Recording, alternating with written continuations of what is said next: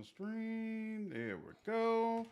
Got my link. Go to my profile. Post in Twitter. Little girl. What's up? Oh. Baby sees a Black History? That's what your mother's going to read to you tonight? No, the ABCs of Black History. Oh, I think that's what I said, but okay. Awesome. All right, get in bed, girl. You were supposed to be in bed. Love you. What are we playing today? We're playing Tyranny. Back at it with more Tyranny tonight. We are finally in Act 2 and paste in the link so they can get to the game and post that in Twitter. Then head over to my Discord and to my YouTube stream Discord and add everyone and paste that in. And whoa! We officially have over 300 people in the Discord. Well. Been kind of waiting on that. Nice. Nice. I'm going to have to make a community post about that. Appreciate all that support. All right. Got my messages out. What's going on, everybody? Let me go ahead and pop out the chat. Queen, what's up? Made up for last night. I found out the 47 has a Ryzen 7 CPU. Wow, is that right? Look at you doing big things. All right, let me turn on the camera here. Boop, boop, boop, boop. And camera is on. What's going on? Oh, wait a minute. Actually, though, let me switch out my shirt. Give me 1 second. 1 second. 1 quick second. Oh.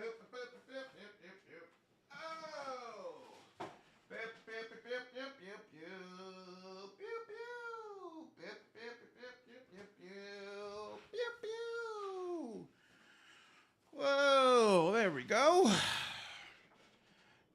My wife says, you need to do a better job of branding yourself. You should be only wearing slandered gaming merch during your streams. And I'm like, okay, baby, okay.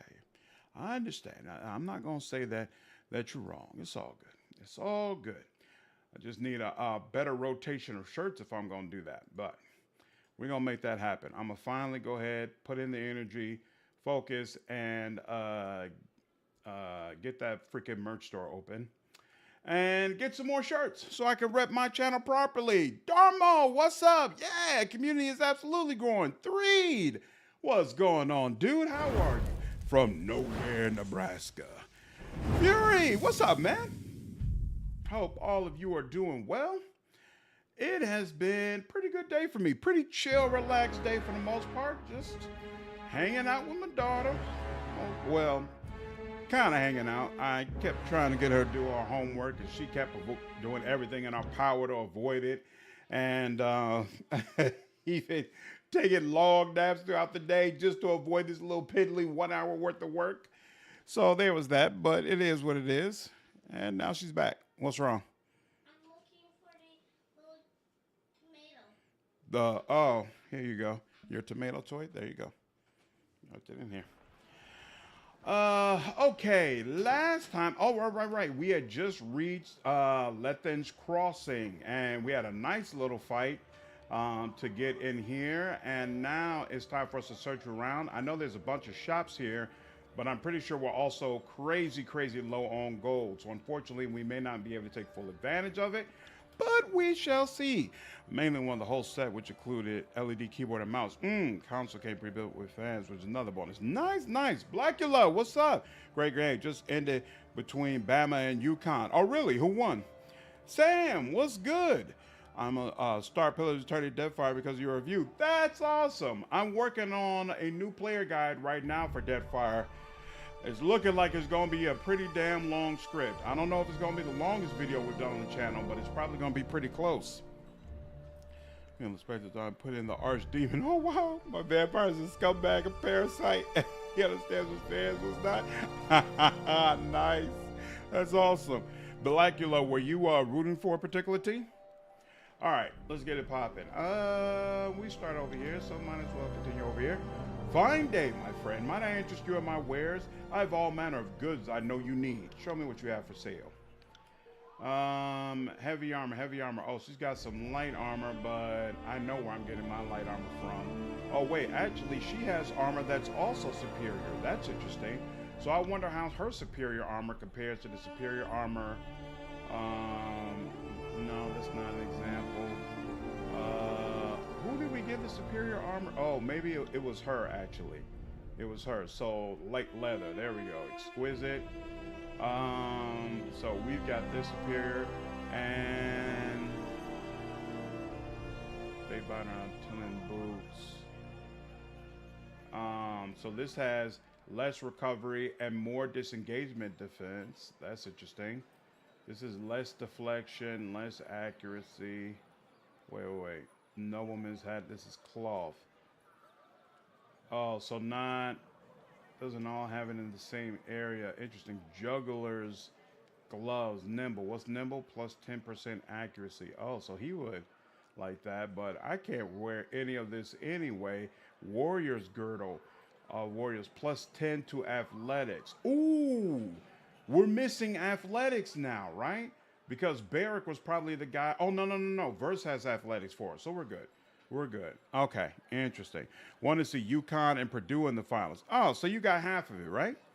I can't wait for Bloodlines 2 and also Starfire, which is the official name for Elder Scrolls 6, which I'd set in Hammerfell. What? Starfire, really? Been playing Roll Trade. I was able to get my character psi rating up to 10 in one combat. Whoa! That's pretty hefty. Nice. Nice. Let's see. We're definitely selling this. Is this an artifact? Frozen Burst. When critically hit, damage 16 to 24 frost versus dodge. Ooh, okay. And what's this? This is heavy armor. We could get rid of that. What's this? This is also heavy armor. No need for that. This is light armor. We might use that. Probably not. I can't sell this. And this is a scroll. Still don't know what I'm supposed to do with those, but okay. All right. Sell all that, and that's it. You got it. Boom. A couple of hides. The river is commonly used by merchants bringing their wares to Lethian's Crossing.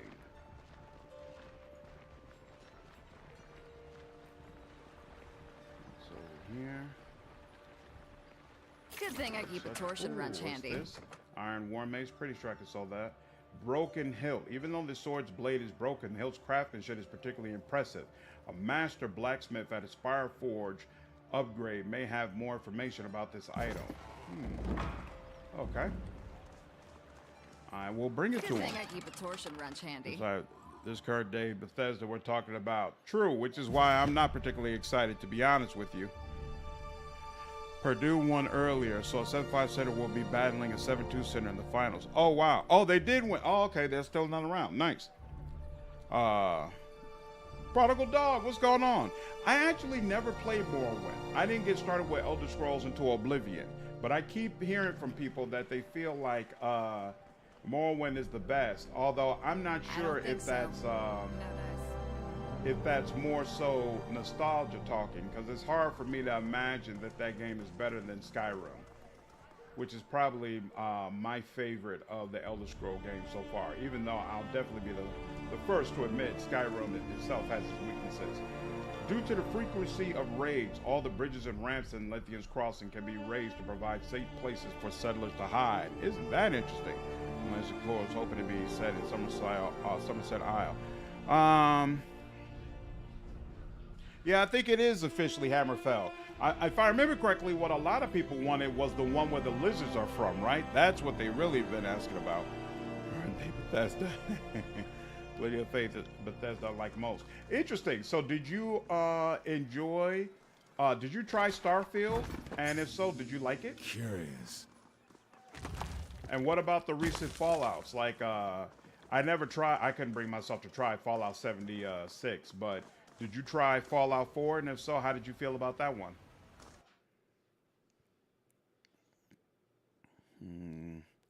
Yeah, man, thanks for asking. Awesome. Glad to hear it, dude. Okay, this is just regular stuff. And what's up with Good thing I keep a torsion wrench handy. Okay. And what's up with you? A bright-faced woman greets you as you approach. Welcome to Lethian's Crossing, Wanderer. My name is Phaedra, and this is my beautiful wife, Dea. She indicates the stone-faced blonde woman standing next to her, who holds up her hand in a quick greeting. What brings you to town? Is there anything I can help you with? What can you tell me about Lethian's Crossing? I've lived here most of my life, but honestly, I'm not sure there's much to say. She looks contemplative. We're a center for trade and a waypoint for travelers. The walls are a little scary, but you get used to them over time. She looks at Dea. What about you, dear? Dea shrugs, her expression never changing. What is there to say? The town is all right, but living under the thumb of an occupying force makes it hard to truly relax. Phaedra puts her hand on Dea's shoulder, and Dea sighs.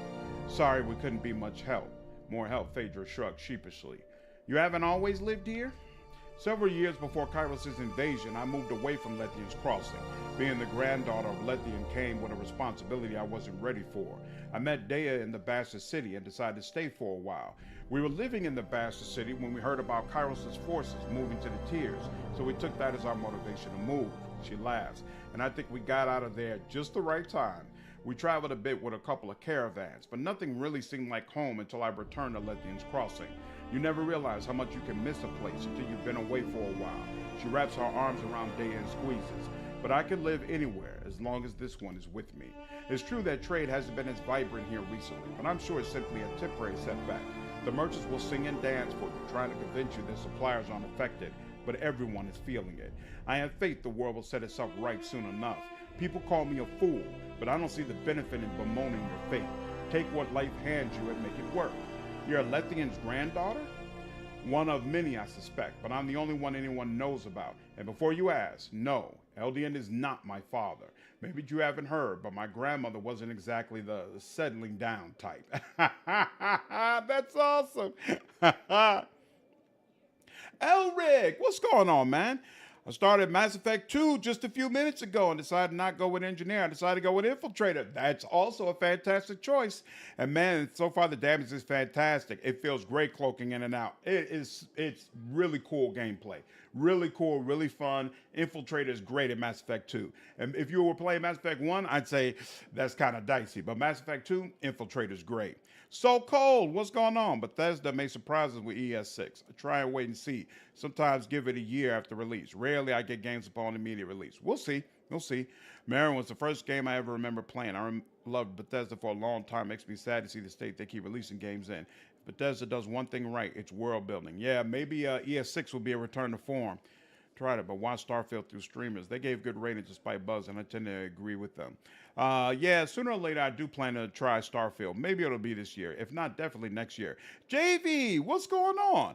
Probably going to play S6 just because of the IP, to be honest. I want more of that setting. Me too. I seriously doubt I'm going to skip an Elder Scrolls game.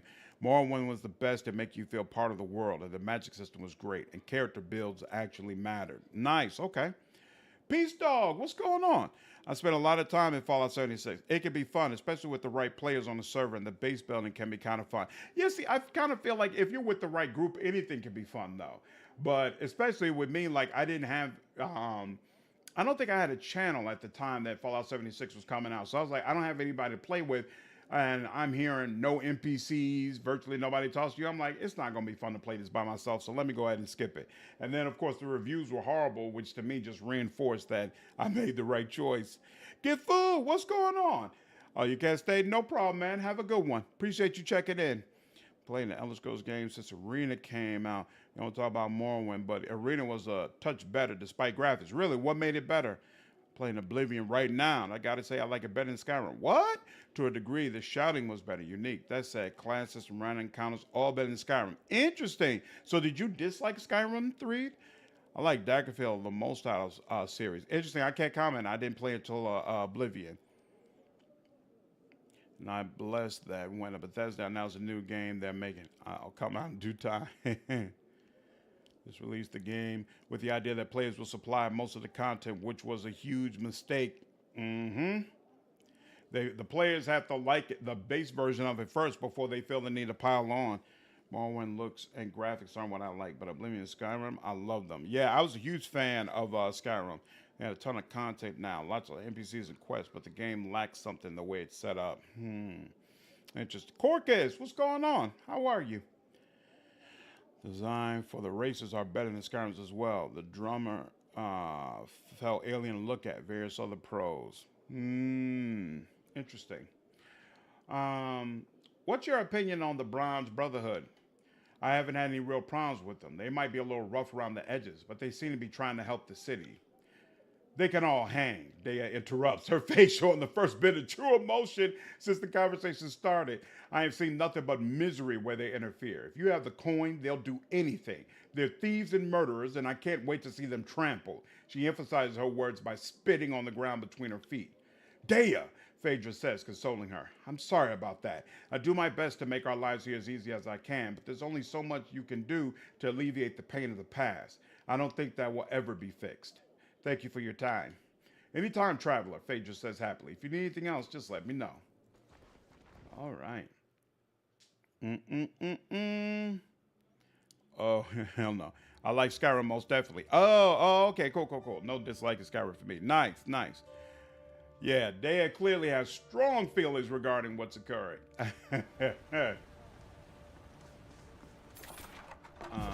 Don't need to rest, so we can let that go. Oh, but we also have no limits now regarding rest, right? So I think that's something to keep in mind. A couple more things we can eventually sell. What? Oh wow, there's a lot of verticality in this whole little area. Being able to play as one of the false trinity in arena was fun. What do you mean false trinity? This wall appears to have been damaged years ago, but was never properly repaired.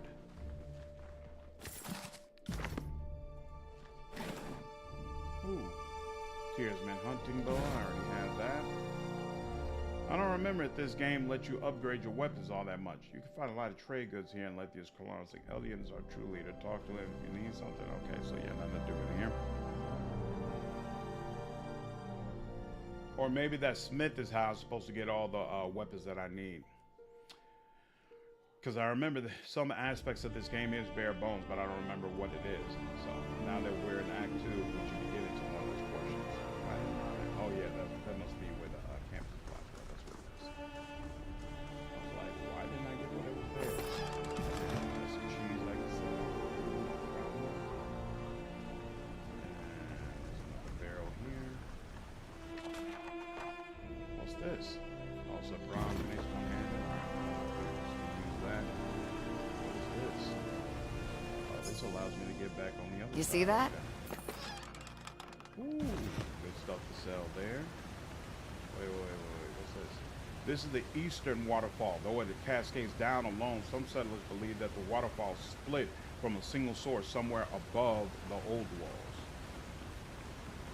I think, is that how we get into the old walls? During clear mornings, the western waterfall reflects the rising sun in a beautiful display of color. All right, so this is the other side. We'll come back around here later. Let's first make sure we cleared everything in the area.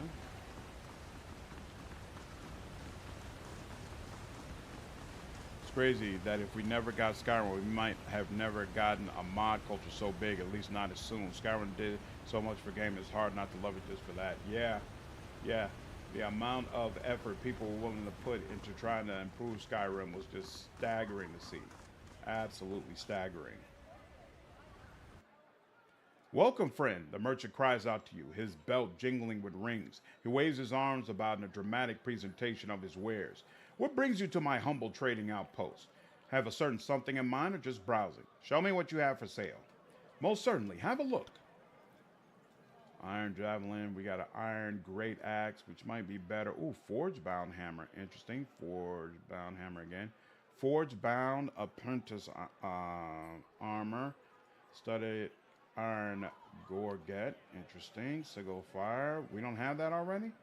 Sigil of fire core, sigil of volcanic weapon, interesting. I think the sigil of fire core is definitely something we need, but don't have the money for it right now, so we'll have to circle back. But that's definitely something to keep in mind. Morrowind is about the limit of age-related Jake. I can tolerate. Probably never touched a raid or Daggerfall. I understand. Most of the awesome lore came during and post Morrowind anyway. Yeah, somebody mentioned Daggerfall is the best. What do you like so much about Daggerfall? Daggerfall is drunken dungeon crawler one? I think so. That made me download Skyrim. That's the time it came Dark Elf. Nice. Man, I modded Skyrim and Fallout 4 way too much, and I spend more time modding than gaming.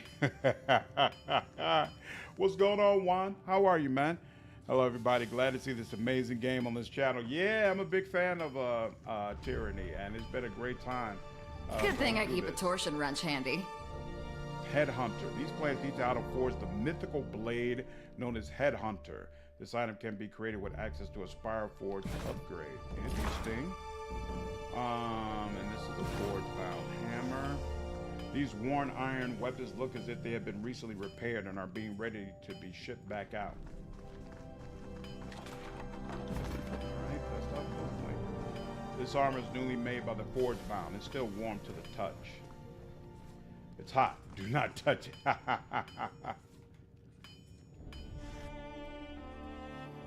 Eulantis surveys the room with an air of superiority. He addresses you without making eye contact.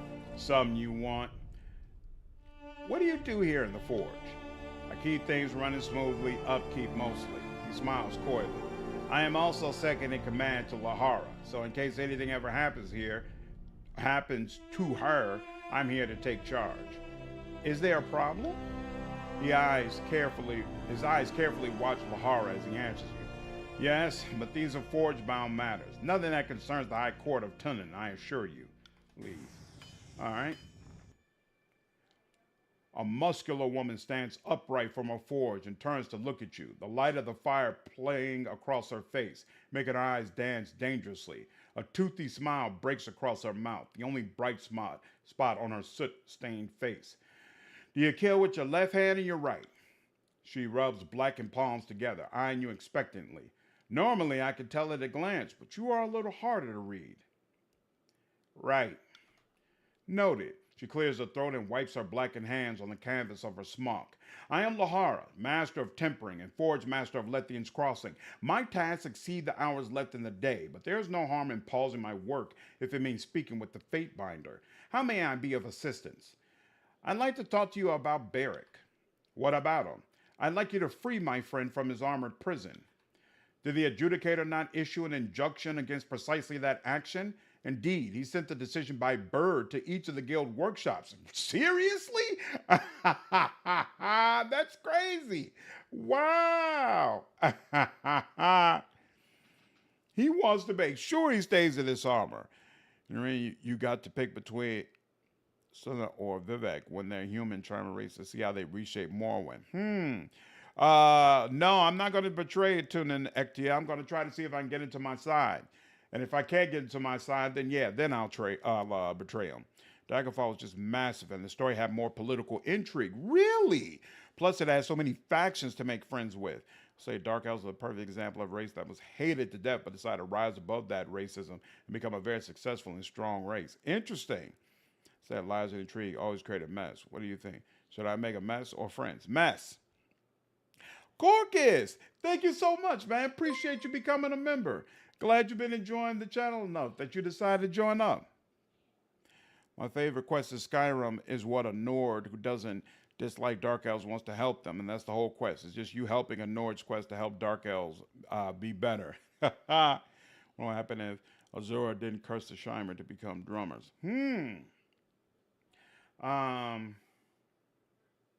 If you merely look him over, that's not exactly against the adjudicator's decree, is it? Allow me to state this in no uncertain terms, Fate Binder. The Forge-bound swore our allegiance to Tunin the Adjudicator, Archon of Justice. We do not easily forget that oath, nor do we rush to circumvent it. Our fastidiousness is not limited to our craft. Subterfuge. I don't suppose that you know any skilled smiths who lack your ironclad sense of loyalty. You asked me to be an accomplice to your crime? There may be an individual who can help you. Rumor has it that there's a maidesmith of some manner in the Stone Sea. By all rights, she should have been killed, so I assume that she's worked out a deal with that glowing green bastard, Narad. I cannot provide you with a name, but you might ask around Halfgate if you have the misfortune of being in that area. I appreciate it, Lahara. Goodbye, Fate Binder. As far as I'm concerned, this conversation never occurred. Nice. You have returned. Lara turns to face you, her body covered head to toe in charred hues, chest rising and falling under the strain of labored breathing. There is always more demand for iron than there is time in the day. She removes a set of heavy canvas gloves and balls her fist, the joints of her fingers cracking in unison. How may I be of assistance? Why did you want to know if I kill with my right hand or left hand? The gauntlet is the hardest piece of the panoply and the most rewarding to work. So many scales of so many different sizes. Then there's the rivets. She slides her thumb and fingers together, shedding flecks of soot and iron dust. I imagine you see a lot of battle in your line of work. One gauntlet is invariably going to wear out before the other. My mind is always thinking on what will need repairs first. It's as simple as that.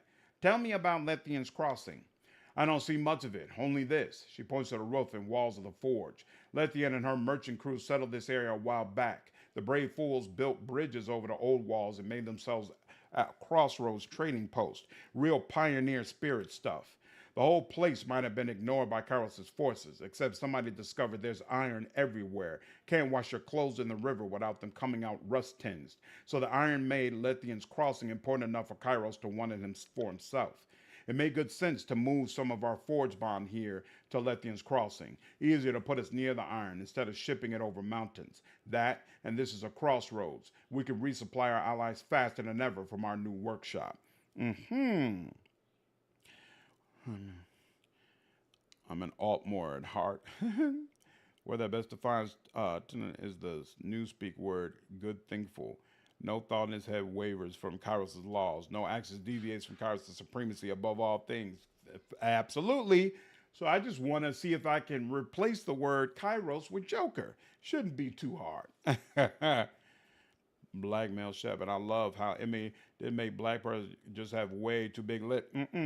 My Shep is a very awesome looking dude. Also, I'm not I guess he's fine if you don't romance him. Yeah, the bromance with him it's all right. It's all right. He's still not a crazy great character. It's still a missed opportunity. But as a romance, he's terrible. Terrible. Who do you play in a romance in the game? The two races Nairn was Aldemir and Nedic races, which the first daughter of Cold Harbor is a Nedic. Interesting. Tell me about the Forge Bond. For centuries, my guild has sought the union of magical and manual perfection. While others concern themselves with the arcane for the sake of inordinate power, we study it to overcome the traditional limits of our arts and crafts. The forge is our dominant concentration of study, but not all forge bound work metal. Some are weavers, carpenters, and one of our otter members fancies himself a chef. The wise and mighty Kairos has been kind to our guild. He offered to put our weapons and armor in the hands of those who would change the world. A broad smile overcomes her face, and he has been true to his word. Forge-bound iron has trampled the tears, and all that oppose Kairos' forces rest their heads on forge-bound spears. What can you tell me about the forge-bound master? Zadinia is the best leader I've had the pleasure of working under. She guides the Forge Bound with a steady yet stern hand, guaranteeing all of our work is of the utmost quality and peerless in every regard. I am Zadinia's second, which is why I'm the Forge Master for Lethian's Crossing. She points at Eulantis. He is my second, should anything happen to me. I haven't worked with him long, so I don't know much about him or the true long-lasting quality of his work. But he was appointed by Zadinia, so he must be good at what he does. Can you make me something magical? No, she smiles and shakes her head. But almost everyone asks. Relics of arcane power must grow into themselves. They are never made from nothing. She points her finger in the air and smiles. But what I can do is use my magic to swing my hammer with perfect precision, or work a cantrip to handle molten metal with my bare hands. We can build artifacts of exceeding quality and refinement, but they must be used in great deeds to grow into relics of power. Oh, that's interesting. And that is why we seek to put the works of our forges into the hands of the greats. True legends require the alliance of sword maker and sword master. Interesting. Why make weapons if you could kill your foes with magic? Why walk if you could pay porters to carry you? She shakes her head with a huff. We have ways to protect ourselves from those who would abuse us, but we study the arcane for purposes of building, not destroying. We leave that to others. They could take our implements and use them to sow chaos if they choose. I would rather take chaos and force order on it. Can we explain that power bar you unlock when you conquer the first spire? I don't understand what it represents. Neither do I. But I'm hoping in time they'll explain it. But no, I have no idea what it means at this time, to be honest with you. Think about it. Each Elder Scrolls before Skyrim has a better class system. Skyrim went heavy into the action aspect, but I love it. Yeah, I like the way the open way Skyrim set up classes. I wouldn't want all my games to be like that, but for Skyrim, it works perfectly, absolutely perfectly. How exactly does your magic help you make things? Our most important rituals bind the crafter, tools, and materials into one entity? She cracks a nervous smile. Close enough. In my own work, the forge bind draws the whole of my senses to the edge of the blade I'm tempering. I can see the tiniest notch or touch my finger to the blade and feel the razor sharpness without breaking my skin. Such perfect execution of art has its cost, of course. Once heart and lungs become linked to flame and hammer, a dropped hammer could lead to a stopped heart. Most of our members die in the throes of their works, killed by a distraction or simple error. She blushes. We lose a lot of apprentices. Wow. Let's speak of something else. How can I be of assistance? Can you make something for me? Can? She lifts an eyebrow. Most certainly. Will? Well, Kairos invented cues for a reason. She lets slip a sigh. I have every Iron Walker and every Scarlet Quartz ringleader sending me bribes and flattery in hopes that I'll work off schedule and make them some special this or one of a kind that. Her mouth moves as if to speak, but she falls silent, folding her arms. I did not realize the request was so thoughtless. My apologies. I get unreasonable demands every day, but it's not the volume, it's the purpose. She lowers her voice to a near whisper and steps closer to you. I do resent that Kairos demands reduce our work to mere quotas. I should be allowed to customize where I work for every soldier. Only apprentices have anything to learn from making the same size helmet again and again. Forget I asked. That I will. Are you well? You look wary. Ecstatic. Her voice is matter of fact, and a smile creeps in. The ritual of the forge links heart to hammer. My blood beats only when I strike my ingot. My forge runs too hot if my breath becomes too hurried. The bond is both fatiguing and exhilarating. Couldn't that kill you? I should hope so. She laughs, her face blushing the color of molten metal. Better than being defiled and killed by brigands, poisoned by grain rot, or slain by childbirth. Would not a soldier's wish to die in battle? Is that how you excel at your craft? Well, that and practice, she scowls. But yes, the rituals link the senses to the materials and the body to the tools. My hand becomes a joint, the hammer the true end of my arm. I feel the heat of the forge as if it were the weather of the room. Under such circumstances, true focus can emerge. Fascinating. Let's speak of other matters. How may I be of assistance? I must be going.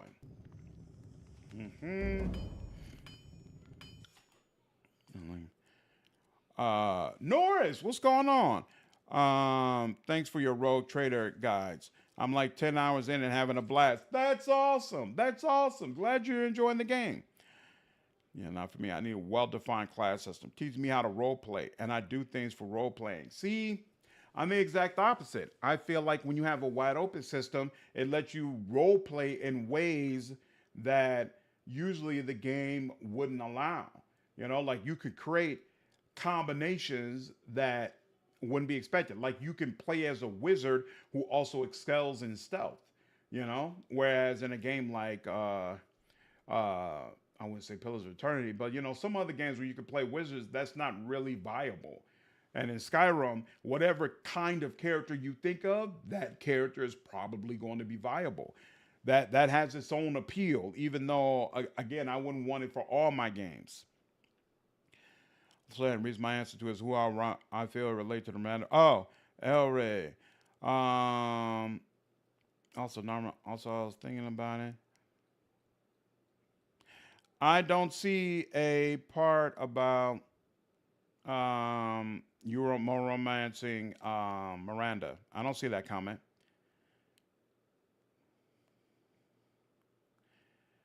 Joshua, what's going on?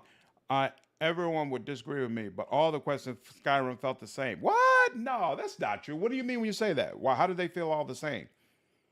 Jovi, what's going on? Have a great street, guys. Got to get my game again. No problem, Corcus. Take care. think I'm going to send one more olive branch to the inspector before going through my dastardly prank. Olive branch for what? What do you expect the inspector to do? All right. Ah, yes, the head of the Mages Guild that learned exactly one spell.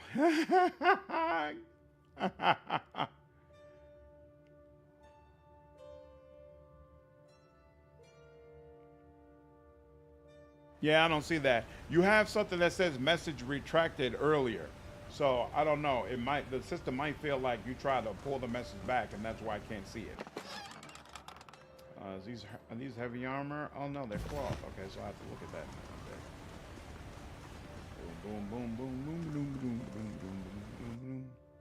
Morrowind had skill limits. You had to exceed in magic before you could get promoted. I'd say that's worth a second glance. Oh. Okay, cool. That's interesting. Of robes. Plus 10 subterfuge.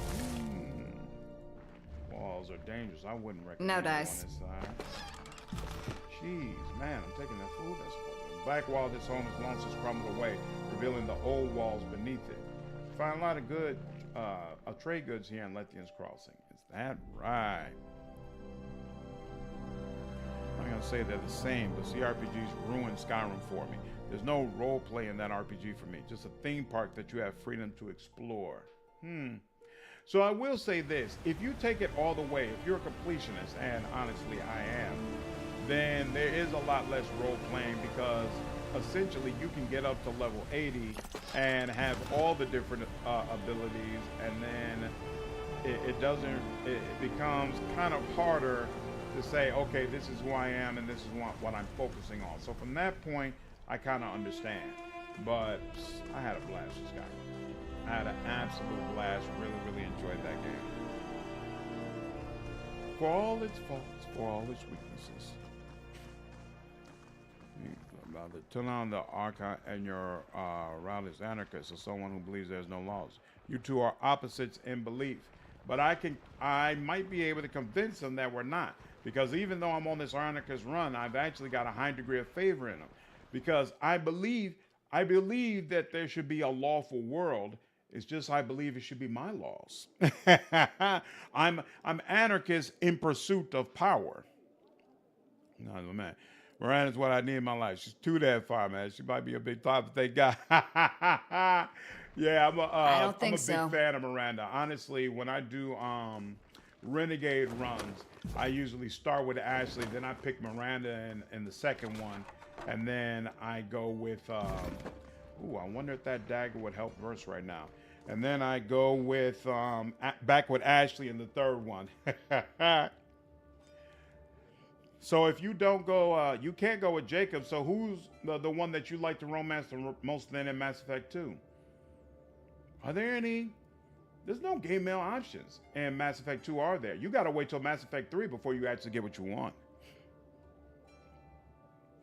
The Mage Quest only gives one spell. You literally must have gold to buy better spells. So there's a super powerful wizard that owes me. The Inspector went on investigating someone that the wizard didn't want to investigate. The wizard threatened him to get him to stop. The Inspector decided, well, it's time for war. Interesting. Well, Sunset, what's going on? Dragon, what's up? Wouldn't that be lawful evil? No. Because I'm not going to be living by these laws. A truly lawful evil character like a Hell Knight, right? They believe everybody should be following laws, but they also hold themselves to that same accord.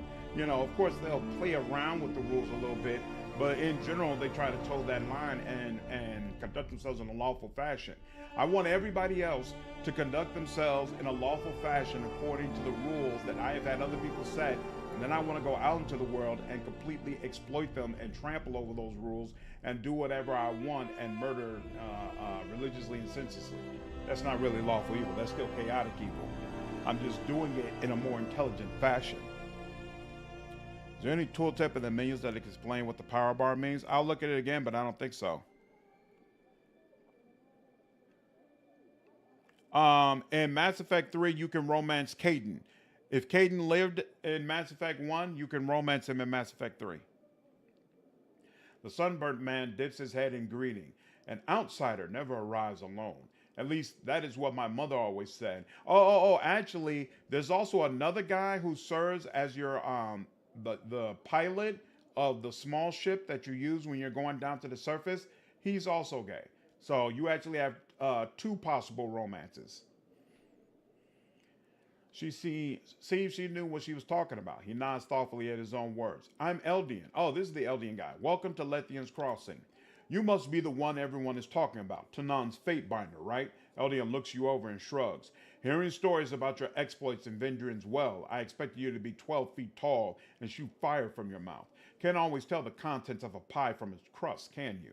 Not really a fan of the way you use your weapons to say hello, but this isn't the first time blood was shed over Lethian's Crossing, and it certainly won't be the last. And I won't pretend I'll miss the Brotherhood. I didn't get rid of... he's talking about the Mother Brotherhood inside of it. But enough of my prattling. You didn't come here for a history lesson or to get my opinion of your grandeur. He waves his hand dismissively at his previous comments. The adjudicator sent you for the Archon of Song, I assume. What can this old fool do for you? Whoa! Seren is here? Can I ask you some questions about Lethian's Crossing? If you have questions about our settlement, I'm the one to ask. I have the dubious distinction of being the oldest living resident of Lethian's Crossing, so I've been here for a lot of its history. Eldian smiles. Eyes, hips, hair, and hearing might be failing, but my mind still remembers everything that happened here. What would you like to know about? I'll do my best not to go on too long about it. I know I have a problem keeping my conversation short. I'd like to ask you about the crossing's history. If you have questions about the goings-on in the crossing, I'm the one to ask. I've been here for more of its history than anyone else. He smiles. What would you like to know? Who was Lethian? The biggest pain in the ass I ever knew? He turns bright red, blushing at his words, then lets out a huge guffaw. I suppose I shouldn't talk about my mother like that. She was a mediocre merchant, but a great leader.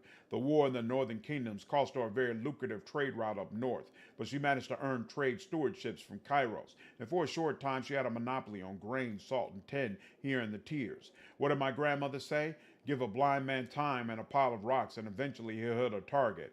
He shrugs. Not to say she didn't deserve it, but I think luck played a bigger part in her success than actual talent. But Kairos gives and Kairos takes. The next year, Lethian was stripped of her trade rights. Suddenly, she had a large staff, but no goods to trade and no means to pay anyone. But she was a stubborn one and knew if she just kept at it, eventually things would turn around for her. She figured the trade goods would come to us. The location was good enough. It's crazy how that would happen. So she decided to concentrate on making an existing local settlement into the center of commerce for the tiers. And by the claws of a beast, she did just that. I thought she was crazy, choosing a town nestled up to the old walls, but apparently she knew what she was doing. It wasn't long after that it was renamed Lethian's Crossing. With the bridges over the old walls, this was the only place to go if you wanted to take weeks off of your trip. Eventually, she hired the Bronze Brotherhood to act as our local guards. We were big enough and had enough commerce to warrant the protection. Interesting. So I'm going to stop one more time by offering the key after I get my debt repaid. Beyond these, I live to be a necromancer, Elder Scrolls series. Is that right? Nice. You think I want to romance Katie? I'll let that bland dude die real quick. He was bland as hell. The pilot guy isn't bland. He's not my cup of tea. I'm not a big fan of his personality, but I'll be interested to hear how you feel about him. My criticism of Skyrim isn't really just the character builds. Compared to something like Deadfire, Wasteland 3, or BG3, the different stories and pieces of the game interact with tons of permutations. In Skyrim, everything is separate. Almost nothing reacts to your choices. Each quest might have its own choices, but never really affect anything beyond that quest. I still love the game, but it's a very shallow RPG. You know, it's interesting. When I played Skyrim, I didn't really have a sense of all that, right? Like my scope and understanding of RPGs that I had played isn't as broad as it is now. And so back then, I just played it for what it was, and I had a ball of a time. Whereas now, considering the other games I've played, I absolutely see what you're talking about, and I might have had a different perspective on it if I, played it fresh now as opposed to back then. This guild owns the whole by the end of the quest. So you're the guild master. The companions get cured out of liking therapy if you so choose. But no, I agree with him. I feel like a lot of this stuff is kind of closed off. It doesn't have ramifications throughout the world for the most part, especially compared to some other games you could play. Personally, I feel like I can role play in Skyrim a lot more than games like BG3. In the sense, I can literally act out whatever I want my character to be. Yep, that's exactly the way I feel. Exactly the way I feel. All you want is to benefit yourself. Wouldn't that be an independent or self-interested route, not anarchist? Anarchy implies a less hierarchical society than what you're implying. It's anarchy in the world of tyranny because you've decided you're not going to stay under Kairos' thumb. Anything that's outside of Kairos' thumb is anarchy. You can bribe the guards.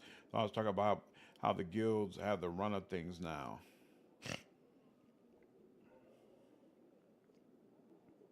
Yeah, for sure. I loved it at the time too, but going back into it now, it feels shallow. Lethian was your mother? Of course. How do you think I became the Revi of the Crossing? It's certainly not my storytelling or charm. I may be the oldest living resident here, but that's certainly not a good enough reason to make someone a leader. Though, come to think of it, neither is just being the offspring of the former leader. He laughs. But like it or not, that's how things are. My mother was a wonderful woman. She might not have been the nicest person, and she might have been overfond of a dalliance here or there, but who isn't? His face sobers. May our rest be ever free of disturbance. How did you build the old walls bridges? Lethian was the mastermind of that. She could tie a knot with one hand, one string. I remember watching her draw systems of ropes and knots in the sand, telling me what they would do when built. I thought she was crazy. She says she got the idea for the bridges from seeing galleys pulled out of the water into dock. Apparently, the hardest part was getting the initial climbing team to brave the old walls and set the first ties. But apparently, you could pay a man enough rings for him to overcome his fear of old walls' predators. Why did you settle here? Necessity. The road bridges let us cross the old walls. With them, it didn't matter what trade rights we had. We'd be at a crossroads to the northern tiers, an unbeatable location. The siege of Arden and the Bastion City ended up helping us. All those folks heading to points east crossed through our little settlement, and many of them decided to stake a claim with us. By then, Lethian discovered there was iron in our rivers. She thought it'd make us rich, but it also made us a target. The old walls don't make passes through the area easy, and our bridges cut days to weeks off a trip. Lethian's Crossing is the best bet to get your shipment where it needs to go. Mix a mother load of iron ore into it, and we suddenly had a target painted on us. What is Kairos' interest in the crossing? Iron, plain and simple. Now we have the forge bound here, toiling away with the ore they pull from the river.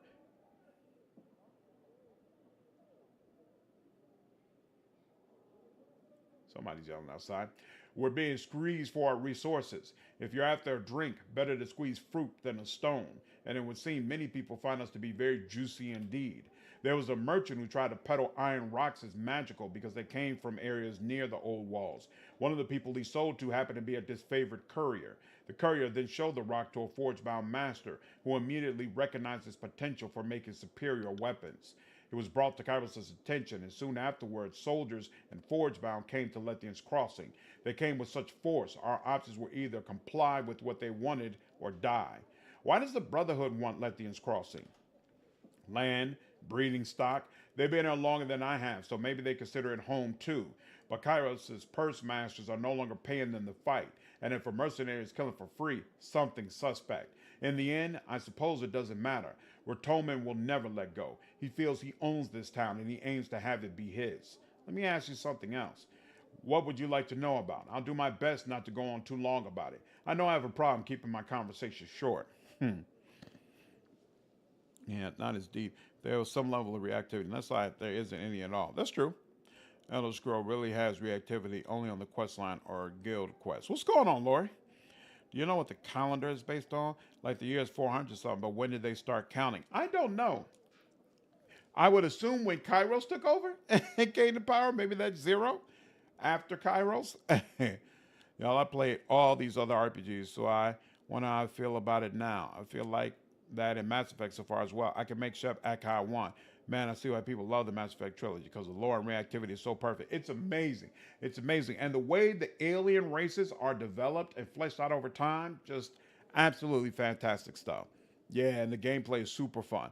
Mass Effect combat feels like a way more in-depth version of Gears of War. Yep, that's an excellent comparison. In fact, the changes that they made in Mass Effect 2, especially the cover system, they actually used Gears of War as the example. They looked at what was done there and it's like, this is a better system than what we originally had. You know what? You don't feel the change between Mass Effect and 1 and 2 because you're playing Legendary Edition, right?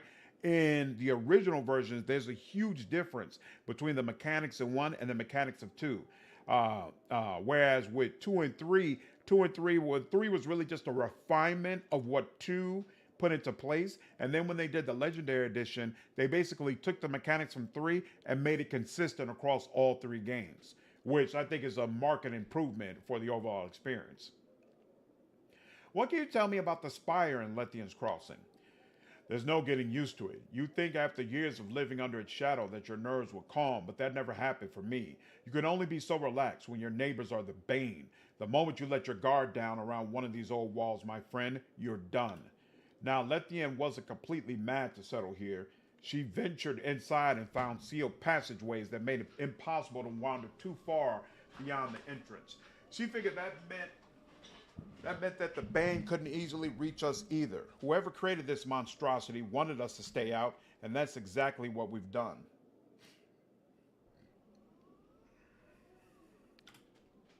It hasn't been a perfect arrangement. There have been incidents. He grimaces at the recollection.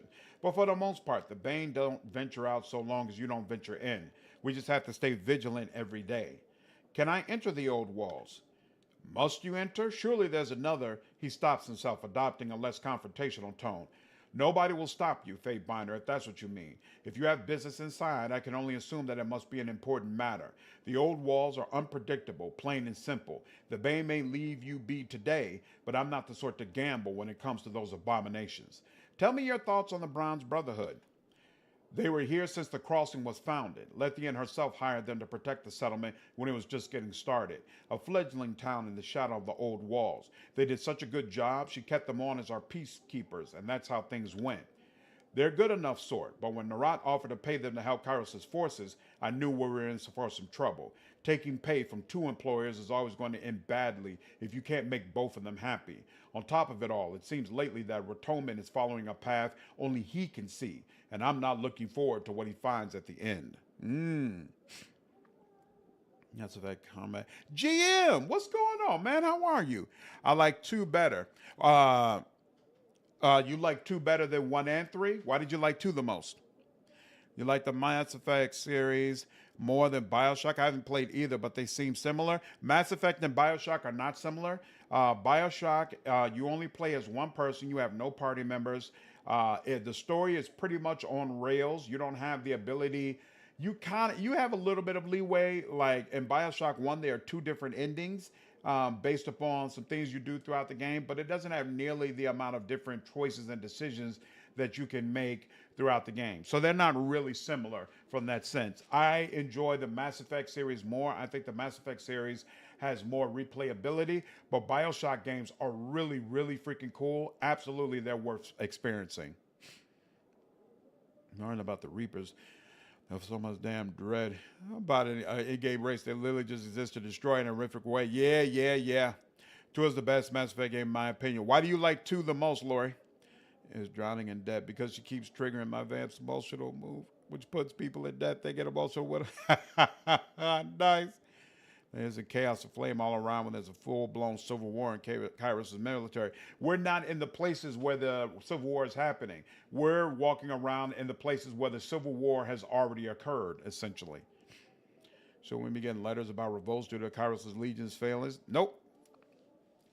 Because think about it. In the intro, I don't know if you were here for the first stream where we did the intro, but in the intro, it talked all about the war in the tiers and all the places that were essentially burned to the ground. So honestly, the war is pretty much over. What's happening right now is cleanup. Like there's the conflict between the Disfavored and the Scarlet Chorus, but that's happening in other areas. We're not in the places where that's really, really going down. Not yet, at least. By the way, when I say Emmy, I'm talking all of them, not just Emmy. Yep. You said the series, The Blonde. I'm doing okay. Had a later Easter celebration with some family. That's awesome. Okay, hope you got some good food. Should I continue with my Thief in Oblivion or start over as a Necromancer? I enjoyed Thief. I always enjoy the Thief Guild's quest in Elder Scrolls series. Mass Effect. James, what's going on? Mass Effect 1 is the best Mass Effect. All others secondary. Why is Mass Effect 1 the best one? Also, why would you enforce law in a war? It's already happening. No, no, people. There's still the day to day. There's still the day to day. You got to remind people that the law still exists. Tell me what you think about the disfavored. I'm not sure what to say, honestly. I've heard rumors that the disfavored are a tough, disciplined crew, but the Bronze Brotherhood were able to force them out of the crossing without much trouble.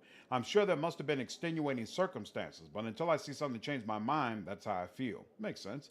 How have your interactions with the Scarlet Chorus been? Can't say that I have strong opinions one way or the other, really. They didn't seem to care much about leaving the settlement behind. They put up what seemed to be a token resistance when the Brotherhood drove them out, but once they left, I haven't really seen much of them. I'm pretty sure I'm going to need directions around here. And then last, to put a hand on your shoulder. I completely understand. The crossing can be a bit intimidating the first time someone arrives, but it's not as complicated as it looks. The river is named Port Tuscor, and it flows down the middle of the settlement. The waterfalls pouring over the old walls are Sunrise and Moonrise. The west waterfall is Sunrise because of how the sun hits it in the morning, and Moonrise got its name due to how it glows during a full moon. Give me 1 second.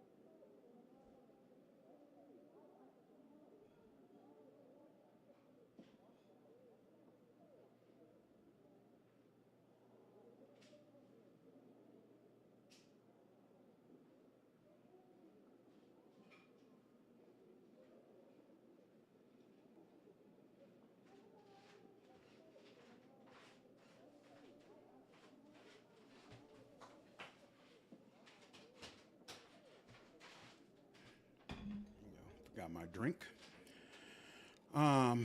Steven, thanks for the $5 donation, dude. Can't express how much I need it. I need a slandered shepherd. Once we get closer to the release of Mass Effect 5 and they tell us what's going on with that game, I plan to live stream the entire trilogy for sure. And Andromeda, to be honest with you. Because so many people have told me that Andromeda wasn't trash, you're giving it too hard of a time. So I actually want to experience it again with fresh eyes and see if maybe I was wrong about it. We'll see. Mass Effect 1's the best. Also, why don't you? Yep. Ignoring Mass Effect 3's ending, I just enjoy the characters and feel of 2 more. Got you. Okay. Like exploration better in each new Mass Effect. Be right. That's true. Right. Mass Effect 3 is fun. I liked exploring the Citadel more. I like Mass Effect 2 the most, out of all of them as well.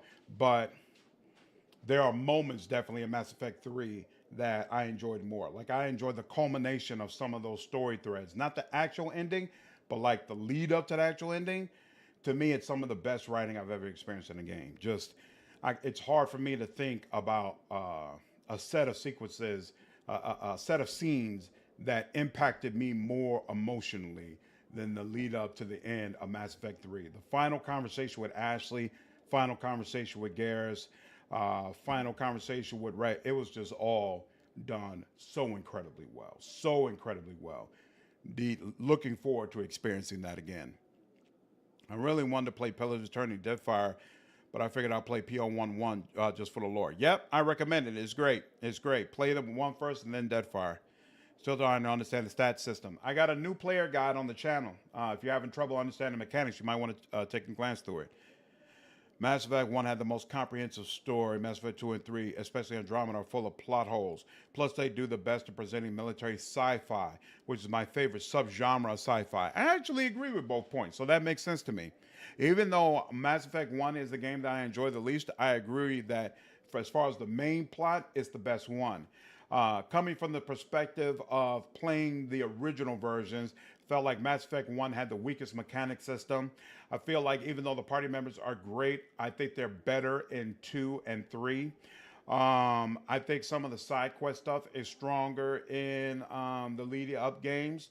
And I feel like a better job is done of developing, even though Mass Effect 1 provided an incredible foundation, I think the further development of the alien races in 2 and 3 was fantastic and made me like them more as well. Only other thing you know, real. Are you thinking stay the course? Yeah, I want to install myself as God King for sure. That's what we're going to try to do here. Also, Andromeda had potential. It's too bad, really, because I do enjoy my time with it. There are aspects of Andromeda I really enjoyed. I love the premise. I think the premise is absolutely fantastic. And as soon as I heard about it, I was like, this is a great way to follow up the story. But like you said, they didn't really capitalize on the opportunity. The crossing itself is broken up into districts named after the waterfalls. The west side, oh, I think we read about this. I have other questions. What was that about the Archon of Song? Siren, the songbird, feels like it's half the town she's got mooning over her in that hovel near the river. It's on the first tier if you want to find her. His brow knits. Feel free to take her with you when you go. He cants his head slightly, banishing his sour expression. But seeing as you're not here for her, what can I do for you? I'll be on my way. Huh. Siren is here? I definitely want Siren on my team. Aside from Element Zero, Mass Effect 1 is hard sci-fi, whereas by the first act of ME3, we've got space magic with sterility curing spores falling from the sky. That's true. I understand. That was a good game. It's just not a good Mass Effect. Feels exactly like what it was. 3 different games duct taped together in 12 months. The production cycle for that game killed it. Yeah, I'm not a fan. On sync when you do. Absolutely, Joshua. Let's do it together. I'll pull up the guide now. Yep. Hopefully it helps you out, Jovi. Any game that has the blonde from Chuck is best game. The blonde from Chuck? What you talking about? Probably Players Eternity 1 first. What's going on, Not Lefty? How are you, man? Because it's a good game, but going back to Pillars of Eternity 1 mechanics and spinning Pillars of Eternity 2 will be difficult. Also, narratively, it will make more sense. Yep, I think the mechanics in Deadfire are significantly better. I'm working on a new player guide for Deadfire right now, and so pulling up all those weeds, man, that game is layered. Like crazy how many layers there are to what's going on in Deadfire. Man, like, I'm hoping this won't be the longest video I've done on the channel, but the script is already like 8 pages.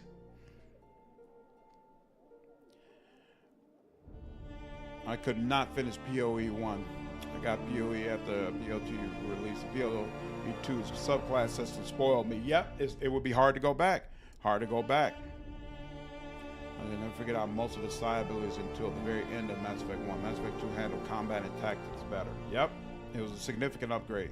I like this chat best out of have been in. Most of this feel like a mob or a ghost town. This feels like a beauty. Well, thank you, Extia. Glad you enjoyed it. Yeah, even though like I don't get a lot of people, we're all very active. We talk a lot, so it is what it is. I am a ghost.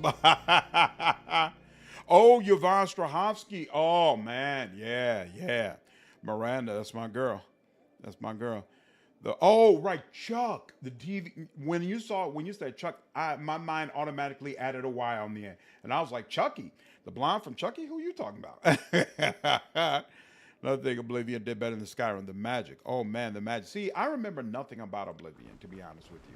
And I played that game twice, but I have a horrible memory as it is. Oh, there goes Siren. I have a horrible memory as it is, and I don't remember anything about that game.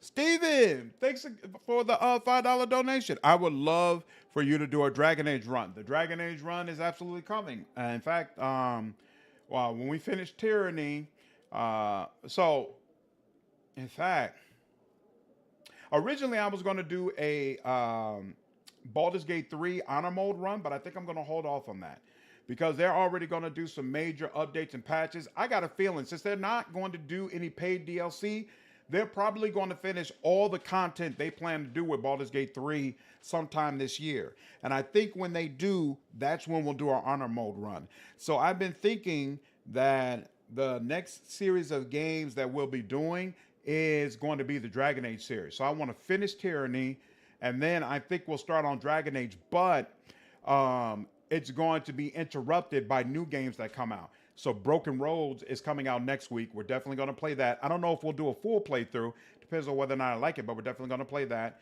At the beginning of May, the new upgrade, the new expansion rather for King Arthur comes out.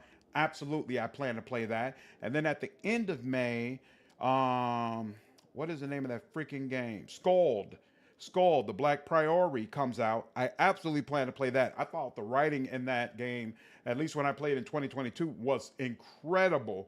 So I'm really looking forward to playing the full version. And so we're going to be playing the Dragon Age series in between those because I absolutely want that all finished up before we get to Dragon Age Dread Wolf. So we'll see how it goes. Couldn't get it to Pillars of Eternity because a friend said, use the build and do these certain things. There's no one way to play Pillars of Eternity. Not a massive fan of Mass Effect series. I did like Mass Effect 2. I found Mass Effect 1 not actually all that fun to play. Yeah, I didn't like the mechanics for Mass Effect 1, but I was a big fan of the storyline and the lore, and I really loved Mass Effect 2. And Mass Effect 3 just fell flat compared to Mass Effect 2.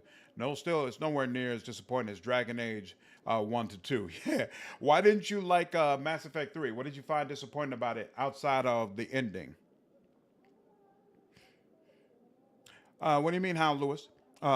Stephen Lewis, yeah.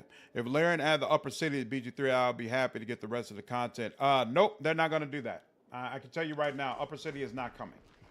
There's no way. They're going to let that go. Yeah, I would be amazed too, but no, I don't see that happening. There's no way they're going to give us the upper city for free. And they've already made it clear they're not doing any paid DLC. How about a Final Fantasy X? What I plan to do is, my understanding is the remake of Final Fantasy VII they're doing right now is supposed to be 3 games. I think I'm going to wait until the 3rd game is supposed to come out and then do a run of like all the Final Fantasy games that I really like. So we're going to do 8. I never played 9, but the channel said that 9 is incredible. So maybe I will go ahead and play 9. Definitely want to play 10. I thought 10 was absolutely amazing. And then I don't know what we'll do about 11, 12. Like, I want to basically play all the good ones. I know there's some bad Final Fantasies in there. I don't want to waste my time with terrible games. But we might have a year where we basically play nothing but Final Fantasy in anticipation of that Final Fantasy VII remake. We'll see. I'm going to leave and come back tomorrow so I can watch this at double speed. Yes, I do have attention deficit disorder. Why do you ask? It's all good, Yeah. It's all good. So long ago, I cannot remember why I was just trying to with it. I got you. I just remember that didn't impress me as much as Mass Effect 2. Got you. Celsa says, let it go. Baldur's Gate and BG3 is already huge. Yep, that's true, Lucas. What's going on, Lucas? How are you? I hope there's no upper city. I already burn out and can't play through the regular city. That's what Lucas said. Yeah, there seems to be some differing opinions. Some people feel like there's too much content in the Baldur's Gate city already. Personally, I want to see upper city because I feel like out of all the party members, Karlach is the weakest. And the reason why she's so weak is that her storyline isn't properly fixed up. So my thinking is if they add the upper city in, they'll add a proper ending for Karlach. And that's definitely something I would love to see. Oh, let's stop understanding this around it. Yeah. Skip 12 because it's an MMO. Yeah. I definitely wouldn't play that with level 13 or 15. Yeah, which I think it's 12 that's an MMO. And yep, I would definitely skip that. There's another one that was always like out in the desert or something like that. And I remember that being terrible. So I think there's 1 or 2 of them that I just wouldn't play. All right. Oh yeah, Stephen. Final Fantasy VIII is probably the one that I love the most because it's the first Final Fantasy I've ever played. So it's always going to have a special place in my heart. So Ren stands here, surrounded by a group of villagers. She speaks to them in soft, dulcet tones, holding them hypnotized with her hand motions. Her headdress flashes as she speaks, and you are unable to tell if it's a trick of the light or the gem in it is actually glowing. She is swept up in her oration and seems completely unaware you've arrived. There's a lull in her conversation as she opens her eyes. Well, look who's here. Ooh, voice acting. And what brings you to Lethian's Crossing? Can't imagine it's the scenery or the quaint locals. Have you come to spoil my fun? She frowns a little, momentarily lost in thought. Tunon probably insisted you find me, didn't he? Because we can't let Siren have any fun, can we? Let's control her. Let's tell her what she can and can't do. Let's use her to destroy nations. As she speaks, the crowd around her appears agitated and the air in the room grows heavy and warm. Suddenly, she smiles. But enough of that talk. What do you think of my followers? She makes a motion over the group gathered at her feet. As she speaks, you feel a peaceful serenity washing over you. The crowd calms and breathing becomes easier. Very nice, as long as you don't let it get out of hand. Oh, stop that, Fatebinder. It's not like I'm hurting anyone. Well, at least not yet. She laughs and the feeling in the room boils. You smile without even realizing you wanted to. Enough of this, Siren. I want you to join me. Someone with your power needs help directing it. Why on earth would you want that? I can't imagine you're doing it out of the goodness of your heart. Oh, Tunon must have had a hand in this. Or Nerat. Maybe I'd rather stay here where people won't insist on ordering me around all the time. Although, you did activate one of the spires, so your power is something I could learn from, and you are right. Certainly not going to make any significant advances staying here with a bunch of nobodies worshipping me. Watching you in action could give me the edge I need to unlock a spire of my own. Really? Fine. I will allow you the glorious gift of my presence in your party. Add Siren to your party. Come with me, Siren. Well then, let's go. If you're going to teach me the wonders of the world, it's not going to happen here. I'll tack homeward. See you there. I didn't realize we were going to get Siren this early. She's definitely the one I want in my party. She's definitely the one that I want. And let's go ahead and talk with her in just a moment. Final Fantasy VIII is goated. Absolutely. 11 is the MMO. Okay. Well, it doesn't seem like you belong in the upper city. I would have preferred a story that started in the city and let us come back to it over the story progression. Have areas you could try to explore that would just kill you if low level. That would be one way to do it. I think it would be hard to make a story, though, that we were in the middle of Baldur's Gate and still found no way whatsoever to deal with the tadpoles in our head, considering all the options available to you. No one talks about Final Fantasy 1? Yeah, that's way before my time. I didn't start until Final Fantasy 8. You skip Final Fantasy 7. No one likes it. I don't have the patience for it. I can tell by the graphics, I can't do it. Usually Final Fantasy 8 graphics would be too old for me. But because I actually grew up with that game, like I played it, it's different. I'm good with it. And then as he's getting the hell out of me. Also, the treatment of Razim's Tower and relocation of Blushing Mermaid and the use of the Steel Watch Foundry did not have the onions and House of Wonder. All points to Upper City being cunt. Yep. Everything loves Sephiroth and Cloud. Yeah, I feel like the game would... The last act would flow a lot better if Undercity was in there, Upper City was in there properly. Get scared of it, but I do remember System Shock 2 being pretty scary. Do you feel like System Shock 2 holds up well today? My understanding is BioShock was based on it, right? That was so good. This soundtrack doesn't have many tracks, but it's still a banger. It was fine. Love BioShock 2. Not sure about System Shock. Yeah, BioShock is based on System Shock. Supposedly, at least, they're very similar. Maybe not start with Tadpole. That part of the story seems so forced. I think you should play the Ultima series. I hear Ultima 1 aged really well. Interesting. I've actually heard nothing about the Ultima series. Good day, Fatebinder. It's always nice to see you. Siren smiles and blushes at her words. What do you need? I would know more about you. What do you want to know? Tell me about your homeland. What is there to say? It's a fuzzy memory hardly worth recalling. I was born in a northern farming village without a name. That's how out of the way we were. A bunch of families ended up settling near each other, and that was my village. It was about 20 miles from Shadow's Rest, and you probably haven't heard of that either. We were farmers, poor and isolated. Nothing about my home or past is worth dwelling on, Fatebinder. I barely remember my father. My mother is dead, and the only thing people ever wanted from me was my song. The girl is powerful. Bring the songbird. We need a blessing. Our crops are withering. What has that bitch done? Her voice falters with that last statement, and she shivers a little. Nothing in your past is worth dwelling on? It looks to me like you remember something. I suppose when an angry mob that fears you and what you could do stones your mother to death while she shields you with her body, it sticks with you. Good Lord! Damn! What do you remember about your family? The good thing about being taken from home when you're still a child is you can't miss the childhood you never got. What do you want to know? You were taken from your family? Technically, by the time I was taken, there was no family left to be taken from. But Kairos' forces had gotten word of my talents and decided I was better used taking over the world than helping local farmers.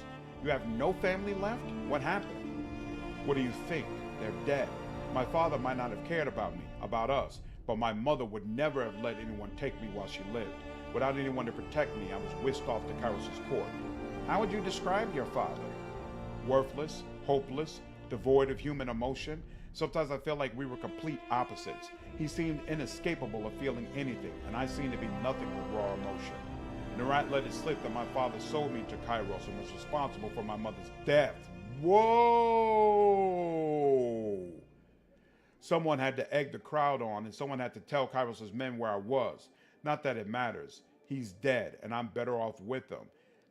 But without him. Damn! That's sick! That's sick. Final Fantasy 2, greatest story. Fight me. Really? You can find 8+ ways to remove the tadpole, but no one can figure it out. Not even a high level cleric with all the curative spells I have. That's true. Godzilla! What's going on, man? Haven't seen you in a minute. Hope you've been doing all right, dude. What up? Haven't caught a stream in a minute. Tyranny's been on my playlist for a while. Good times. Yeah, it's been great times playing it, man. Is there a crowd mumbling going on in these houses, or am I losing my marbles? I haven't heard anything, but I've got my volume down a little bit lower, so you might be hearing things that I'm not. So Shock 2 will be pretty dated by now. Got you. Okay. The Ultimate One Agent Well was a joke. It was made in like 85. Oh, wow. That's crazy. Steven, thank you for the $2 donation, man. A Chrono Cross run will make our legs shake. I've heard nothing about Chrono Cross. What kind of game is that?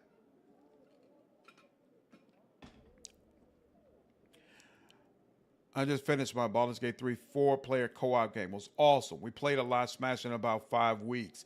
Nice, nice. Okay. Who did you play as? What was your origin character? I think they did a remaster. Nice. Okay, let me reassure you. They're making an enhanced edition for System Shock 2. Really? What's going on, Coconut? Didn't they just do an enhanced edition for the first System Shock? I wonder if that kind of brought it up to speed. In all seriousness, Ultimate Series would be very difficult for most people to get into. It's probably the most important CRPG series, however. Why is it so important? Did you ever play the OG Deus Ex games? Nope, I only played the new ones. I played the 2 new ones, and I think it's really unfortunate that the Embracer Group stuff has brought Eidos to a halt, and we might not get another Deus Ex game. I was really looking forward to a continuation, but yeah, I thought the new ones were fantastic. I heard that the old ones are nice, but those graphics, man, whoo. What do you remember about your mother? She's dead, so I don't have much to remember. She loved me, that much I know. But sometimes I wonder if what she felt was love or fear. Fear for me or of me. And sometimes I don't think there was a difference between the two. My mother loved me when no one else did, when no one else could. The world wanted nothing but my voice. All my mother wanted was my happiness. She was the only person in my life that did. Tell me about your mother's death. No, Fightbinder, I can't. Please, don't make me talk about it. Okay, Seren, I will never ask you to tell me that story. Thank you. There are some things that are just too painful to remember. Tell me about your father's death. He disappeared after my mother died and I was kidnapped. I didn't hear anything about him for the longest time, so I assumed he had disappeared and I would never see him again. Then someone brought word that he'd been found. He killed himself, and now he's out of my life. For someone who always has a lot to say, that was incredibly succinct. Is there more? You're a relentless fate binder. Did you ever think that maybe some things I want to keep to myself? But yes, you're right. There's more to the story. When I got word it had been found, I had him summoned to Kairos' court. I wanted to see the man who had condemned me to the life I was leading. When he arrived, I went to see him privately. I wasn't sure what I would feel. Anger, hatred. I didn't expect apathy. For the first time in my life, I felt nothing. Standing there, staring at the man who ruined my life, waiting for him to notice me, my heart was dull and disinterested. Then he looked up and smiled. He smiled when he saw me. Can you believe that? He smiled and opened his arms to hug me, and it felt like someone reached into my chest and squeezed my heart, sending hate flooding through my veins. So I sang him a song. I told him how tired he looked, how haggard he seemed. I spoke of the weariness he must feel, the guilt that surely plagued him every day. I asked how he withstood the weight of his betrayal. The burden must be too much to bear. I watched the tears roll down his cheek as he pulled the dagger from his belt, the sobs that tore from him as he held it before him, thinking about his wife and child, the look of ecstatic relief on his face as he dragged the blade across his neck. He got what he deserved, Seren. That's what I tell myself, and for the most part I believe it. I can't help but wonder what terrible things he did in the 5 years after he vanished, and what I might have prevented if he'd only been around to hear me the morning my mother died. Now you know what happened to my father. As I told you before, he killed himself, and that's it. Seren's story is crazy. It's called Walla. It's where you get several voice actors in the booth together and have them mumble to themselves and loop it in the background. Oh, okay. Thank you, James. Yeah, grabs data, but the gameplay was top notch. Ultima and Might and Magic series were foundational in the CRP genre, and Ultima did a lot to shape the Western RPG genre than Might and Magic, which was more influential for JRPGs. Sorry, I mean wizardry, not Might and Magic. Interesting. Huh, okay. Anyone play Blood? I, for the most part, don't play real-time strategy games. Sounds like Ultima wouldn't be a good streaming game, but I might try it for myself one day. Chrono Cross is a rock. With Skyrim, I hear it goes. See, here it goes. Like, yeah, fight me. Wizardry 8, the final outing for the Wizardry series, is actually a great game and is quite playable today. The graphics stand up relatively well due to art direction. Ultima 9 was a dud. Well, if you had to get to 9 in order to get to a dud, that's actually a big compliment. Ultima Online, very influential in MMOs too. Interesting. Abandonment, what's going on, man? How are you? Never could get into Ultima, not my style of game. I got you. Whoa, Sloan, thank you so much for becoming a member, man. I appreciate it, dude. Glad you've been enjoying the content enough that you decided you want to join up. Thank you so much. That's a relief. Do you have any siblings? No, I was close to a boy in my village for a time, but his mother stopped letting me play with him when everyone realized what my powers were. That's the closest thing I ever had to a living sibling. A dour expression clouds her face. A living sibling? My brother died very young. I never knew him, so I hardly count him as a sibling. Life in the middle of nowhere is difficult. For a single child to survive, let alone more, is a testament to the parents. She looks at you for a time, her lips a thin line. Her eyes grow red and tears form in her lids. Finally, she nods slowly and breaks her silence. I remember my mother talking about me getting a little brother. It wasn't long after I started singing and my power started growing. She told me that soon it would be too hard for her to travel with me. Seren, sweetie, she said, you have to go with your daddy. It wouldn't be good for the baby if I kept traveling like that. Maybe after your brother is out here with us, we can all travel together. Seren looks out to the horizon, her voice breaking. You didn't like traveling with your father? No, all he wanted was the money. When we were on the road, he completely ignored me. I was simply something to earn rings with, a tool. The farmers in my village used their rakes and wagons. My father used my voice. Everyone wanted the songbird to sing for them, and they paid us so much money. So we went, but I didn't want to go without my mother. She was the only real comfort I had. When I was with her, I felt safe. Nothing could hurt me. Steven, thank you for the $2 donation. How do you feel about Knights of the Old Republic? One of my all-time favorite games. Top 10 on my list. I did a video ranking the top 50 games I've ever played on PC, and KOTOR was definitely up there. That's another game I definitely plan to play on the channel, KOTOR 1 and 2. Looks like they're going to do a remake. I'm definitely going to get that playthrough in before the remake comes out, so we can see whether or not we feel like they've made a real improvement. Lori, thank you so much for becoming a channel member, man. Glad you've been enjoying the content and felt the need to support it. Appreciate you. There was a trip coming up, and I knew she wouldn't be going. I couldn't bear the thought of all those days in the care of my father. Her voice breaks again as she closes her eyes. So I sang to my baby brother. I told him we were all waiting for him. I told him we needed to be a family so we could travel together. I told him he should come out now. I don't know if I meant for it to happen, but I sang the words no one can resist. No one can resist my voice. My mother's screams cut the song short, and the blood, it was everywhere. I was dragged from the room, but I don't remember who took me. I only remember staring at my foot the rest of the afternoon. The pattern soaked into my shoe, the splatter across the tops of my toes. I couldn't bring myself to clean it off. I just looked at it. How long had your mother been pregnant? Not long enough for my brother to survive. Maybe he could have, I don't know. The problem is, when I told him he had to come out, I didn't mean I wanted him out alive. I don't think he would have survived even if it was time for my mother to give birth. People came and went all day. There was a lot of crying, and nobody looked at me the same way after that. My mother told me that things like this happen all the time, but even at 5, I knew what I had done, and part of me was happy. Ooh!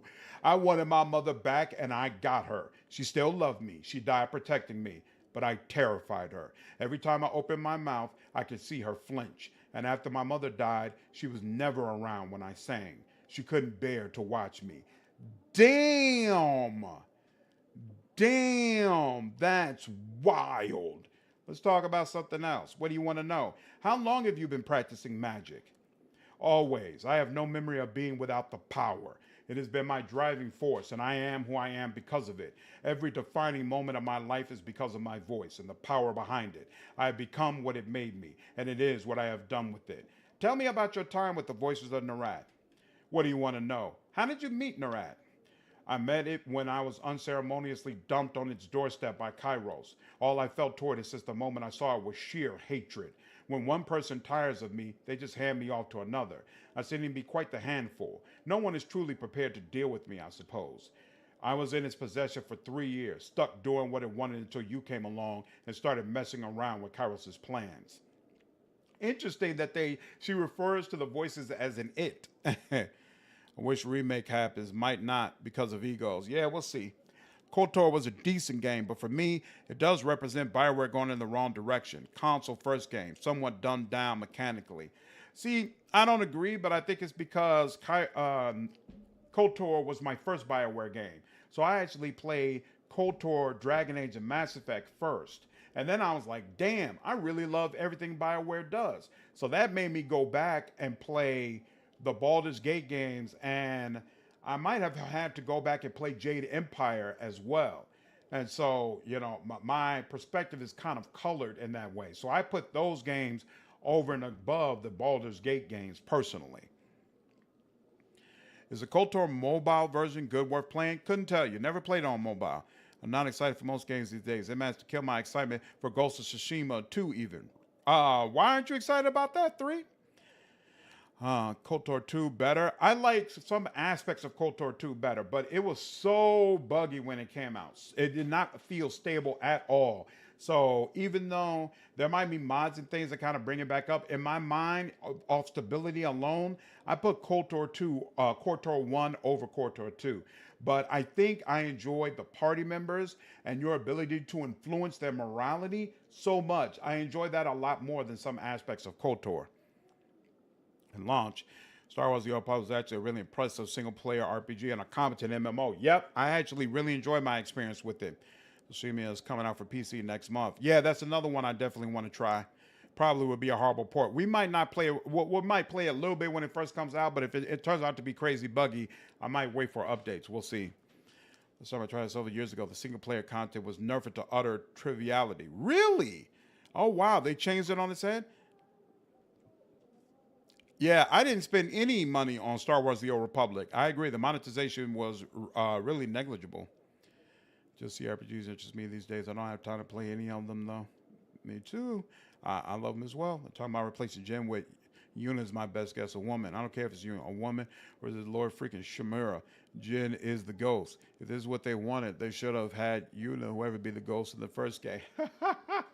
It's the passage of time, Threed. Things change. People take over roles.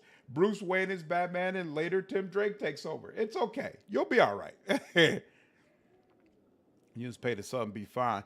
The issue is that you spend a lot of time questioning, and it's brain dead easy. It makes it a lot less fun. Got you.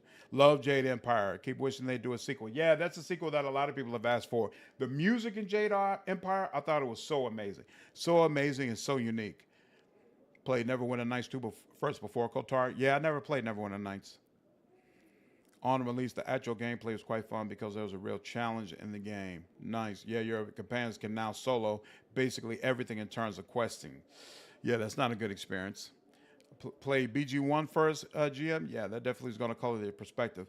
Really, I played KOTOR 2 on the original Xbox and noted 0 bugs in my first playthrough. Count yourself lucky. Or maybe you did experience bugs, but you didn't notice it because there's a bunch of like broken quests and problems in that game. I think those problems are still there today, to be honest with you. I've been a huge fan of Bioware from their beginnings, but once they got bought out, everything started to go south quick. Yeah, there was so much excitement when they got bought by EA. Kind of the excitement that's surrounding Obsidian right now, right? That, hey, they're going to have all this extra money, so of course we're going to get better games. Now, I have more faith in the Obsidian portion because I don't think Xbox is planning to force Obsidian to make live service games. But once the news about Anthem came out, it was clear, all right, this is a bad move. But at the end of the day, I'm one of those people who, if you give me something I really, really loved and something that enriched my life, I want to see you do well and succeed, you know, at the end of the day. And the fact of the matter is, the doctors who originally founded BioWare, they got a massive payout when it got bought up by EA. And then after Mass Effect 3, that's what kind of made them bow out. So to me, I'm glad that they were able to, you know, get that success and get that acknowledgement of the incredible work that they did. And I hope to this day that they're still doing well. Why did Kairos give you to Narat? I made a mistake of trying my song on Kairos, and forgiveness isn't exactly in the Overlord's vocabulary. Yeah, that was dumb. Interestingly enough, I think it almost worked. Can you imagine how differently things would have turned out if I had had a little more practice? I was brought out at one of the many lavish gatherings thrown at the palace. Kairos loved showing me off, you know, impressing the gathered elite. So I performed, I sang, I danced, I convinced people to join in. Then in the middle of it all, I had a brilliant idea to work one more performance into the show, something that would be the ultimate end to the evening. I added a counterpoint to my song and directed it at Kairos. In it, I mentioned that it might be in everyone's best interest if Kairos ended up impaled on a sword. I honestly didn't think it would work, but why not try, right? Damn, she is daring. It went as far as Kairos unsheathing one of the Royal Guard swords, but then everything stopped. I don't know why. It was probably me. I got too excited and lost my control. But whatever the reason, Kairos was suddenly out of my control and let out a terrible shout. Weren't you afraid of getting caught? Of course I was. But I've seen how the world works, especially Kairos' world. People don't live long, and when they're disposed of, it's violent and sudden. I figured I was dead anyway, so why not try to rid the world of a horrible threat? Really? You were trying to save the world? Fine. I was trying to save my own skin. Happy? I was 12. So forgive me if self-preservation was in the front of my mind. Oh, look, a young lady who thinks of nothing but herself. Do you want to hear this story or not? Go on. Everyone stared, frozen by the yell echoing back at us. Kairos quickly recovered and gave the appearance of cheering us on, but I was convinced I was about to die. Interestingly, my execution never came. I finally realized I couldn't have been punished at the party because Kairos would have to admit I had exerted my will onto the Overlord, and without a good reason to call for my death, I couldn't have been executed afterward.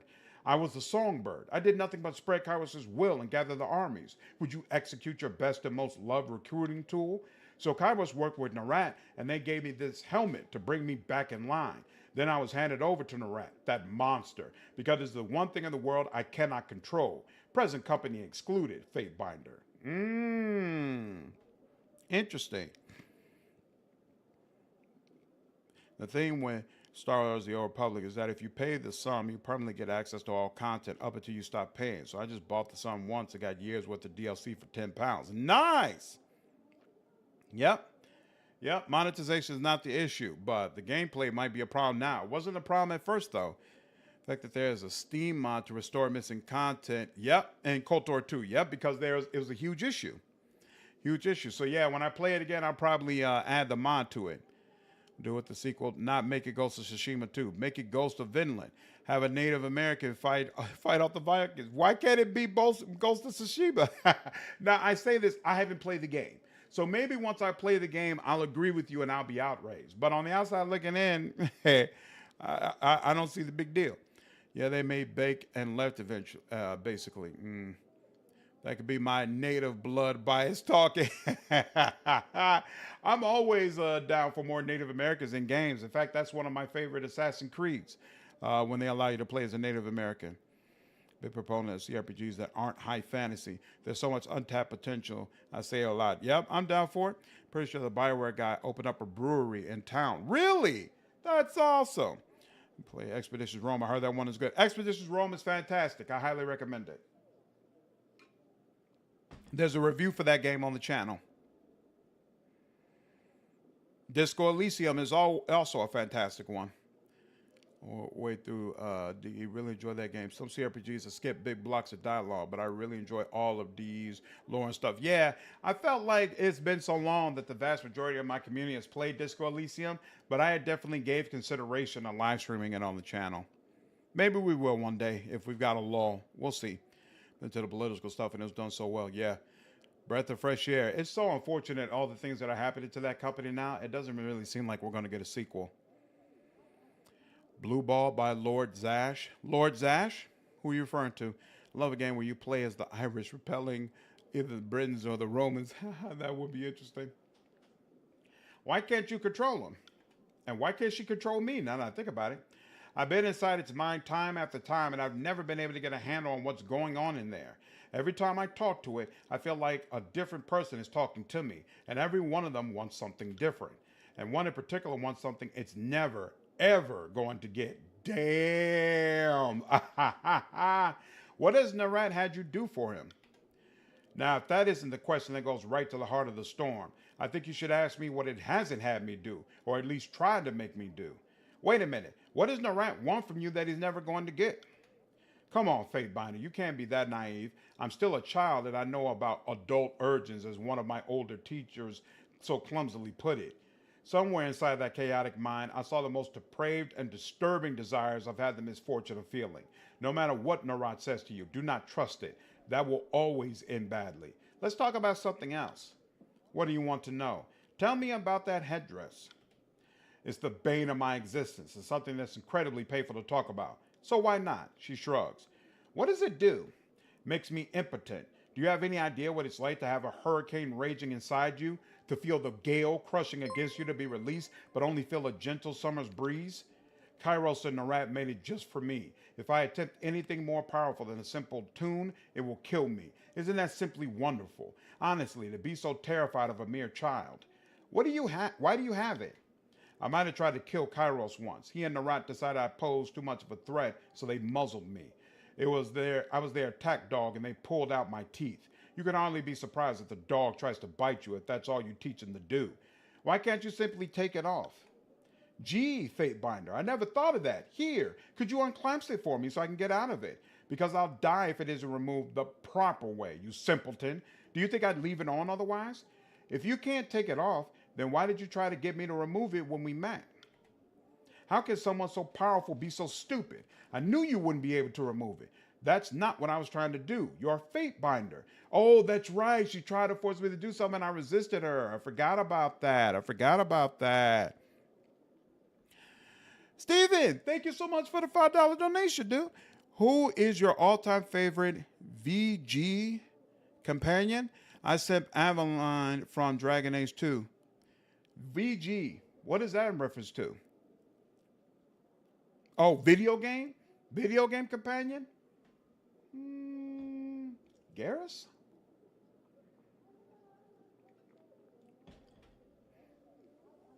Probably Garrus. me a second. Yeah, offhand, I'd say Garrus.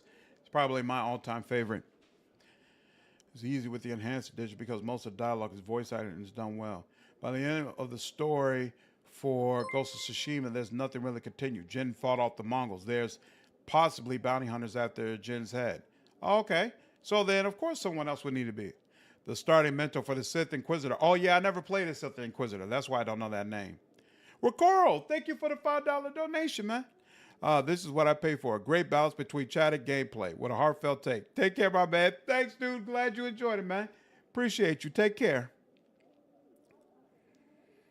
I was really blown away when I got that story out of Seren 2. Yes, all of her dialogue really has been awesome.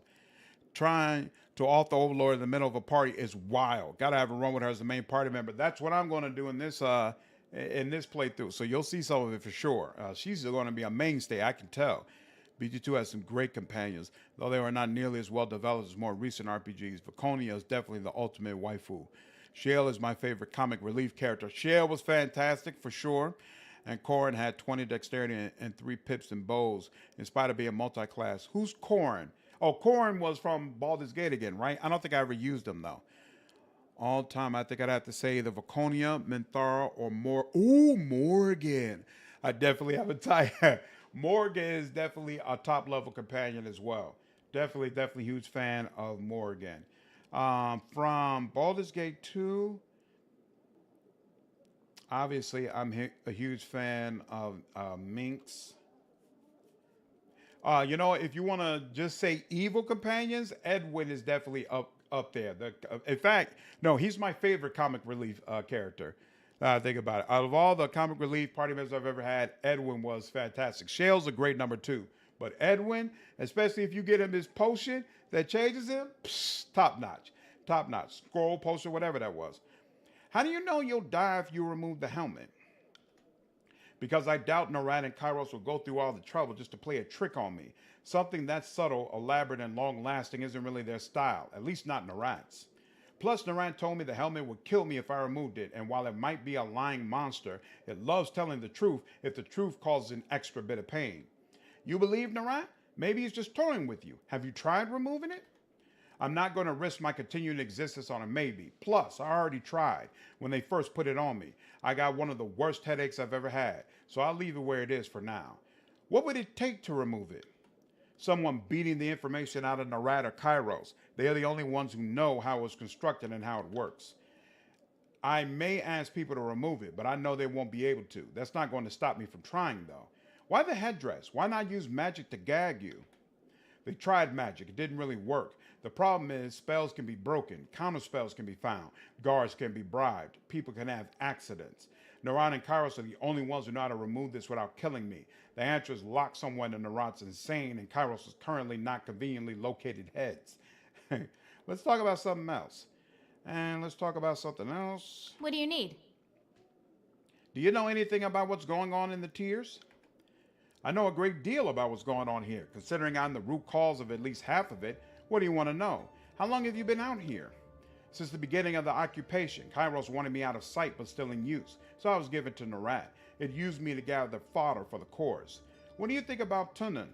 He makes me uncomfortable. There's nothing behind that mask. It's dark and empty. What do you mean? Everyone has a presence. It's how my magic works. I reach into them and convince their presence to do what I want. He has no presence. When I reached it to him, there was nothing. It was bleak. I never want to feel that way again. Wow. If you have to reach into someone's mind to control them, how did you influence entire armies to do what you want? I can't influence an army, but I can persuade them to feel the way I want them to. If I want to get someone to do a specific thing for me, I have to get inside their head, and that requires a lot more effort. No one can keep me out, but if they're aware of what I'm doing, I can't force them to do anything, at least not with this thing on my head. She knocks a hand against her helmet. Really, I don't know how it works, it just does. You might as well ask me where lightning comes from. Adwina, yeah. Minthara and Viconia can, whoa, not going there. Definitely my favorites for reasons. I definitely share the Minthara stand, but I'm not as high on Viconia, but I barely used her in Baldur's Gate 2 because I always played as a more good-aligned character. Because of how you can make her. Oh, so Lori, if you're a good-aligned character, is Vaconia still a good romance? I also thought BG1 and Moen was really hot, and as well as BG1 Jaheira. Oh, right, Jaheira. Jaheira is pretty close to being my favorite all-time romance. Love romancing her. Sure, I like the evil options sometimes, but I'm a suckler for a redemption arc. Nice.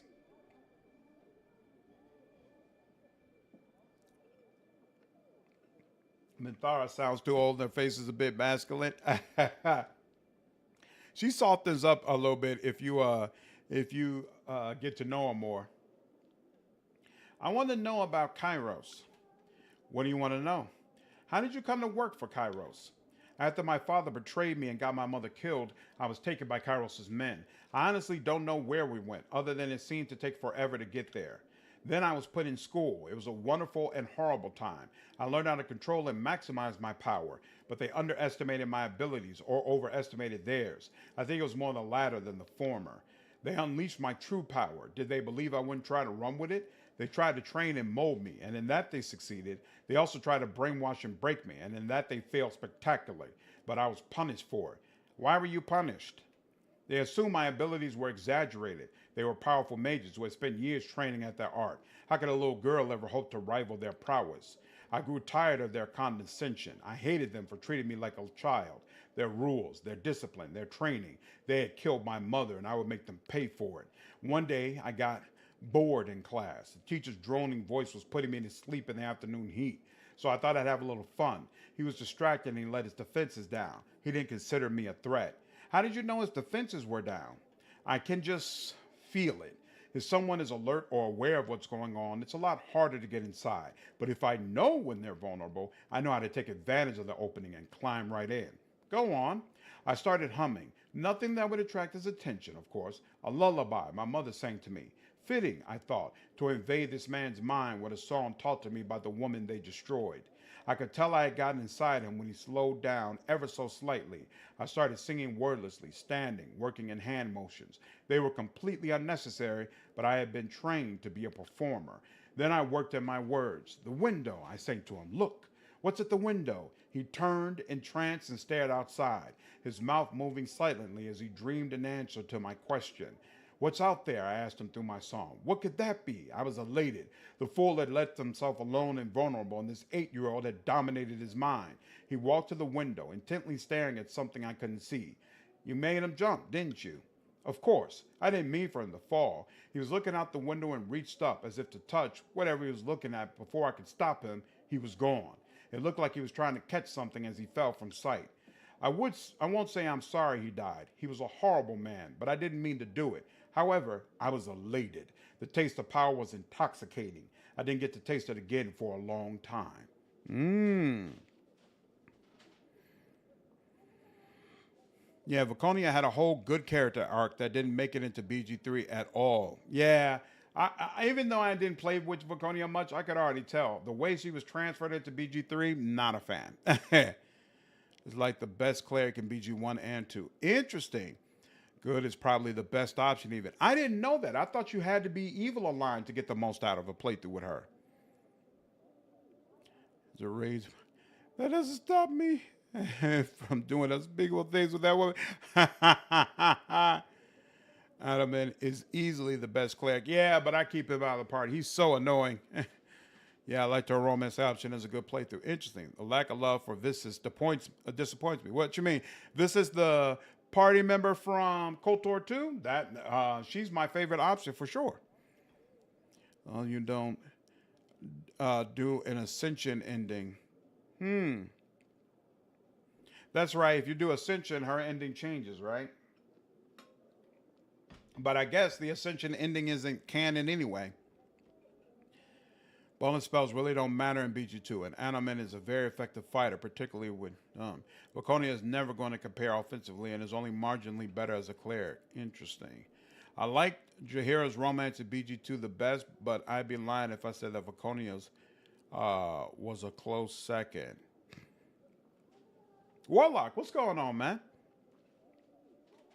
So I think the canon ending for Baldur's Gate 2 is that you romance Viconia, right?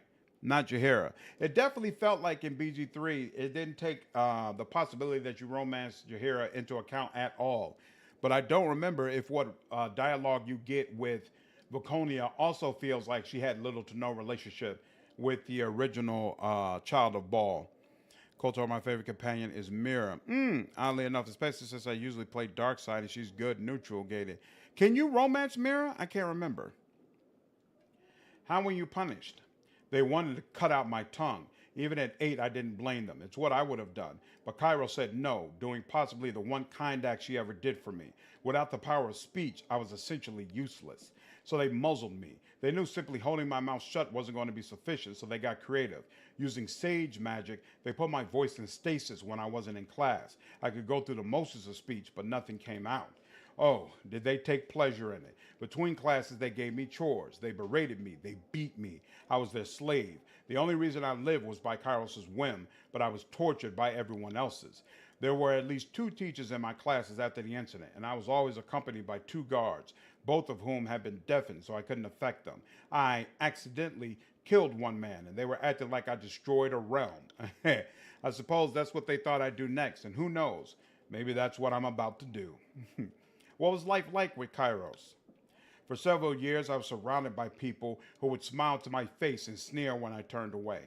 They were supposed to be my mentors, my teachers, but all they did was resent me.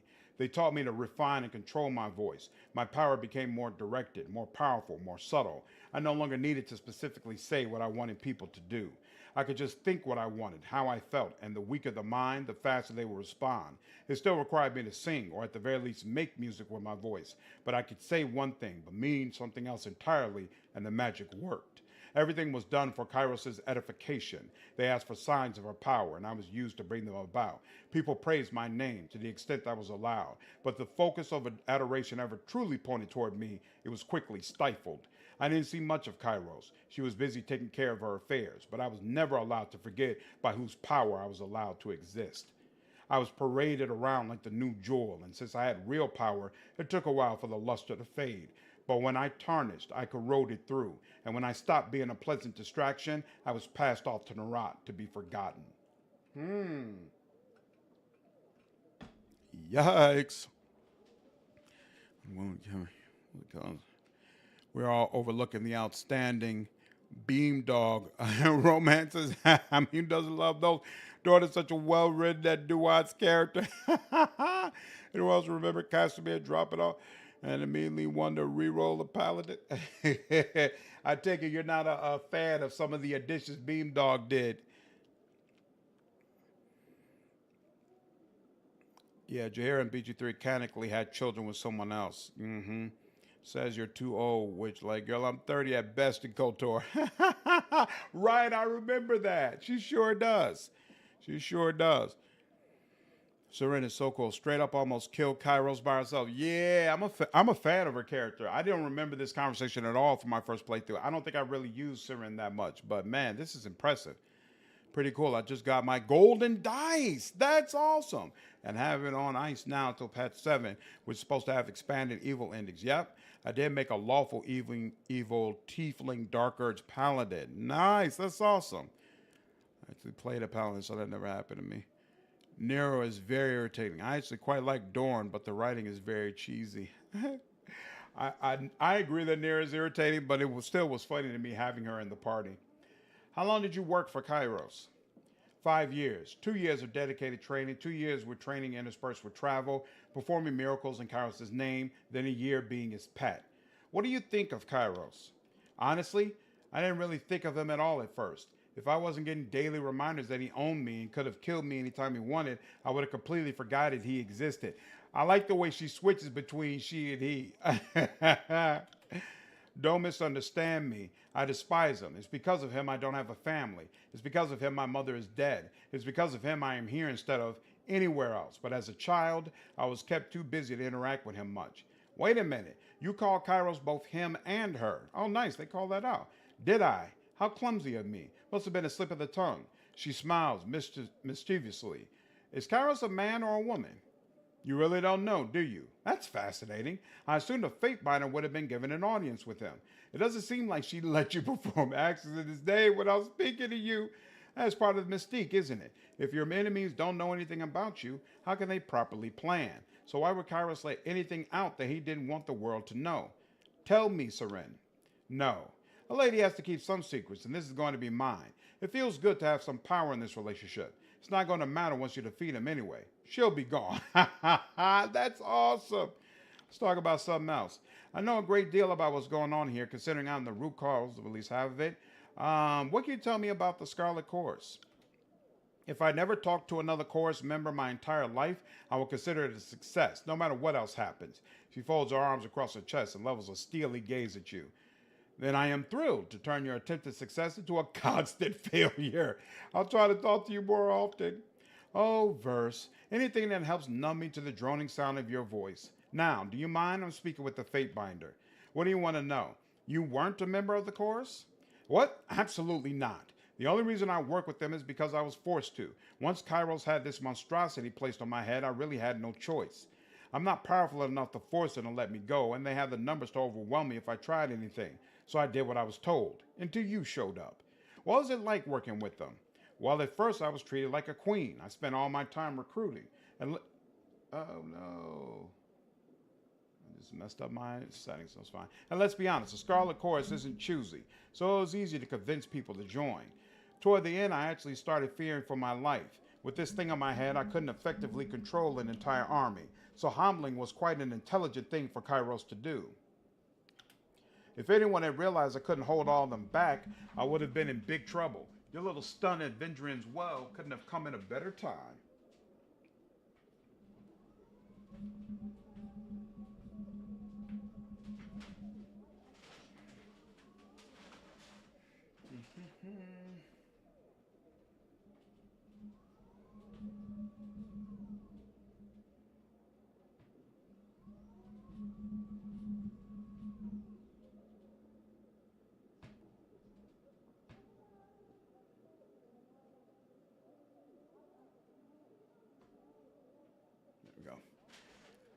What do you think of them? I'd have thought my look of disgust kind of answered that question, Fate Binder. They are worthless, hopeless, disorganized bunch of savages who will soon tear themselves apart from the inside. He has a good voice actor, Albert. Nice. Oh yeah, Dorn does have a nice voice. I remember that. I never used Dorn because I'd have 2 blackguards in my party and that just doesn't seem right. When you get killed in shadows, you can play Kiss, Marry, Kill with your companions. Wow. I have to check that out. But he's a half-orc blackguard. You cannot get a strength score that high. He's mechanically, he's very effective. Real power gamers should be playing a Berserker Mage dual class. Really? I think I always did Kinsey Mage. Why do you prefer Berserker Mage? This kills the shadows. Which game is this? It's this one. Remember the beast woman that we talked to? Who pile drive that other beast man who tried to attack her? Yeah, that's Kills in Shadow. He's the sexiest party member. Stop. To be fair, then jail-based Seren, it's not like there's stiff competition for attractive women and Tyranny. Clearly, Verse is the best option. Just played a human blackguard because I didn't want to. I don't play BG 1 to 2 for the data-ass gameplay. I don't care for a power game in those games. Makes sense. Gross. B. Verse exists. Exactly, Abandonment. I agree. Verse is the one. The hair and eyes don't do it for me. Bezaleel, what's going on? Tyranny, the game where everyone is some form of evil. Even your first 2 companions are a mass murderer and a serial killer. Yes, sir. You know it. The only time I ever had fun was when I got to cause chaos, like encouraging them to fight each other to prove their superiority. Thank you, by the way, for allowing that to continue for as long as it did. What's your opinions on their methods? They randomly grab anyone and anything they can get their hands on and hope they'll work if they beat them enough. Sounds like the makings of a fantastic army to me. I'm repulsed by them and everything they do. Narada's a disgusting excuse for a leader, and I look forward to the day I can watch the life drain from its insane eyes. Am I being clear enough for you, Fate Binder? Let's talk about something else. I know a great deal about what's going on here. Yep. What do you know about the disfavored? I don't really know much about them, Fatebinder. I never got a chance to work with them, so I don't think I'll be much help on this topic. What do you want to know? What do you think of Graven Ash? He seems capable enough. He's organized and truly seems to care about his men, contrary to practically everyone else I've met here. Have you seen them in action? Briefly at a few of the battles during Kairos' conquest, but Narat liked to keep me locked up tight, so I never got a good look at them fighting. You never work with them? Not directly. I have been used to inspire people occasionally, and the disfavor were in those groups. But if you're looking for anything of merit from me on the disfavor, I'm not going to be much use of you. Let's talk about something else. What about the other groups in the tiers? Who do you want my opinion on? Tell me about the Stonestalker tribe. Not even worthy of my attention. A beast is a beast, and you can't ever make an animal be anything more than what it is. What do you want my opinion on? Tell me about the local rebel groups. What group do you want to talk about? Tell me about the Vendrian Guard. Are they even still pertinent? After the ends of Vendrian's well, I would have thought no one would want to talk to them anymore. Tell me about the Unbroken.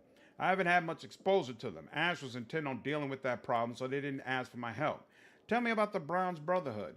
They're not the most helpful people, but they seem like they want what's best for Lethian's Crossing. Plus, it was a lot easier for me to recruit my own followers with them around. I didn't have to worry about anyone being taken by the Scarlet Chorus or killed by the disfavored. Let's talk about something else. Tell me about any other mage guilds. Generally, I don't like throwing in with other mages. I've not had good experience with them in the past, so I keep my distance. And they're so demanding. You ask them, very nicely, I might add, how to cast a spell, and they insist they're not a charity, and they're not going to hand over their secrets out of the goodness of their heart.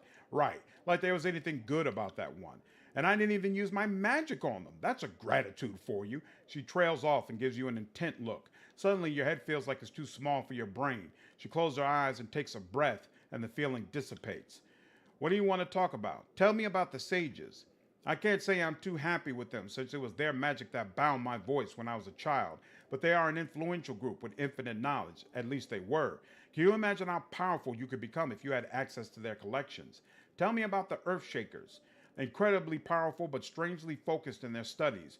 Why would you want to pour your energy into one thing? Branch out. The magic they're missing out on is incredible. Tell me about the Forgebound, the group that Kairos used to make my hobble. The less I have to think about them, the better. They might be good craftsmen, but unless they craft me a way out of this prison, I'll let you deal with them. Thank you. Let's talk about something else. Let's talk about something else. Let's talk about something else. What do you need? Good Lord, this girl got a lot of dialogue. What do you think of your travel companions? Are we trading in gossip now, Fatebinder?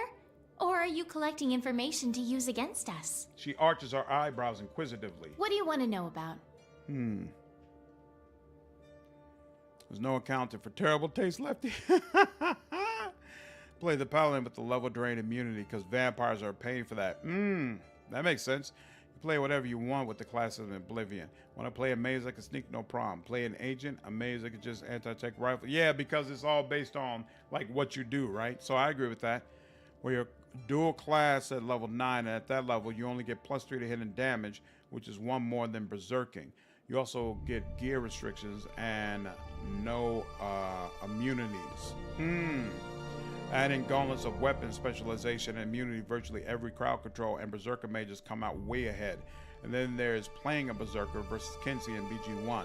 It's not even close. Really? Okay, I'll have to keep that in mind. Maybe I'll do a berserker next time I'm playing through that game. I don't care for romance and tyranny. There's grime everywhere and everything looks like it stinks. Completely kills the mood. Well, there's no romance in the game anyway. Excellent. Haven't been able to catch many streams. Have been training my Sheba and played through Rogue Trader, but happy to see Tyranny get some love. Thank you. Hope you're enjoying that Rogue Trader playthrough. Which disposition are you going with? I wonder which barbarian subclass would be best for a dual-wield barbarian in Baldur's Gate 3.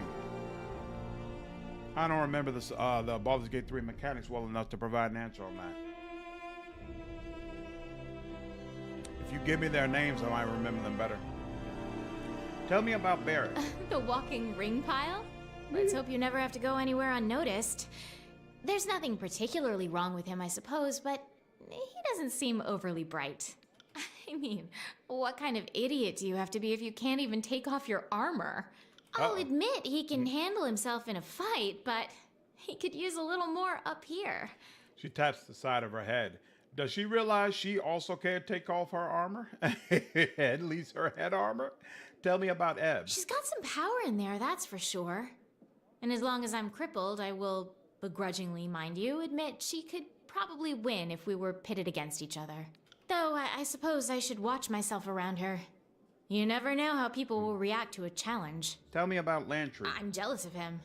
I've heard so much about the Vellum Citadel, and he actually got to see it before all the unpleasantness. She trails off, a sour expression on her face, her wiggling fingers miming tiny explosions. The sheer amount of power lost that day is only dwarfed by the amount of power required to cause the destruction, and the power to stop it.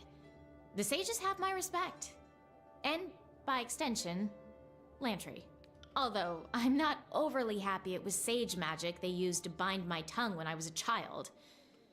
I can hardly hold him responsible for that. How kind of you, my lady. It's heartening to hear that someone of your immense station considers a lowly sage like me to be worthy of your attention. Lantry performs a deep bow to Seren. Although not all sages are necessarily worthy of praise. Some are a little overly fond of excesses, of one kind or another. I wonder what she was referring to. She arches an eyebrow. Tell me about Verse. That bitch? I'd walk her off the spire if I knew I could get away with it. I don't know why you even waste your time with her. Damn. Oh, don't give me that look, Verse. I'm not gonna pretend to like someone I don't. At least you know where I stand. Subterfuge is so low class. Trust me, you manipulative worm. The feeling is mutual.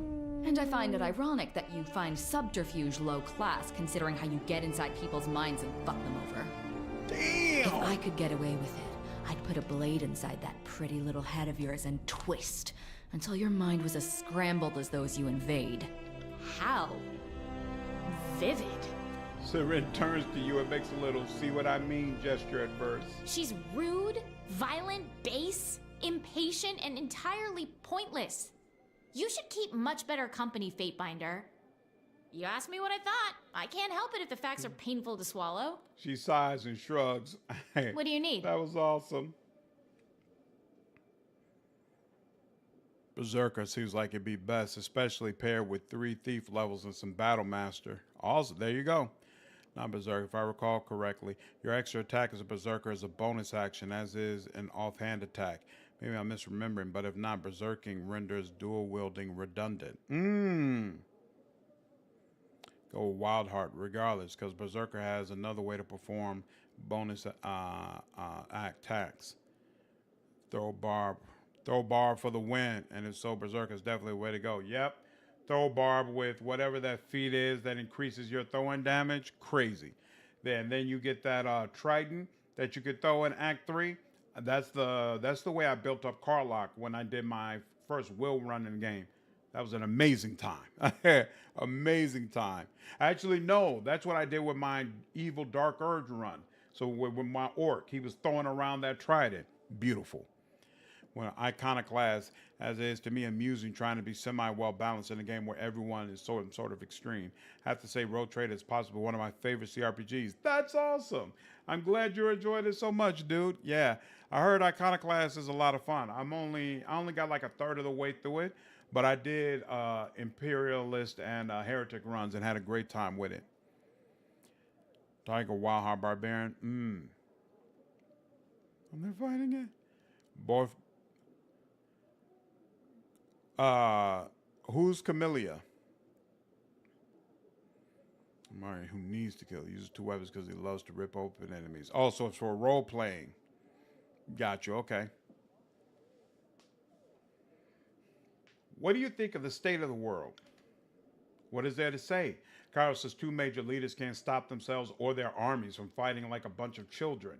Neither of them seems capable of dealing with the rebels that are taking them down, which, as far as I'm concerned, is how it should be. The less of the tiers infected by Kairos, the better. If we could eliminate the armies entirely, I would consider that the true victory. You would think that she would be one to comment on the fact that I've gone independent and I've basically turned against the armies. But you know what? It's not clear that I've turned against Kairos yet. So I guess that wouldn't really garner her respect just now. Tell me what you know about edicts. Anything I say would be a wild guess. That's why I'm with you. You seem to have a connection to the power of this land far beyond anything an Archon is capable of. It intrigues me. I want to learn what it is and harness it. Sadly, I don't have the magic needed to enact or break an edict. At least in my current state. Maybe if you got this helmet off she gives you a knowing stare. I'd remove it if I could. Just because escape is futile doesn't mean the prisoner is going to give up trying. It doesn't hurt to ask. She holds up her hands. You're an Archon. You must know something about edicts, Seren. You would think that, wouldn't you? With all my training and education, Kairos left a very big void in it all. Almost like it was intentional. What do you need? Mouse. All right, since I have loyalty, it looks like I've unlocked this since I have loyalty too. You have a way with words, Seren. Were you instructed on how to speak with others? Of course. One of the only good things that came out of my time with Kairos was my education. My teachers insisted I be trained on the proper way to speak with the royal court. I was frequently mistaken for someone older, so I think I got away with a lot more than I could have otherwise. For all their failings, they made sure I was properly educated.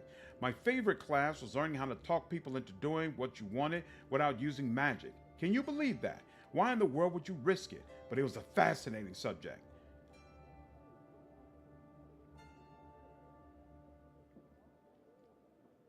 A class like that likely behooved your unique talents. If you can manipulate someone with just your words, imagine the power of your compulsion when you add your sigil to the suggestion. Do you think the class was created solely for my benefit? I mean, I wouldn't put it past Kairos if it was. She leans close and in the softest caresses, her lips brush your ear. Want me to teach you a trick or two? But she started, her voice a low and buzzing hum, before you could form an answer. Joker gained 5 control emotions skill rankings. Oh, okay, interesting. Words are sounds indiscriminate to the human ear. A language not meant to be understood by any but the Archon of song. Beyond the breadth of discernment, but inescapably compelling, binding, gut-wrenchingly painful, on a single lilt. Then euphorically fulfilling a mere intone later. You blink and realize the muzzy, spine-tingling murmuring in your ear has fallen silent. Seren draws back with a satisfied sigh, beaming at you, and the perfect image of a sigil, the invocation of her name, brands itself into the depths of your mind. Crazy. Ooh, I've unlocked a reputation ability as well. Seren and... oh, we could get to level 5. Let's see. Briefly suppress the power. Seren quickly rises to the air and releases a single note. Before the power of the crystal returns, her magic clears a random negative effect on nearby allies and briefly protects them from similar effects. Okay. Interesting. Oh, Camilla. Oh, that's not it's a failure to try that you can overlook her oh, Wrath of the Righteous. What am I thinking? It's been so long. Oh yeah, her romance is fantastic. Fantastic. Planet, come on. You made too much Wrath of the Righteous. Got me. I don't know what I was thinking. All right, Spider Mutant, who's also psychopathic, whose romance I also love. The ultimate plays hard to get woman who was badly voice acted. Nah, she's great. She's you're talking about Queen Galfrey. I don't feel like she was poorly voice acted. And an anime character whose personality is utterly saccharine. I enjoyed all the romance in Wrath of the Righteous. I can't help it. Serena is not the same voice actress, Camille. I checked. It's Eden Regal versus Sarah Smith on. As long as she's not murdering me, I can get over it. Darren was fantastic as well. Wait. Aside from me not being that way inclined, he is an annoying git. I don't mind good snarky characters like Shale, but Darren isn't actually funny. You didn't like the roses in the war room? Well, I'll go with Tiger. Nice. All right. That was a lot. So let me do a full save. And let me bring up your dialogue one more time. Fatebinder. It is always such a pleasure to speak with you. Before Serene's face lights up when she speaks. She takes one of your hands in hers and squeezes it affectionately. What do you need? All right, I'll go. Okay, now. You have 1 point. And I'm good with quickness again. You know what? You're not doing nearly enough damage too, though. I think I wouldn't mind going with a little. You know, no, we're gonna go here for now. And then what's your deal? Oh, I've got 6 points for you. Okay, that's nice. But I need to look here to know what you need. So we'll wait on that for a minute. We got this, we got this, so we can go a little bit more damage now. Taunts her foe after a kill versus strike twice with her attacks for a short time. Killing spree. What's that? After a kill, will strike 3 times with her attacks for a short time. Sure, why not? All right, what's your deal? Okay, so you've got 3 different levels. Songs. Song ominously describing the power as it watches over land, reaping those who stand up. What? Oh. Okay, this is interesting. You can reduce the dodge and parry for all okay.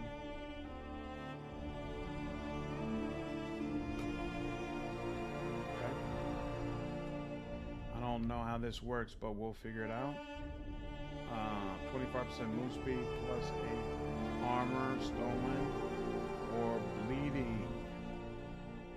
A powerful battle chance surrounds force to sing for the Scarlet. Oh, so is this like maybe this automatically unlocks? Friendly aura. Ooh, that's nice. Bane of Night. Plus 8 armor, frightened. Okay, so maybe this stuff. The qualities are disfavored. What's this? Through a mastery of a vocal potential, be able to sing 2 songs simultaneously. Huh. All right, peace. Seren's aria bolsters the party's resolve, extending the duration of their helpful effects and granting them increased dodge and parry. I've actually never had her in my squad before, so this might take me a minute. So Tiger's just pure aggressiveness. Minthara, Viconia, Camellia, not there to make them better. I'm there so they can make me so much worse. So it's so heartfelt that just what do you need? Talk about total whiplash. Yeah. Increasing her loyalty seems like it's really, really cool. So I don't know if this is just me, but Pillars of Eternity 1 on Xbox has been having massive performance issues. Like it freezes constantly, especially in combat. It's so annoying. Really? I didn't have a problem with it at all on Xbox. But I enjoyed Heinrich's romance and Rogue Trader. From what I saw of it, I really enjoyed that as well, Lord. For sure. All right.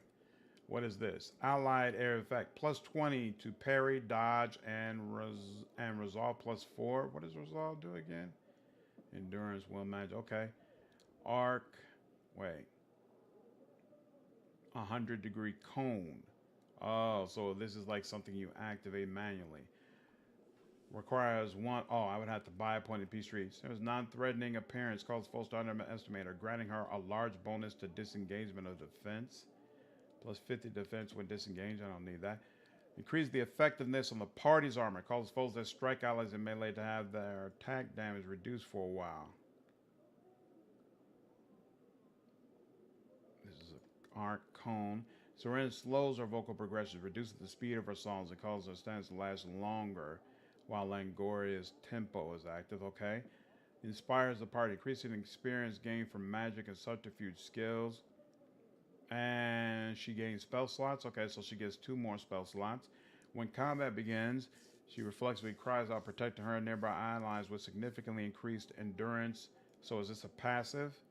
Cooldown once per encounter. 50% magic defense. Ooh, well, that's a great way to start the fight. So there are notes that seeps into her mind's valley, draw them to lucidity, removes a hostile effect.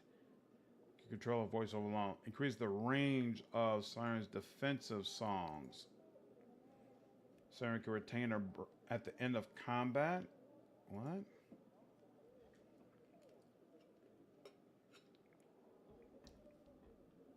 Oh, so wait. Maybe her. What does that mean? She can retain breath. I have no idea what that means. While not wearing heavy armor, Seren is immune to engagement. That's interesting. With a few, Seren's voice unleashes a wave of icy winds.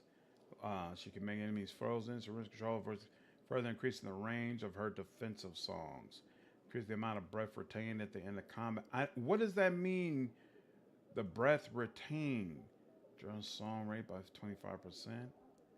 I'm so confused. What does breath matter? Huh. What does it say again? She can retain breath for so. Oh wait. Maybe there's a ability she has that I'm missing. Song, Shattered Stone, Aria Force. Right, that's Aria Force. What's this? Song of Benediction, Shattered Song. Bane of Night deals arcane damage to nearby enemies. That's interesting. Am I supposed to manually set up our songs? Like, how does this work? Oh.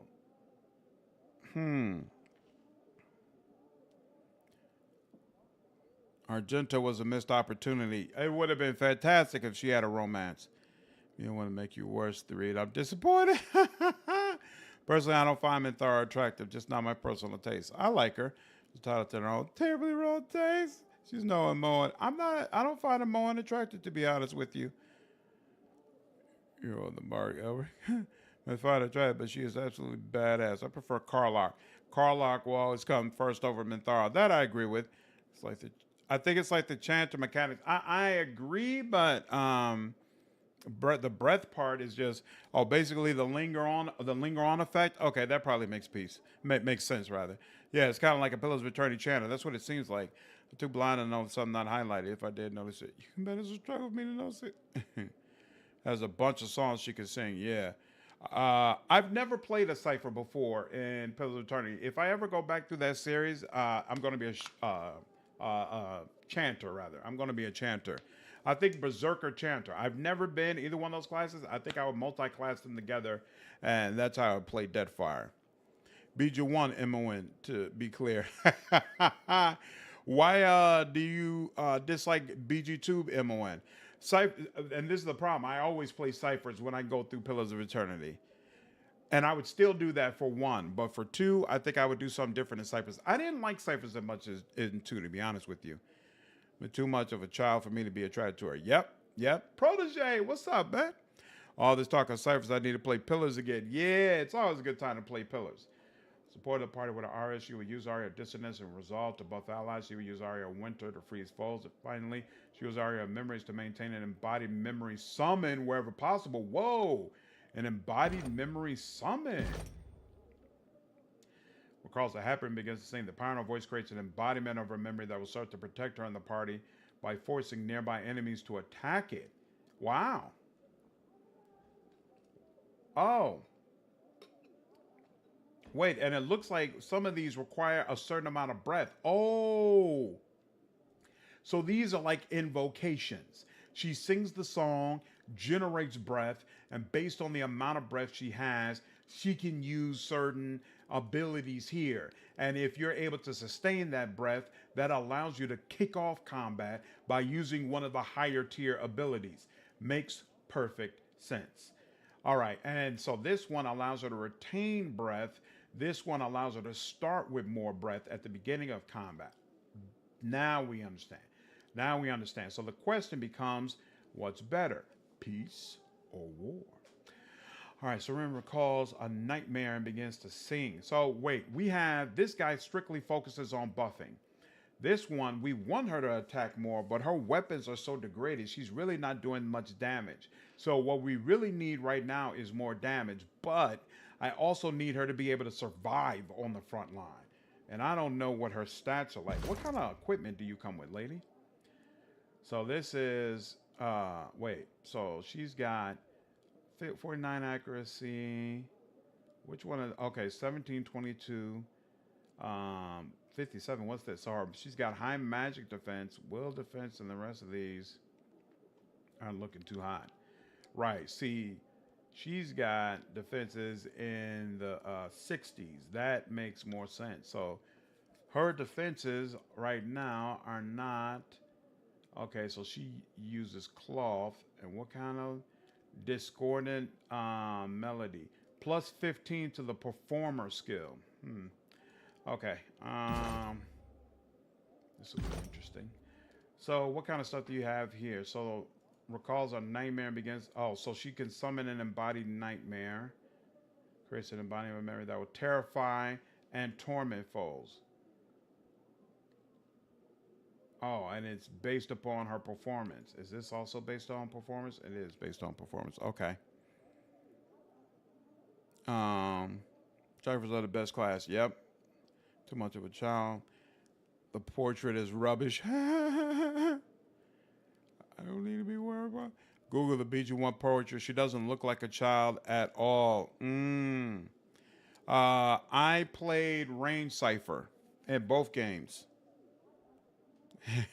3 doesn't need help being worse for sure. But they wrote it in BG2. Same with Jaheira. Really? You don't like Jaheira in BG2? I love the way she developed. Why did you dislike her? No, let the bro Jaheira. Her portrait in BG2. Oh, I see. But still a portrait. Total babe. Tyranny is against combat focus, right? It has quite a bit of combat, but it's also definitely focused on narrative for sure. I want to play a chanter in Pillars of Eternity, but I can never figure out how they worked. I didn't like the party member who was a chanter, and so it made me not want to play it all the way around. Ooh, Siren maintains a damage prevention field around herself. Any damage, even if prevented by Resident Field, will briefly stop this field from regenerating. So what? Shielded for 20 damage and tool damaged. That's interesting. And this is the passive. This is a passive. Wait, Siren maintains around any damage, even if prevented, will briefly stop this shield from regenerating. Huh. Moderately increases the damage prevented, greatly increases. Huh. So that's how she stands on the front line. Siren's voice fractures the armor of her foes. Enemies in the area cannot defend against Siren's voice and have their armor sundered for a short time. This will help crush, pierce, and slash armor reduced by 5. That'll help Verse with these weakened weapons. Accelerates her vocal progression, increasing the speed of her songs and causing her to move through each stanza more quickly. Siren learns to precisely channel her voice towards nearby enemies, gaining an accuracy bonus to her offensive songs. Moderately increases the damage prevented. Oh yeah. Siren follows her voice and raises her pitch to deafening levels. Those caught in Siren's attack take arcane damage and are interrupted.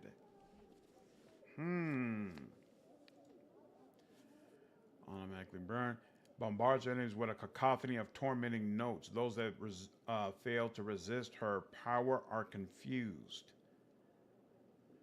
There's a field of sound around her that retaliates against attackers. Melee attackers have their damage reduced for a short time. Huh. For 80 and tool damaged. This is interesting. Okay. She releases a sonic blast that deals crush damage to enemies and forcefully pushes them away from her. Okay, you know what? We're going to go with war. Turning in combat. When path you take, it still has a lot of combat. Anarchist has way more combat. I'm looking forward to it. This is a game I wanted to try along with Planescape Torment. Yep, that's another game I definitely plan to get into. But our portrait was based off some programmer's wife. Oh, really? Here's BG2 portrait.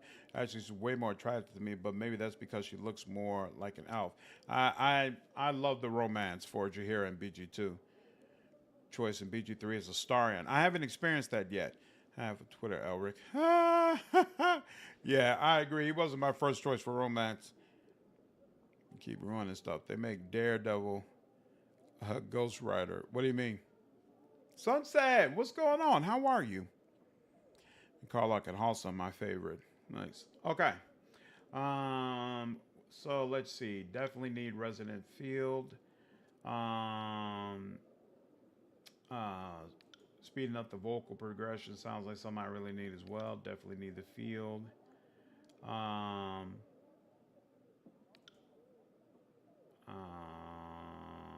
That. Gaining an accuracy bonus to our offensive songs. Ooh, that's kind of nice. But you know what? No, we'll start with breath. And now we got there. Her final breath unleashes a potent wave of vengeful emotion. Let's not count on her dying, shall we? Here. +2 starting breaths. Whereas right now we only have +1 starting breaths. That takes 7 breaths.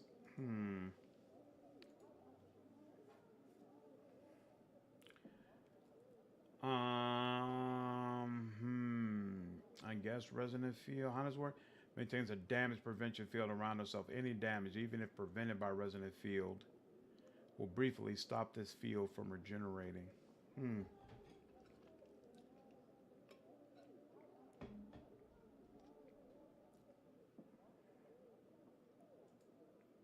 It's 50 damage. You know, we'll leave it at that for now.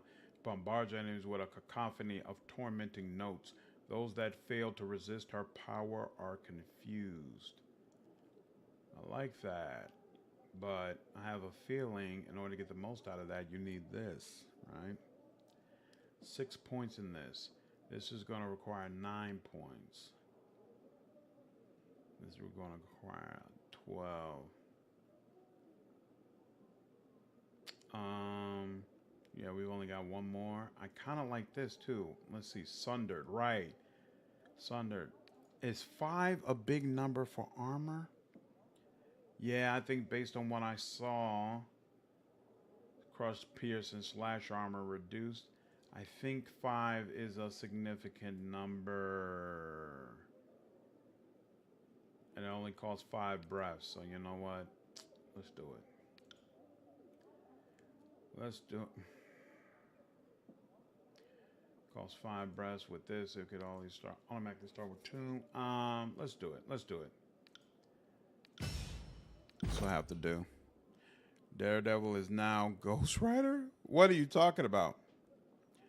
How? And you don't like Mithara, but the man with the personality of cardboard?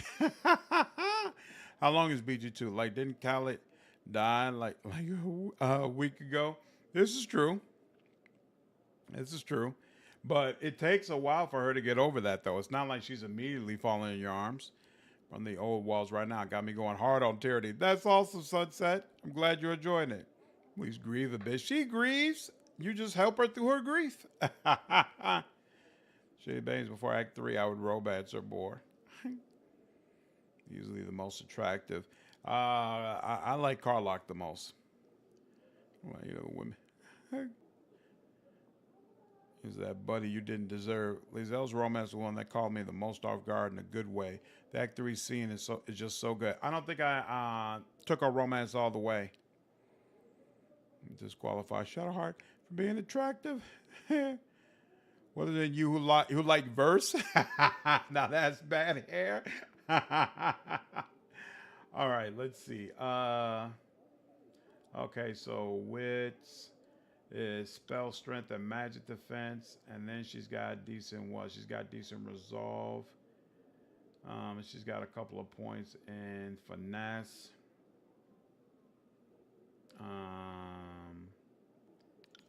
So I assume this is where we really want to spend the most. Oh wait, we also need some quickness though, right? Well, actually no, she's singing her songs. I assume she can use. She's only got 46 lore. Lore is based on these two. Why is her lore so low? That kind of sucks. All right.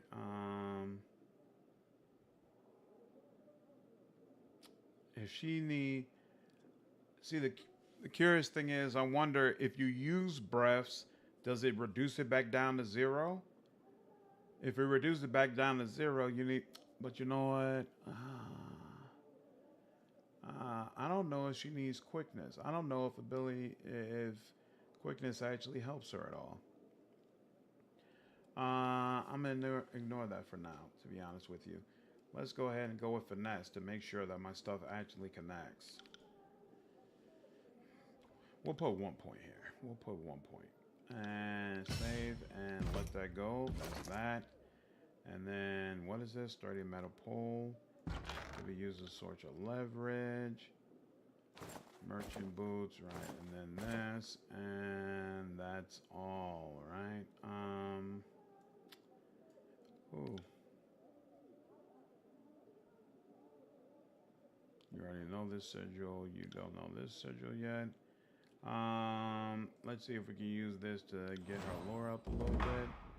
Sigil rooting, sigil that, whatever that is. And you already know this one. Okay. What is her spells looking like? Yeah, she can heal, so let's do that. 35. Can we make it more intense? We cannot. What is this? Recovery. Oh, accent that reduces the cooldown on spells. Oh, wow. And it doesn't cost anything to do that? Oh, wait. Hold on. Okay, no, it did. 35. Yeah, she'll probably usually do that for herself. So we'll put that there. And then, let's see. This is allied target. So she needs that spectral blur. Mirror image is allied artifact. Okay, so where is illusion? Got that. No, it's this one, right? Spectral blur, allied target. Yeah, there's no area of effect option. Let's improve the intensity. Can we? Nope, can't improve the duration. The recovery is doable. So yeah, let's do that because she needs that for herself. Then what else? Because she's going to use songs for the most part, right? So it's not like I need a crazy amount of these. But it makes sense for her to have control emotions, right? So let's see. What's this? Enraged affliction. I feel like she should have something along the lines of, hey, something in her build that allows her control emotions skills to do more. Like she only has a 29 ranking. She just taught me how to understand control emotions. Why doesn't she start with a crazy ranking in there? I don't understand that. That style and the sense of self. So Tyranny is still on Steam. May have to get this. I recommend it, Protege, for sure. One of their expertise is hair, which is a little weird in retrospect. Find it comical that your hair and Steve and ME3 are both written by BioWare. One grieves normally while the other hits on you right after talking about his dead husband. Well, let's be honest. BioWare is a very different team by the time they get to Mass Effect 3. Are you not turning off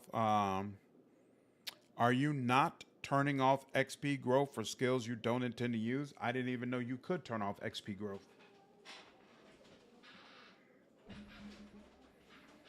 Got into a group for D&D. We're all clones of an infamous bounty hunter.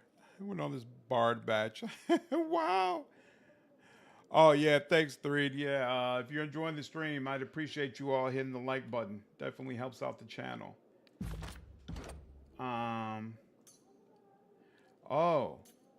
Oh, you can... I never realized that, to be honest with you. Locking skill growth will prevent this character from gaining experience in this skill through normal gameplay interactions. Oh, yeah, she has a 45 on bows. I wonder if that's... Whoa. Well, thank you for informing me about this. She doesn't need subterfuge, right? Nope, she doesn't need... We don't both need subterfuge. She doesn't need anything here. Nope, I never realized this, to be honest with you. Well, that probably screwed me over. Wow. I can't remember a time where the game told me about this, where it was like, hey, make sure you do this or whatever. Did not recognize this at all.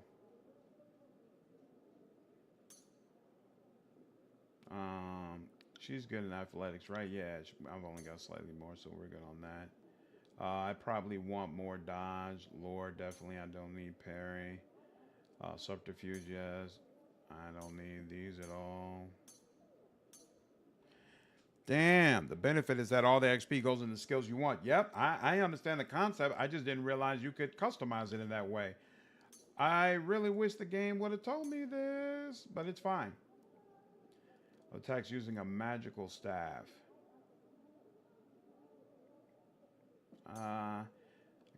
I probably should have that, but I'm not going to. Don't need athletics. We'll keep dodge. Definitely Lord, not parry. Not subterfuge. Control force, no. Control vigor, no. Control life for sure. Control lightning, not really. Yeah, it's only 42 as well. Not really. No, we'll straight on that. In terms of character's ability to draw and control spells, higher skill increase the chance of hits or crits, which extend the duration of illusion's effects. Okay, so yeah, that's worth it. Well, geez. Bows, 200 weapon, unarmed, dual wield, magic staff.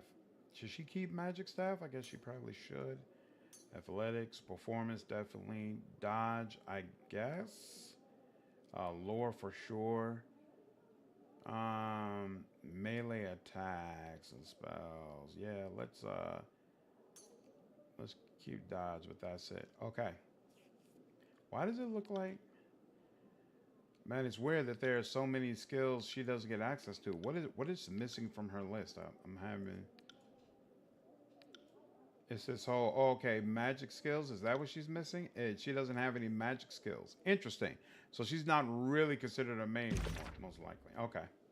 Well, whatever. I'm going to give you some. I didn't find the evil playthrough that bad enough. So it's just the amount of content you miss without anything to replace it. That's the issue. Yep, I agree. Mike, what's going on, man? Being murder hobo level evil makes sense if you're a dark urge. Yep, it does.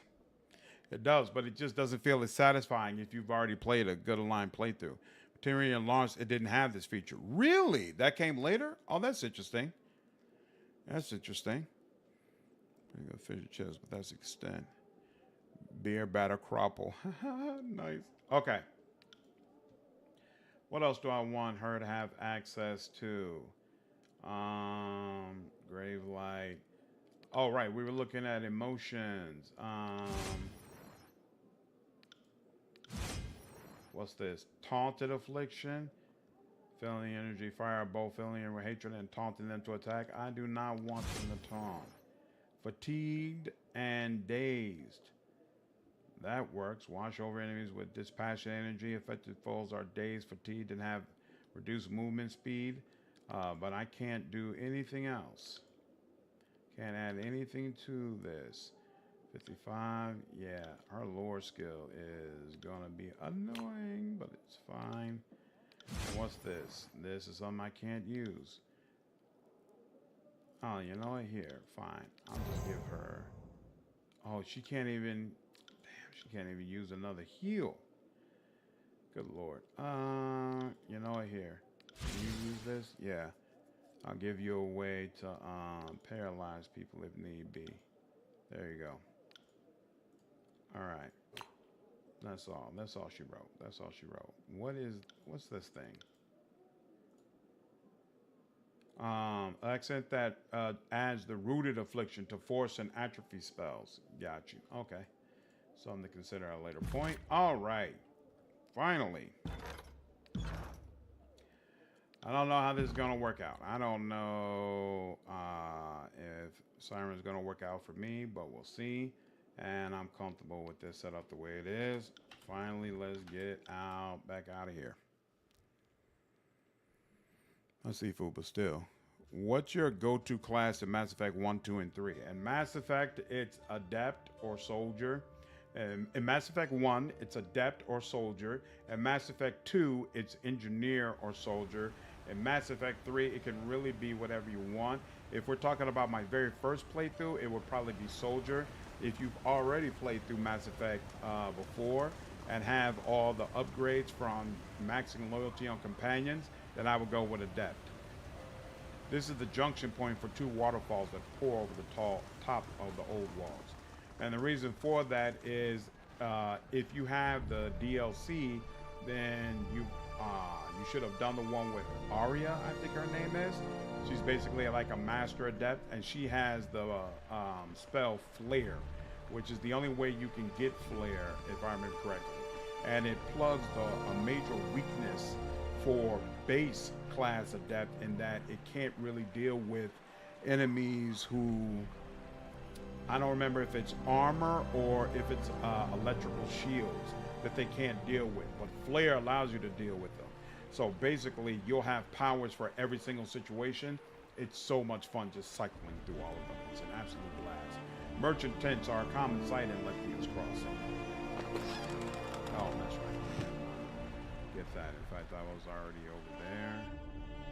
Good day, my fine friend. Could I interest you in all manner of provisions? There's no telling what may befall you on your travels. Show me what you have for sale. I know we'll find something you need, he says, gesturing to the goods piled on his stand. Vile tongue. So, one hand, it looks like it's a dagger. How much better is this than what she has? Good Lord. Just all the way around. I need to upgrade these so badly. So badly. Shotel? Fine. Yeah, because these are both common right now. I almost feel like I should maybe, actually, now that I think about it, let me check again. Don't I have, didn't I get a dagger? There we go. Oh, this is a common dagger, of course. Of course they gave me a common dagger. Oh, this is Tearsman Hunting Bow. Oh, this is the superior version of the hunting bow. Okay. Oh, and this is a superior two-handed warhammer. So yeah, it's definitely going to be better than what Barrack has. Good show. Very good show indeed. What is this? Of rogues plus 10 subterfuge. Can I put this on safely? Oh, this is an artifact. Which one is this? Immunity, the frightened and terrified. +1 quickness. I'm going to take this off. Put this one here. You should be immune to frightened and terrified. +10 parry does nothing for you. So we'll take that off. You might as well just go ahead and take that. And do these cloth things do anything for you? They don't. Probably don't do anything for you either. No, they don't. Now, let me make sure. Is this better than? Yeah, this is. Well, it's got +10 accuracy and less recovery. Why is it that it has more accuracy, less recovery, and yet it's considered less damage per second? Oh, because it's only doing 7 through 9 damage. I see. Oh, man. Here. Okay, you know what? Maybe we should... We'll wait. We'll wait and see if a better option comes along than buying those daggers. I was very unsatisfied with a pure evil BT3 run. I was very satisfied with a semi-evil, power-hungry run. Depends on the character you're role-playing as for me. That makes sense. I can understand that. Despite being a classes game, Seren and Kills and Shadows basically have classes. Yeah, it seems that way. Vanguard in 2 and 3. Charge, then charge again. Vanguard is a lot of fun, a little too stressful for me. Especially I wouldn't recommend it to a new player. You go Soldier for ME1, then Adept through 2 and 3. I don't like the playstyle of Vanguard, yeah. In 3, it feels like Adept kind of has a hole before I get Flare. So usually I would start with Soldier, but definitely on a replay, Adept all the way. Mass Effect 1 Soldier with Singularity slaps. Facts. Big facts. My favorite Mass Effect playthrough, I was an engineer in 1 and changed to a Sentinel in 2 and 3. Sentinel was interesting, but I'm too much of an extremist, so it would annoy me. My headcanon, I got biotic powers from Cerberus. Oh, that's awesome. That's definitely a way to play. Yeah, that makes a ton of sense.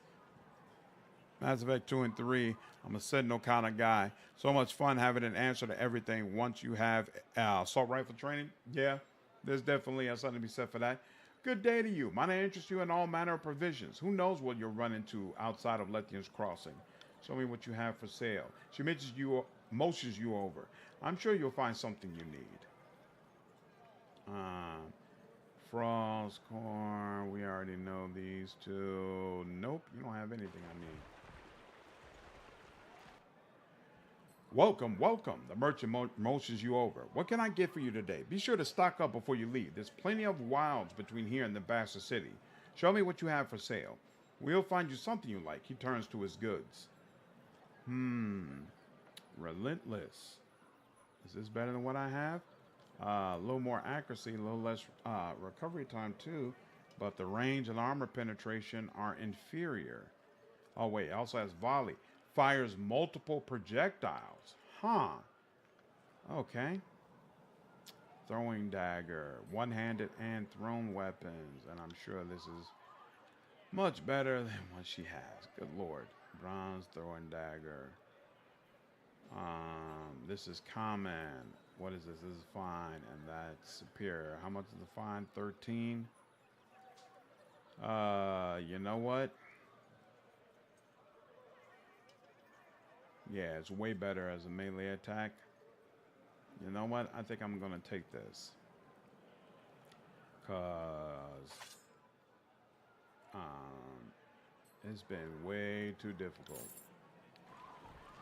with things as they are. Greetings and salutations. The jolly merchant greets you with a smile and clap on the shoulder. And welcome to Lethian's Crossing, home of the best merchant in the entirety of the tiers. He pauses and winks. That would be me. Harkian Bronze at your service, he bows. What can I do for you? I'd like to see your wares. Bronze dagger, of course. I can't get that. Exquisite. Oh, that's higher level than superior. Exquisite. Okay. Exquisite light leather gauntlets as well. Spell reflection. Reflect 20% of incoming hostile spells back to their casters. That's a big deal. Ring counter seal. Plus 10% will defense. That's interesting. We have all these sigils, right? Oh, no, we don't have sigil of fire yet. That's interesting. Okay.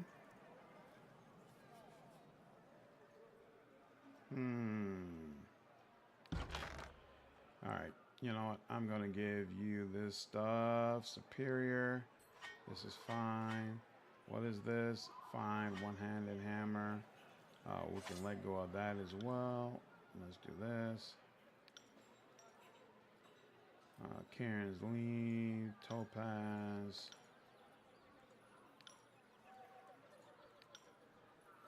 I think the hides and stuff are supposed to have be for something specific, but I haven't quite figured out what that is yet. Light armor, cloth. Pretty sure we checked that and couldn't use it. Common. Light armor cloth, fine. I'll have to check on that.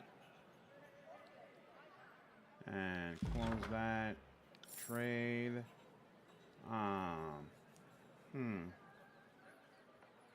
And that's it for now. Hey, I just realized something. We had a conversation about looking at this power bar.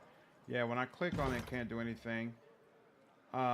It has these things listed, but I don't understand how you get more of them. I'm confused about that. So that might be something we have to look into more in a bit. Mass Effect 2 and 3. Vanguard was amazing in Mass Effect 3 multiplayer. Yep, for sure. Shepard's Vanguard was a bit underwhelming though. Yep, I agree. Dep has a shield weakness, but you get the particle rifle off the rip, and that problem is solved. And then later you can take your pick of basically any of the assault rifles to deal with the shields. I usually take either Lash or Dominate instead of Flare. I don't remember what Lash and Dominate does, but I remember Flare absolutely. Oh, you know what? What I also liked about Flare was that it could be used to trigger the combo explosions, which I don't think Lash or Dominate allow you to do. So that's why I also liked it quite a bit. Yeah, Mass Effect 3 multiplayer was absolutely fantastic. The 3-minute cooldown kills my soul and my Rex. Wow. Davey, what's going on, man? Do you lot think Shepard will be back as an AI? What gets downloaded into a robot type? I think I got that from trailer tease a while back. Hope I'm wrong. I seriously doubt they'll try to bring back Shepard in any sort of real sort of way. I doubt that. Vanguard is a whole new way to experience a combat because it's just too too big a too much of a possibility that it completely turns off the fandom. It's been too long. I can't see them taking that risk. Yeah, Vanguard is a totally different experience from a combat standpoint for sure. While I really didn't like Andromeda, I think bringing Shepard back is a mistake. Yep, do that, and you'll have to have in every game. Yep, I don't think that's a hot take. I think that's the way most people feel, to be honest with you. And with that charge, plus a good shotgun, never got old for me, for sure. Want to play the N7 Adept in the multiplayer, by the way? Pretty sure I did. I love just triggering endless biotic explosions at close range, left and right. Yeah, the multiplayer was a lot of fun on multiple levels. Melita. Huh. Okay. I'll be with you in just a moment.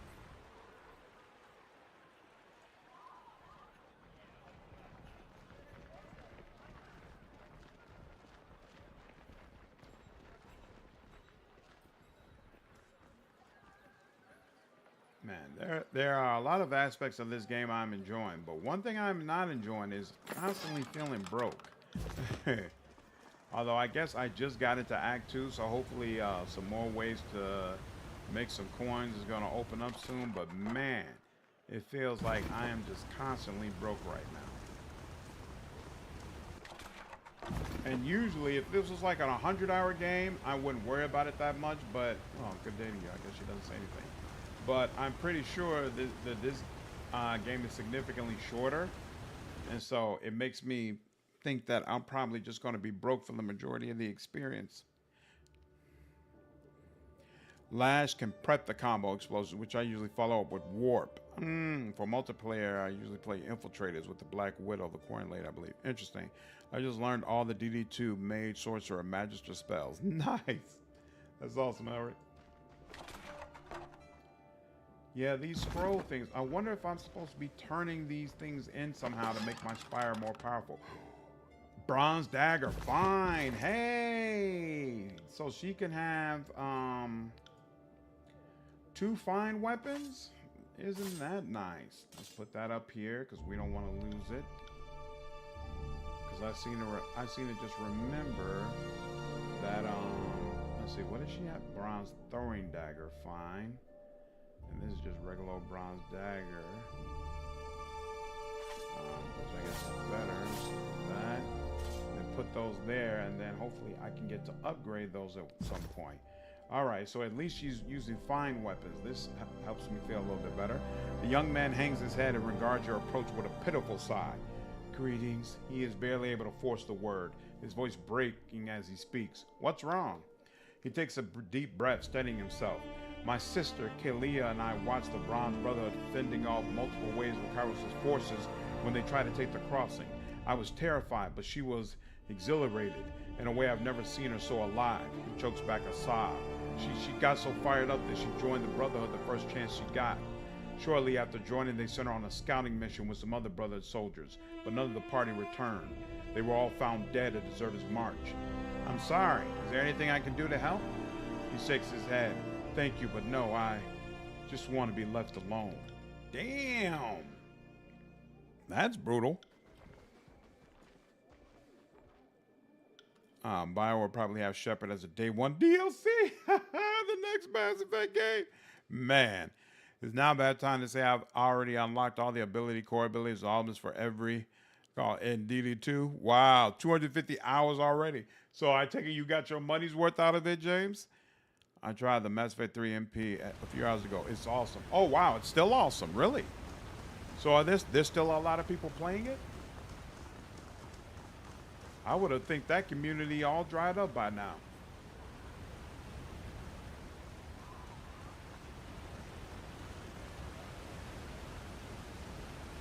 Okay, I guess there's nothing up here then. I think we probably ought to look there. During clear mornings, the western waterfall reflects the rising sun in a beautiful display of color. All right, I think we've done everything we can do over here. List the forge bound, not subject to Kairos' law. Investigate the spires. Yep, you have the reason spires attached to the old walls. Travel there and find a way to access the spire. Path to power. The next time you rise to power lies with the silent archive in the burning library. Okay, yeah, no quest, so Let's just go in there. I don't understand syringe mechanics at all, so I don't feel the best about this, but we're gonna try it out and see what happens, y'all. Try it out and see what happens. This comes up a lot. I'm trying to figure out who my favorite romance is out of the CRPGs I've played. Nice, okay. So wait, Blade Dancer for sure. Aggressive, yep. This character will attack anyone. This character will actively seek out targets even if death is close. I agree. Saboteur by debuffing and harassing enemies.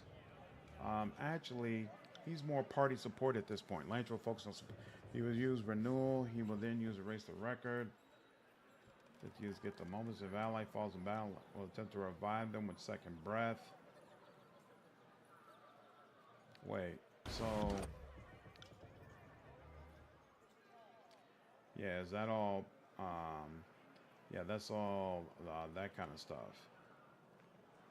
He doesn't have any of that. We should have focused on this. Use lore. I'm gonna do plus 20 lore. Oh my god, that would do so much for him right now. I really, really need to respect this guy. Party members gain bonus for the lore skill and a bonus spell slot. While in this stance, Lantry's attacks are imbued with the power of frost and will slow enemies. Oh, that's interesting.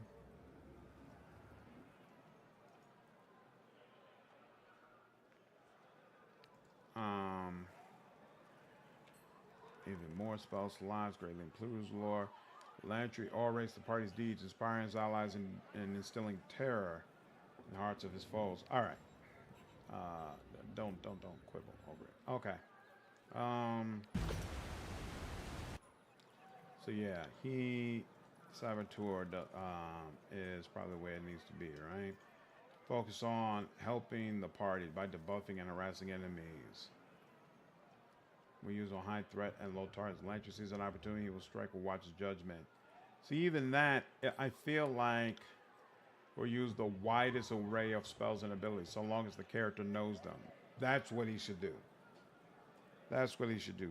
Just focus on using everything you have, sir.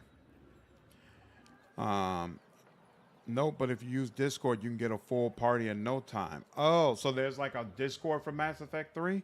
That's interesting.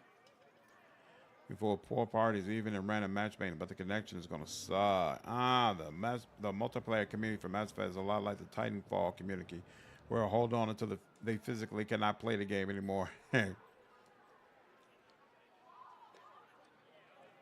made the cat girl bodyguard fall in love with me. Both at the top of my to-do list. Nice, okay. All right, you. War Singer. We'll focus on using Arias to destroy enemies. She will use Aria Pain, Aria Confusion, Aria Resonance at will. If foes get too close, she would use Aria Force to push them away. High threat targets, she will attack with Aria Confusion whenever possible. Why did I mention Aria Confusion twice? She will try to maintain an embodied nightmare summon with Aria of Nightmares. Okay. And aggressive. I want them on the attack. All right, let's see what happens.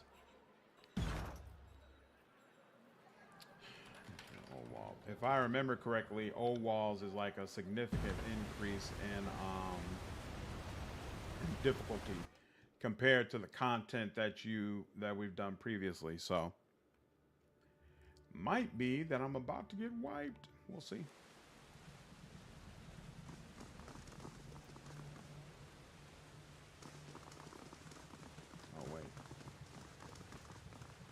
There's an eerie glow of unknown origin coming from the depths of this pit.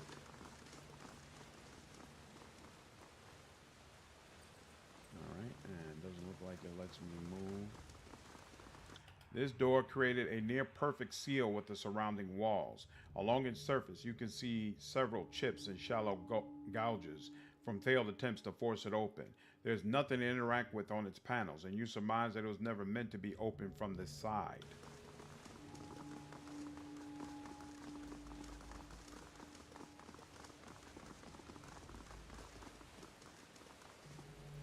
These floor stones have been broken recently. Bits of metal nearby would suggest it's the result of careless soldiers. No dice. Well, fine. sorry, I forgot to do that. Merchant's boots, that's common, so yeah, that's not gonna do anything for us, but you know what? This is fine. Let's test that. And light leather, fine. Let's look at that. This is heavy armor. That's not gonna help. This is light armor cloth as well. All right, now you. How's this? Equip. Yep, we'll replace that for you. Light leather gauntlets. Nope. And nope. Let's put that in there. And then this is cloth, light leather cloth, and yep, it's a little bit better. Put that in there. How are the, you don't like the merchant's boot, you don't need the merchant's boots either. This bow can be sold. That stuff we want to stay. And what's the deal with this? Frozen burst. When critically hit, damage frozen burst versus dodge. Yeah, that'll help somebody. So I guess we'll put it on you just in case you get hit. We'll see how that works out. And then anything else? Anything else that I need to take a look at or be aware of? Nope. I think that's just about everything. Yep. Okay, cool. Let's do it. I don't mind the idea of Shepard coming back, but by making a game about Shepard coming back after the last one was without him and flopped backs the writers into a corner for the rest of the franchise. Yep, I agree. Listen to K-Dot's album, damn, for the first time today. I love how the album is played backwards, and when you get to Ducksworth, it's the beginning of the story. Huh. I don't think I've ever listened to a whole album, so I didn't know that. I'll have to do that. I think bringing Shepard back is only going to attract from many new characters where everyone will wonder why we weren't just playing Shepard instead. It also means that they would have to strictly adhere to what the decisions you made in the original trilogy. Like, how do you bring Shepard back and still make people feel like they're playing a continuation of those games, right? You would have to take all that decision making into account. I think that's a no-go. I'll sip on this, my favorite shop. But the Citadel Easter egg would be awesome. Yep, I definitely take that. There definitely should be Easter eggs. Ness Rocco, what's going on? Yeah, this place could be brutal. Absolutely brutal. All right, let's see what the deal is. Charcoal rubbing. Pressing charcoal to parchment, you capture a blurry but proportionate image of the ancient relief. With enough collected imprints, it may be possible to reconstruct the original shape of the rune. As you work, Lantry hovers near. See how that pattern looks broken along two edges? I think there's more to the engraving than what's here. Finish the tracing. Then we'll look for more. Lantry nods. Agreed. If we collect enough sketches and imprints, we can no doubt reconstruct the original image in its entirety. Okay. Examine the mysterious rubbing. Take that.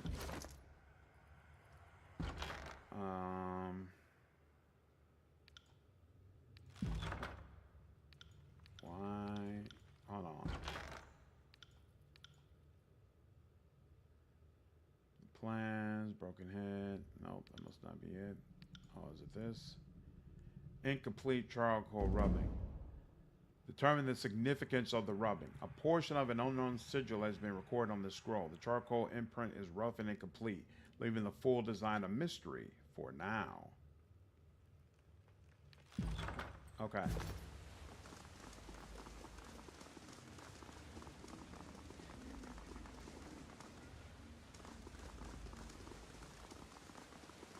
Oh, we can get down over here. What have we here? What?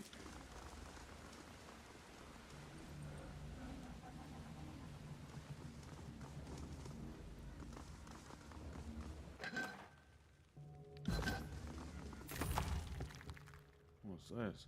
Nobleman's hat. Common.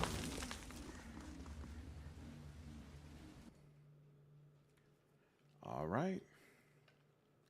Can you feel it? There's power here. We should explore. Ooh, and Lantry. Gotta level up. Find a way to Get up to the spire. Okay. Ooh. The chamber immediately reminds you of Ascension Hall. An intricate rune running along the floor can only mean one thing. You stand at the feet of a great spire. Each step you take echoes across a great distance. As you gaze upward, the sage-colored walls quickly give way to unending blackness. The rune in the center of the floor is inactive, and the silence of the hall offers no clues as to its use or function. You feel a slight tug in your chest, a faint echo of the energy that enveloped you at Vendrian's Well. Hold a moment, Lantry bellows a comment louder than needed, smiling as he hears his voice echo through the massive chamber.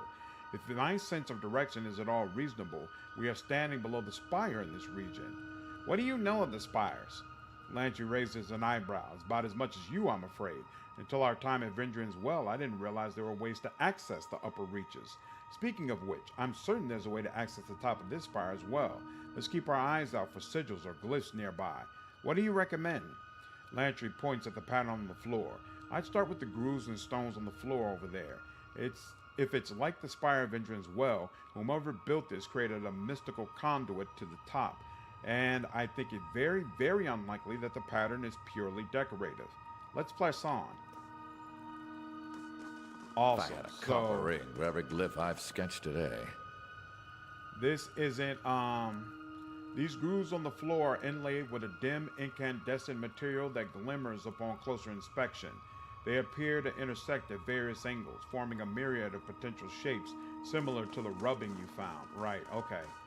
The rubbing I found is supposed to help me figure out how to solve this, most likely. Save this here. Let's see. Can I get... Yep, take a charcoal rubbing. Pressing charcoal to parchment, you capture a blurry but proportionate image of the ancient relief. Though the drawn rune remains incomplete, it seems likely that the completed design is symmetrical in nature. Should a need arise, you could reasonably guess its original shape. I believe this has something to do with the symbol on the floor in the spire. Excellent. Okay. That's interesting. Remember, if ME5 had multiplayer and Shep is imagine if ME5's multiplayer and Shep is a playable character. Man, that'd be crazy. I mean, they can't really, since that Shepherd living was only added to destroy the Reapers ending, I think. Yep, exactly. It'll be interesting to see if they decide that there's a canon ending for Mass Effect 3. Meanwhile, as soon as he's back, Turnvest is going to draw a D on it. I could even get behind him being like an AI character that you can speak with sometimes. Similar to the little AIs that were littered around the Citadel. That'd be cool. Who knows? Maybe Shepard's a child or some companion you meet for your team. Who knows? Maybe see there's some blue chick. I'm sure they'll add him in some sort of way. Okay. So wait a minute. Can I keep that up? Is that possible? I'm terrible at these sort of puzzles, to be honest with you. Oh wait, I can. So wait,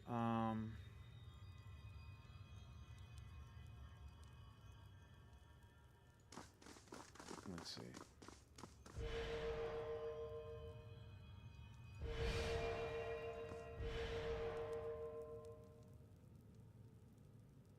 Wait. That doesn't look right. Why is it that...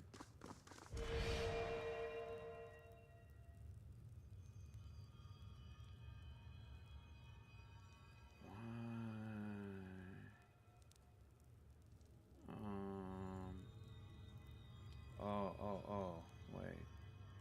No, it's not that either.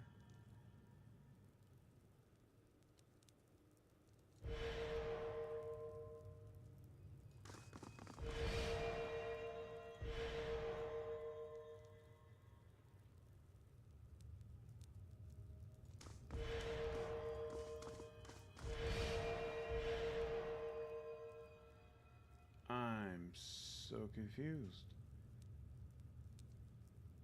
Portion of the unknown sigil has been recorded in the scroll. The charcoal imprint is rough and incomplete, leaving the full design a mystery for now. Right.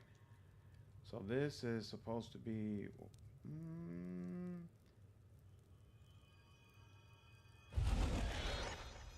Okay, restart. First and foremost, I don't understand how it's making a decision about. So wait, this is the circle right here. Is that the problem? That's the problem. This is the circle right here. So this is the starting point. Then it goes here. Then that's considered like the 3 triangles right here, I guess. And then we can do this here, which makes, no, that still looks like a circle though.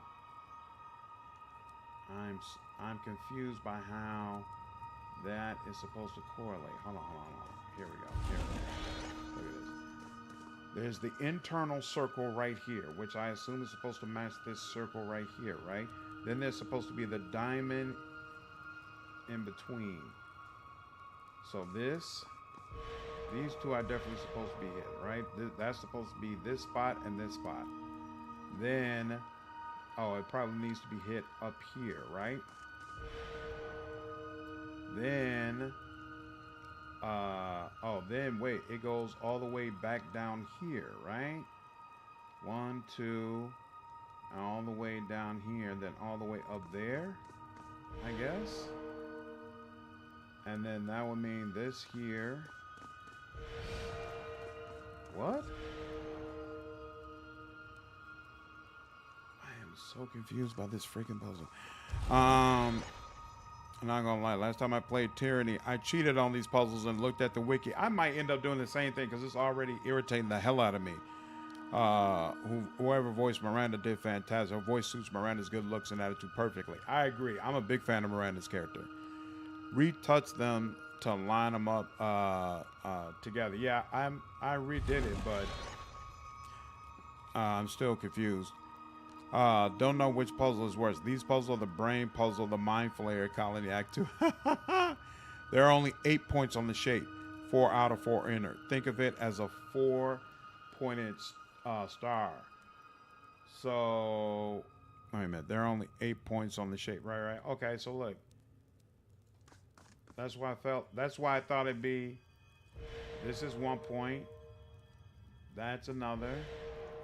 Then that's another. Then it comes all the way down here.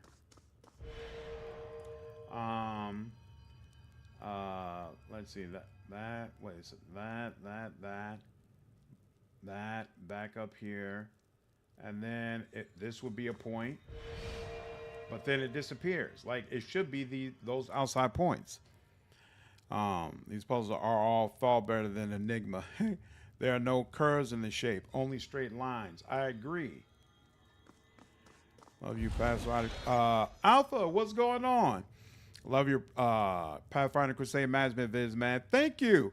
I appreciate it. Glad you enjoy the content. And I see you just subscribed. Welcome to the channel. Thank you. Appreciate the subscription. You know, you guys are right. Shepard's going to show up in Dragon Age. Become the next Great Warden. You're making the shape too wide. Okay. So hold on. You do 1 line inside points. No, slightly inside points. Don't use the far points. Okay, so hold on. Let's see. If I use, let's say, if I go here, let's say I start here. It's supposed to be there. And then in there. Why didn't it create a line from there? So it liked this line, but did not like the line from there to there.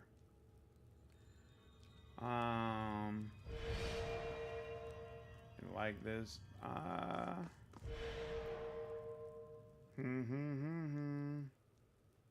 Hold on, here. It's supposed Oh, is it just supposed to be this shape right here? Is that the problem? Oh, wait. Is it supposed to be like this? Wait, no, that's what I just did though, right? And it didn't work.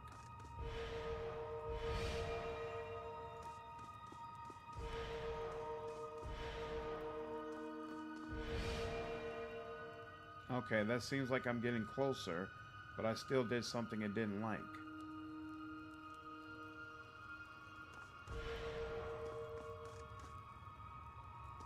understand why these didn't connect. Oh, there we go. Wait, so now I connected.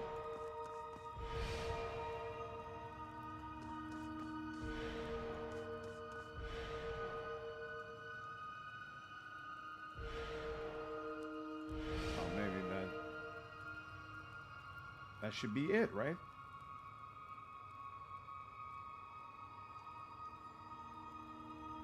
Shouldn't that be it?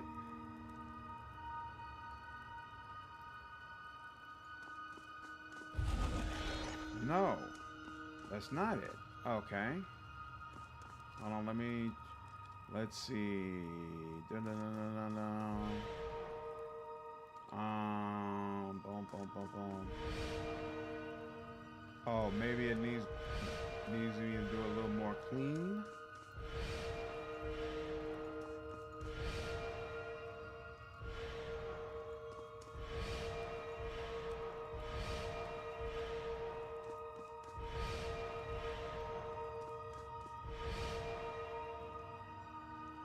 Let's see, this connected to that, back over here.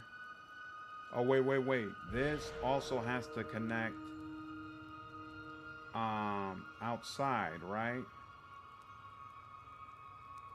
How far? Does it connect all the way down here? Let's see. So if this, wait, no. If this is the inside triangle, and we've got these two outer points and those two outer points, it should be fine. But is it not quite wide enough? Is that the problem? Hold on here. Hold on. Let's see. So I was doing it here, right? Does it connect here? Probably not, though, right? No, it doesn't connect that way. Oh. Inside points. Wait, what? Oh, yeah, we already said that. No slightly inside points, right? Tell me people left. There you go. Click it again. Do you have to click them again after you've already clicked it? Yeah, I did. Don't think there's a line on the right side. Might need to add the lower right. It's the inner circle. Oh, do I also have to add the circle? Is that the problem? I didn't also do the circle. Do the same thing again, but add the inner circle. Got you. Okay, hold on.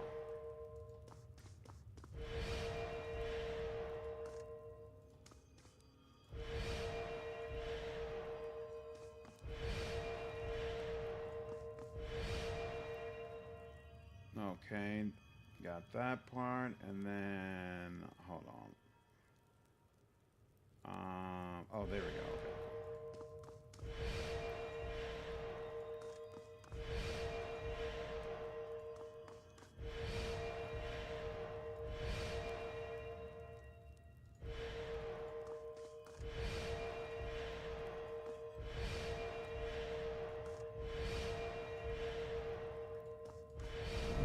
There we go.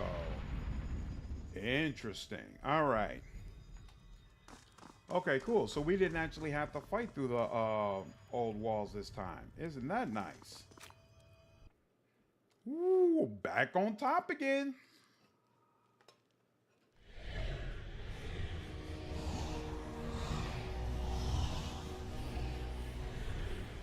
That's why I gave in and used the wiki. There's a faint circle side. Yep. Boom, boom. So what do I get for having a second spire? I wonder. I'm glad I went to this place first, because I don't think there's a spire at the Burning Library. The arcane light courses skyward, trailing off toward the horizon in the direction of Vendrin's Well. You feel the ground ripped out from beneath you yet again as you drift back into the warmth of the energy surrounding you. Your awareness stretches beyond the limits of the spire, pulling in many directions at once. The light you saw arcing through the sky reminds you of the tether you feel to the top of Vendrin's Well. This too is a point of connection, and you are an inextricable part of it, bound as surely as the spires are to each other. The Sunset Spire in Lethian's Crossing feels burdened by its age, as if a central linchpin somewhere in its core has weathered the centuries of oppressive weight and longs to topple. The surge of energy that courses through you, forming a link with Vendrin's Well, strengthens the very stones beneath your feet. The structural weakness you detected vanishes, replaced by confidence that can keep this tower standing for millennia. And tell me where you're writing from, Lantry speaks aloud as he pens a missive, and how to reach you, and I will send you an iron ring for your troubles. He signs his name with a flourish and then taps tosses the parchment into the wind. In the blink of an eye, the heavy currents carry the slip of parchment eastward. I had this idea of a message in a bottle without the bottle. Maybe it'll work? If I threw a dagger from up here, I wager it could split a man on the ground in half. Damn, but I want to try. Who knew that all this was up here while I sat below, wasting my time trying to gather a group of followers from the refugees in Lethian's Crossing? The untapped power in this spire is astounding. I must find out how to get some. The spire feels like a relay between you and Vindrian's Well, bridging some transference of energy on an enormous scale. You are the first link in of a chain that stretches the length of the realm. As you struggle to understand this sensation, you grow aware of whispers all around you. Listen closer. The whispers themselves seem to travel down the tether between you and your spires, conducting heat that feels at times unbearable. They speak of your actions, your choices, everything that led you to this place. Your name is known, your banner recognized, your deeds reported across the tiers in the Northern Empire alike. For an instant, you can see the accumulated hope and fear these whispers represent. It appears like dewdrops settling on a leaf, then trickling into a shared basin. This image is fed to you through your connection, a base metaphor that only hints at the true scope. There is power in these spires, though its source is unfamiliar. Were you to harness it, you suspect that nothing would stand beyond your reach. Lore, unlocking the spire, seems to have opened some deeper connection. Curious. I'm noting something I observed at the spire in Vindrian's Well. There's a mystic hum and there's little beats when you walk, tiny fluctuations when you talk. Unless my senses are deceiving me, you and the spires are mystically attuned to each other. Most fascinating indeed. A quill pen appears in his hand, and the old sage begins furiously jotting notes on his arm. I feel it too. The air is thick up here, isn't it? Exactly the opposite of what you'd expect. The magic up here is almost a physical presence. You look taller somehow, like you could command a dozen gangs without any challenges to unite you in the back. Ooh, available upgrades. Forge. The Forge upgrade allows you to improve weapons and armor and forge powerful new items. Once built, resting in any spire grants a bonus to armor, parry, and dodge. Wait, what does training grounds do? Because it allows you to recruit the finest skilled trainers in tiers. Once built, resting in any spire. Oh, okay, no. Forge. Forge. You sure you want to build this upgrade? I do. I am. Nice.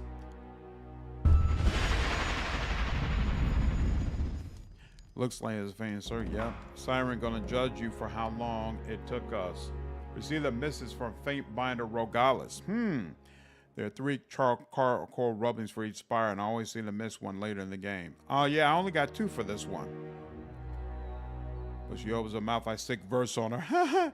The game heavily implies that this is how Kairos gained power, through these same spires, or ones like them. Interesting. You have acquired a second spire. All spires are linked, allowing you to travel instantly between them. This will reduce your travel time through the tiers. You can upgrade spires you discover, building new structures on top of them. Each upgrade will provide you with different benefits. Click the spire icon or press H to select an upgrade for your new spire. Upgrades take time and money to build and money to maintain. If you no longer have the money to maintain an upgrade, it will be suspended and you will no longer receive its benefits until you are able to pay its maintenance cost. There are 5 resources you can find in Kairos' tiers that can be used to power upgrades to your spire. They are scrolls, iron ingots, bronze ingots, alchemy supplies, and hide. Each upgrade uses different resources. Well, isn't that interesting? Master of Smiths. This allows us to upgrade. Barrack is over here as well. Welcome to your forge, Fate Binder. Here. Okay, we'll deal with that in a bit then.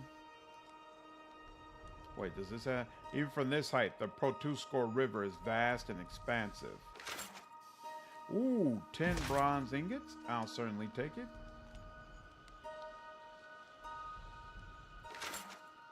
And 10 iron ingots. I'll certainly take that as well. A small settlement resides on the bank of the large river.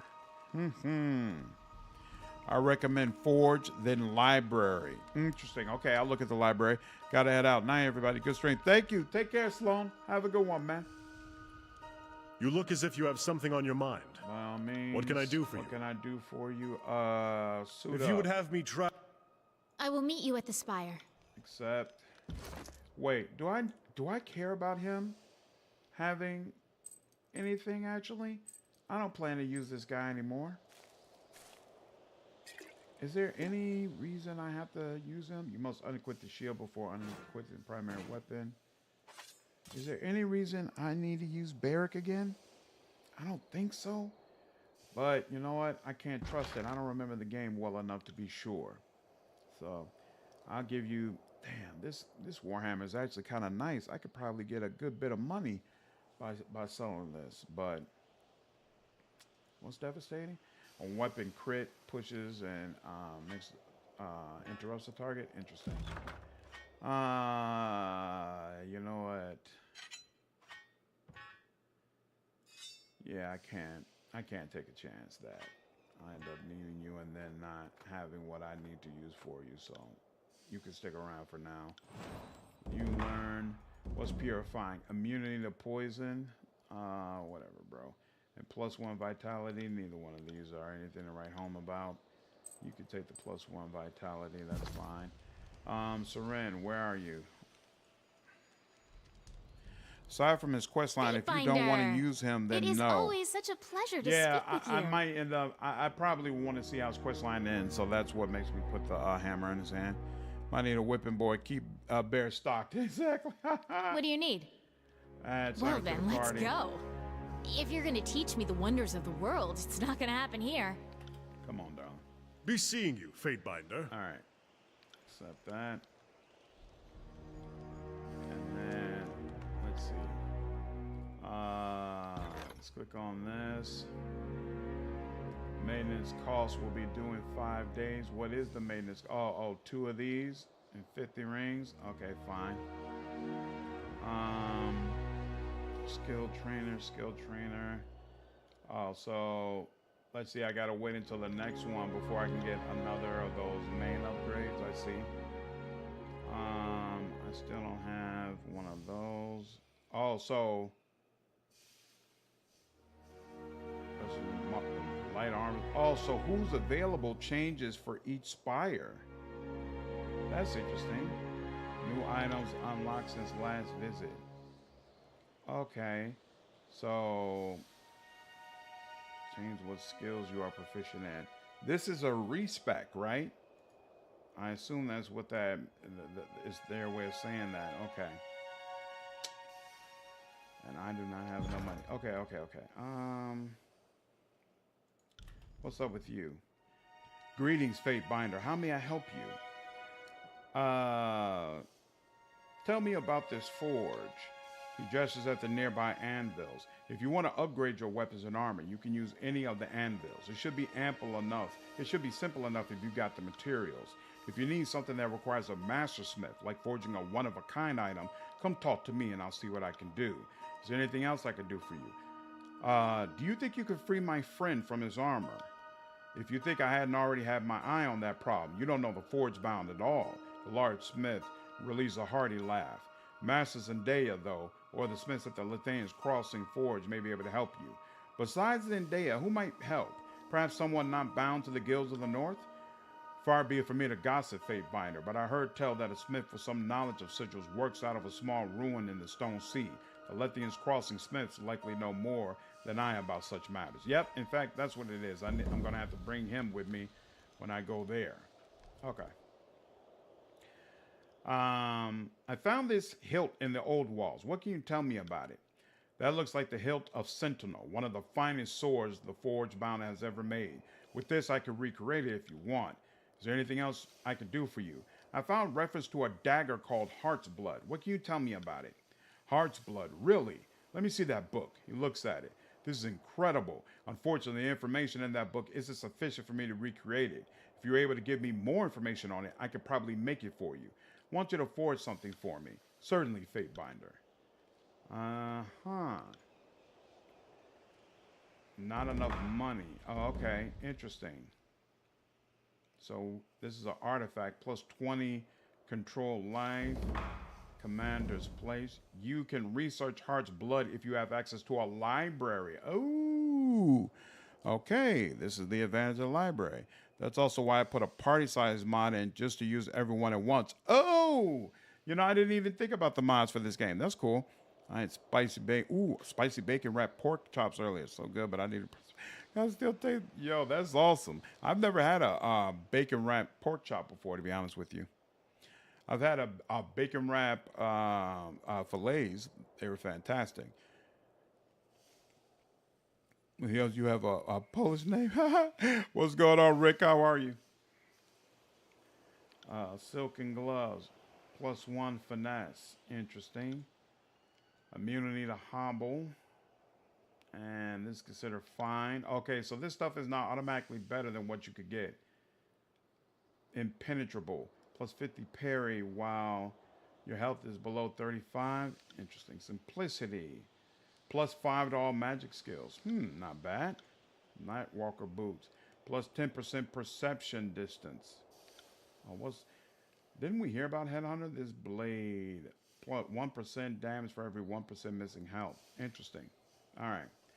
There's some interesting stuff here, but probably nothing that I would want him to create. Select an armor or a weapon or armor from your inventory to upgrade. Upgrade takes 10. Upgrade time. Oh, you need a ingot or some things in order to be able to do this. Okay, cool. Upgrade that. Successfully upgraded Seeker. Ooh, and I can upgrade it to Superior. Okay. That's interesting.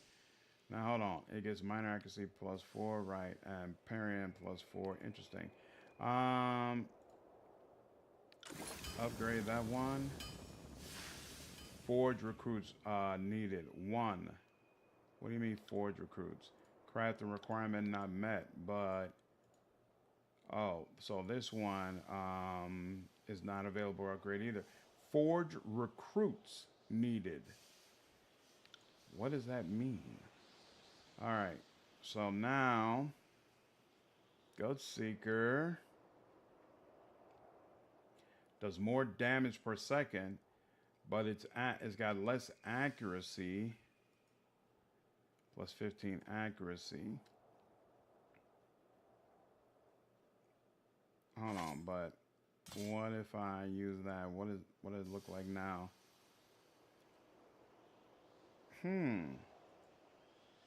So this has significantly more accuracy because it's got that +5 to accuracy. That's interesting.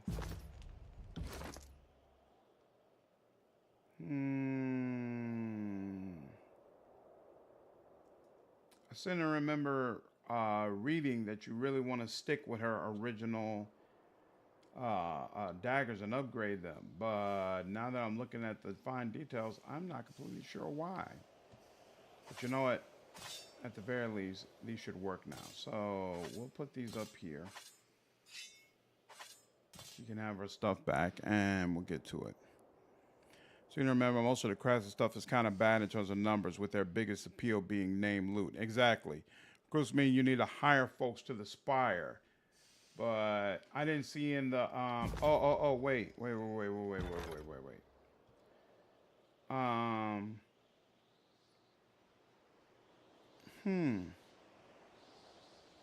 Any old person though, because it looks like most of these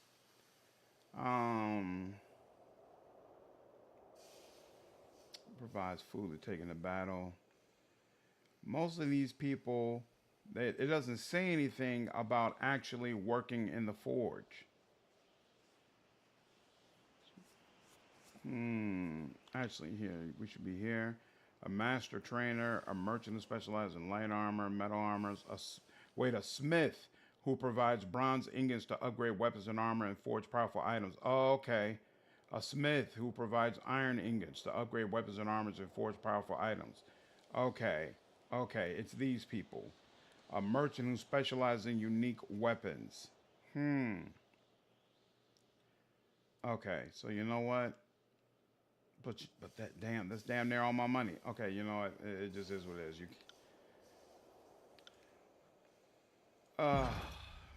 Why does it seem like I'm always short on money in this game? Okay. Very, very nice. Very nice. I need to go to a merchant, so we're at this spire. Let's go to the mountain spire now. Oh wait, and this is the secluded forge. We'll get to that in a bit. Take you 15 minutes to journey. Ooh, look at that!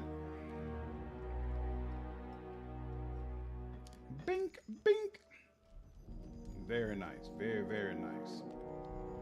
What does Revos do again? Show me what you have for sale. Fate Binding Shield and all that good stuff. Oh yeah, this guy can be the dumping ground. Sigil of Deflecting. I'll take that. I don't know what that. Oh, and he also has ingots and stuff like that that I could buy if I wanted to. Interesting. No, don't sell that. This heavy. I can't sell that heavy armor, but the rest of this I can sell. Don't want to sell that. Can I sell this? I don't know. Broken Hill. I probably better hold on to that. All right, and trade. There we go. Kimrig. You have something ready for me? Let me show you what we have already. Oh, so you got two-handed greatsword and campus supplies. This is it? This is all you created for me in that time? So wait a minute, what about you? Have you made anything lately? Sure did. Come here, I'll show you. What? Together, this is all y'all got? Okay. All right. Wait, is Barrick? Okay, but yep, Barrick is here. Let's compare him. You look as if you have. What can I do for you? If you would. I will meet you at the spire.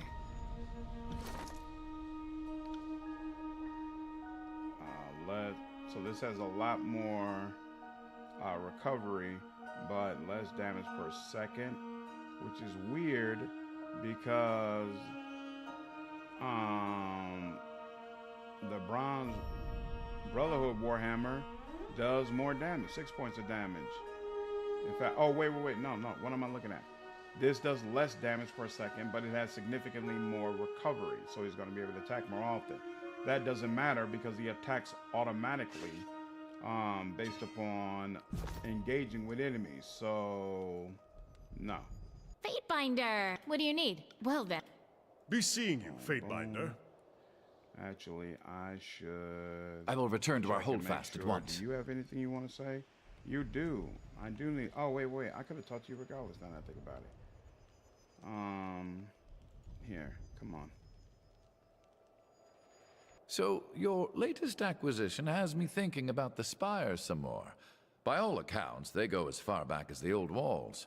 Over the centuries, the nobles of the tiers have claimed the spires, but they've only ever battled over the land at the ground level of the monuments. When you're on this spire, you're almost out of range. Yeah, I noticed, James.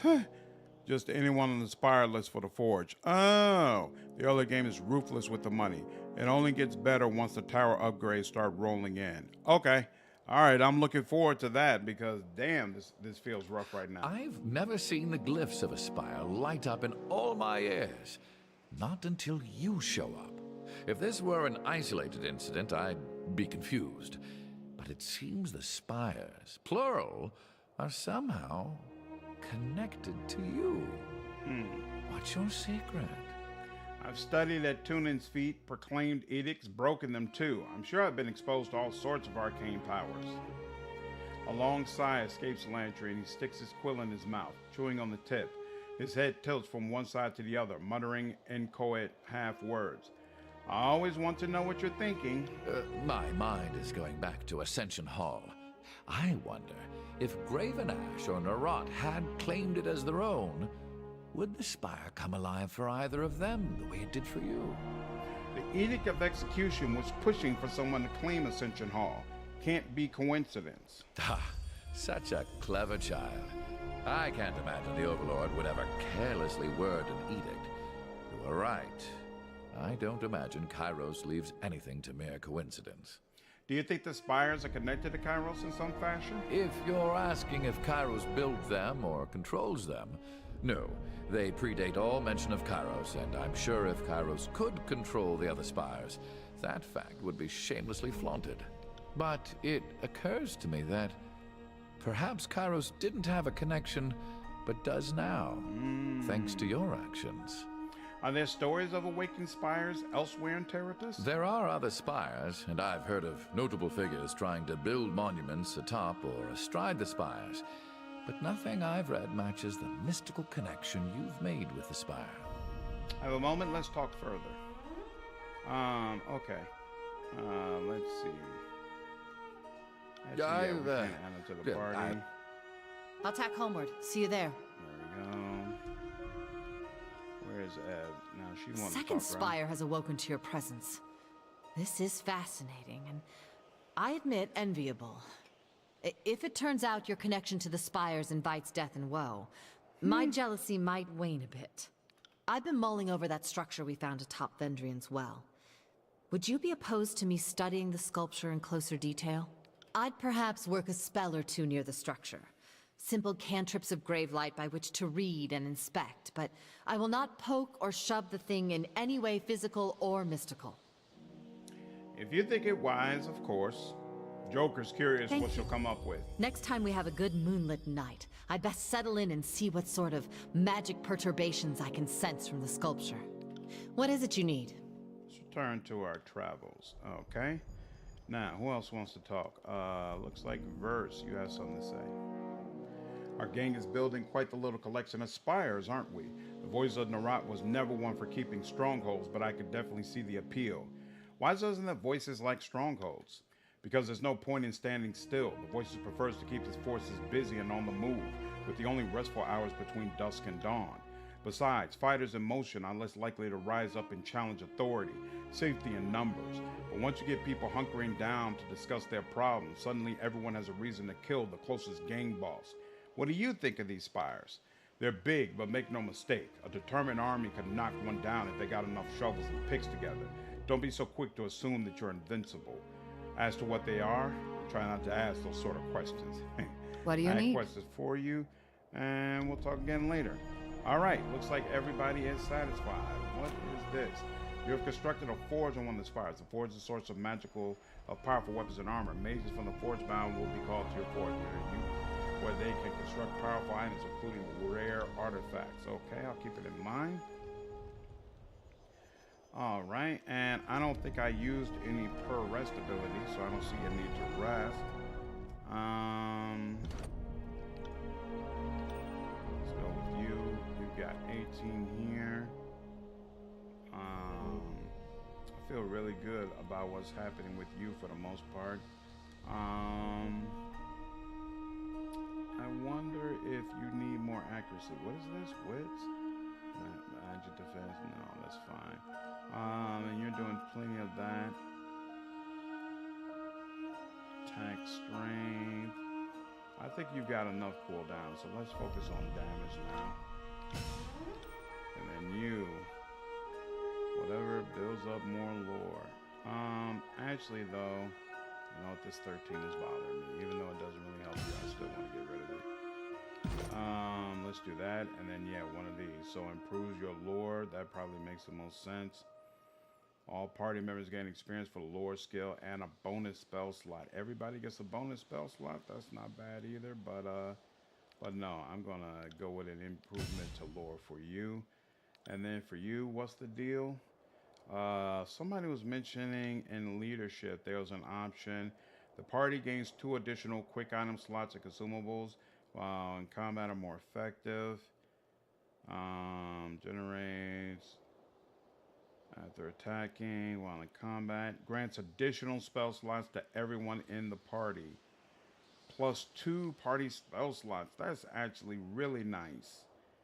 Requires 2 talent points to be spent in a leadership tree. That's not a big ask. But we're going to ignore that for now. Ooh, we're ready for the next section here. Okay. Cause your target to become terrified. No. Throne mastery. No, I'm good. Explosive missile. Launch a glowing projectile at a single target while it explodes. Is this thrown weapons? Yeah, this is about throwing weapons. I'm not good. Oh, wait. Attack skills. So bows is for bows and throw weapons. Okay, so wait.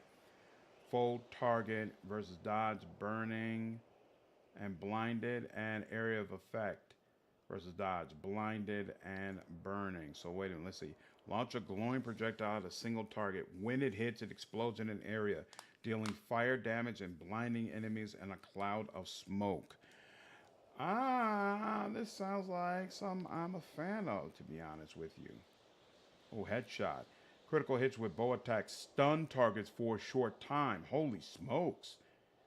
I think I hit crits before, to be honest with you.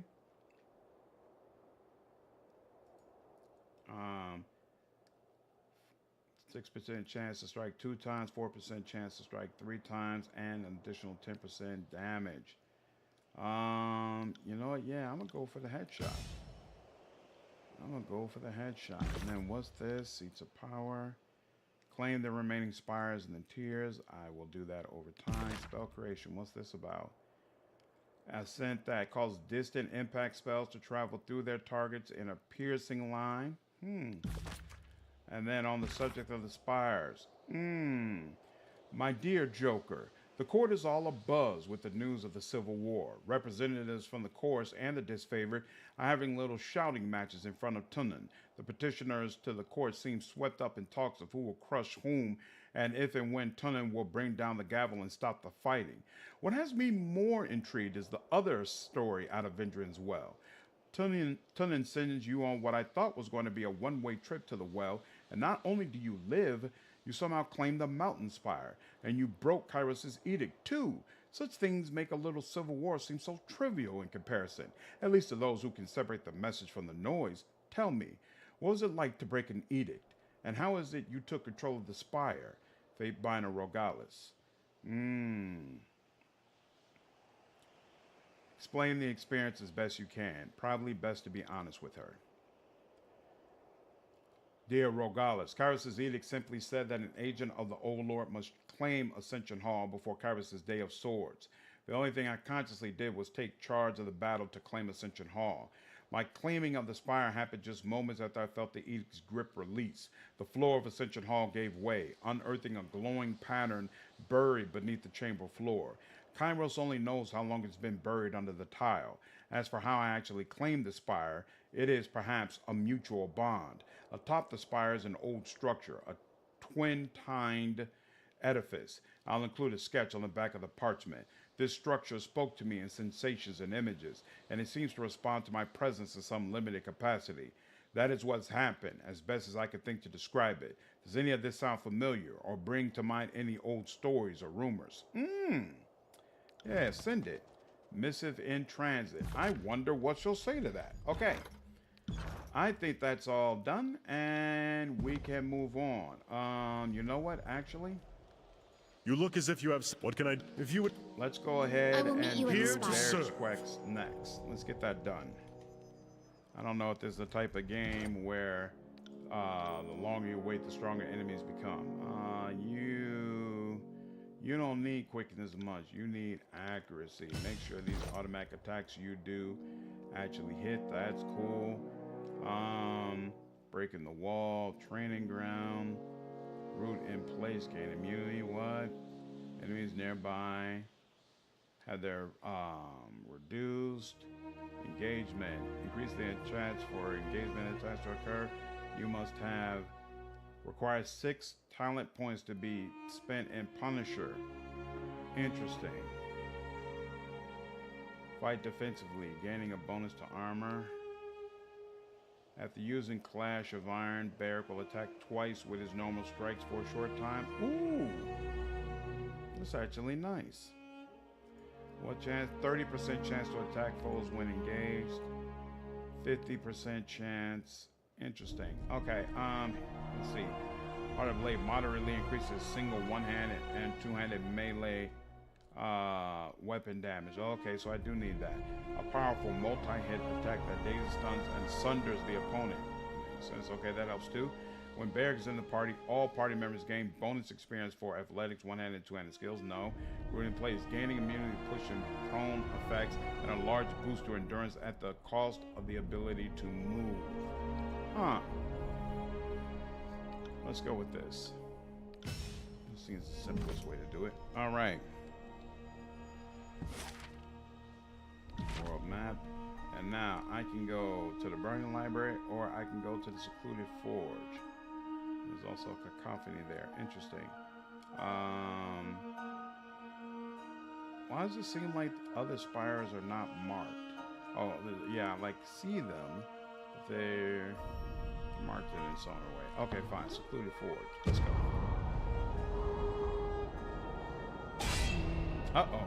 Your journey is interrupted by the feral howls of a hunting pack of beastmen. Their leader is an impressive specimen. Her mane black as night and her body scarred from battle.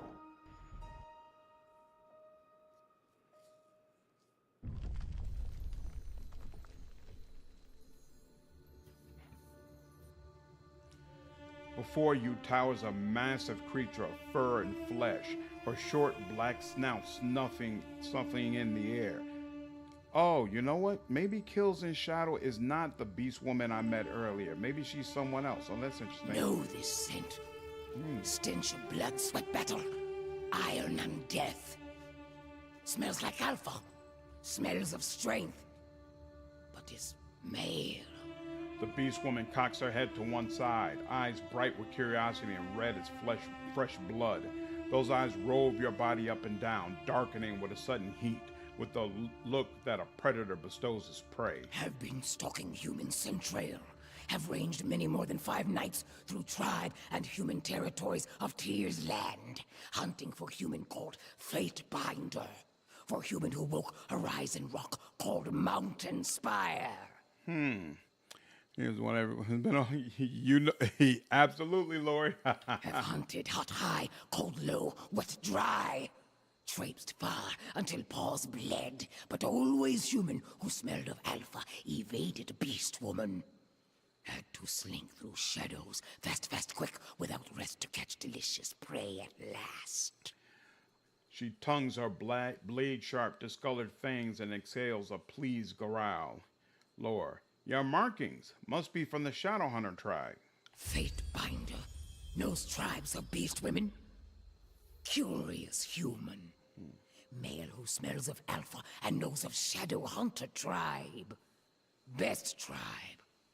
Lost tribe of kills in shadow. Her eyes pin you with lust, the look of a wolf that's found her heir. Huh. Oh, wow. You could slap her?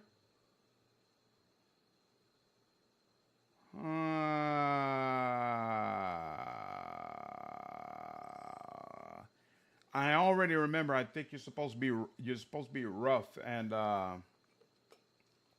aggressive towards her to get her loyalty. You know what? Let's see what happens. Slap, Kills in Shadow in the face. Thick muscles ripple and flex as the beast woman rises to her full height. She towers over you, 8+ feet of savage, rough-hewn strength. Her coat is matted and scarred. She spits a wad of blood and mucus at your feet. Yeah, not that aggressive, huh? Rip throat out, will lash, twist, tear, and mangle. Let's see. I'm not here. Oh, wow. She ran up to me. Joker. Nope, I can't. Well, you know what? It might be worth it to go ahead and just take the attack of opportunity. Attack as well. There we go. Yep. Oh, that wasn't too bad. Nice. Now, there we go. Let's do that. And then you. I'll take it. That. Oh, and then also get obliterated. Oh, yeah. This new bow is really working out. Swallowed by shadow. I'm not keeping this. Did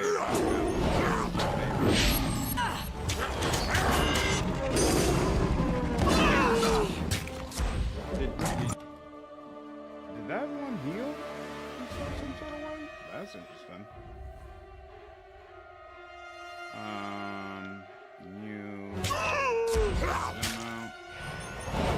Yeah, somebody. How did that work? He just healed himself. Restore and touch heals bear for 86 health. Right. Oh, wow. He did a crit heal on him. Beastman. How did the Beastman just heal himself? Oh, no. It was showing bear. Oh, okay. Where you going, Playboy? It's a little late for all that running, ain't it?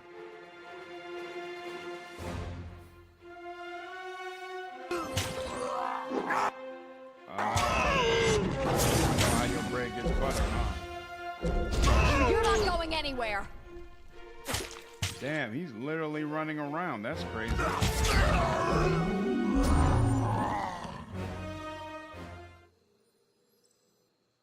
Huh. Battered and bloodied, the beast woman drops to all fours. She crouches low, belly rubbing the dirt as she ducks her head in a show of submission. Yield or die. Yield! King's shadow yields to Fatebinder. Why have you tracked me down? Why get in my way? No human called Fatebinder. Kairos reads words on paper. Fatebinder binds words to earth and sky. Makes ground tremble. Makes night cry. Alright, we'll blood restart and this and fire. redo this section. Human is not But Fatebinder. we'll do it This next is time. Kairos' eye, but I'm getting tired of that one. Caution. Alright. We will start next time back at the Spires, and I'll redo that conversation, not starting with slapping the crap out of her, and see how she reacts. But for now, I think I'm going to go ahead and get some rest. I do plan to go to church in the morning. Hope all of you enjoyed the stream. I appreciate everybody who came by and had a good time. I will see you all in the next stream. Take care.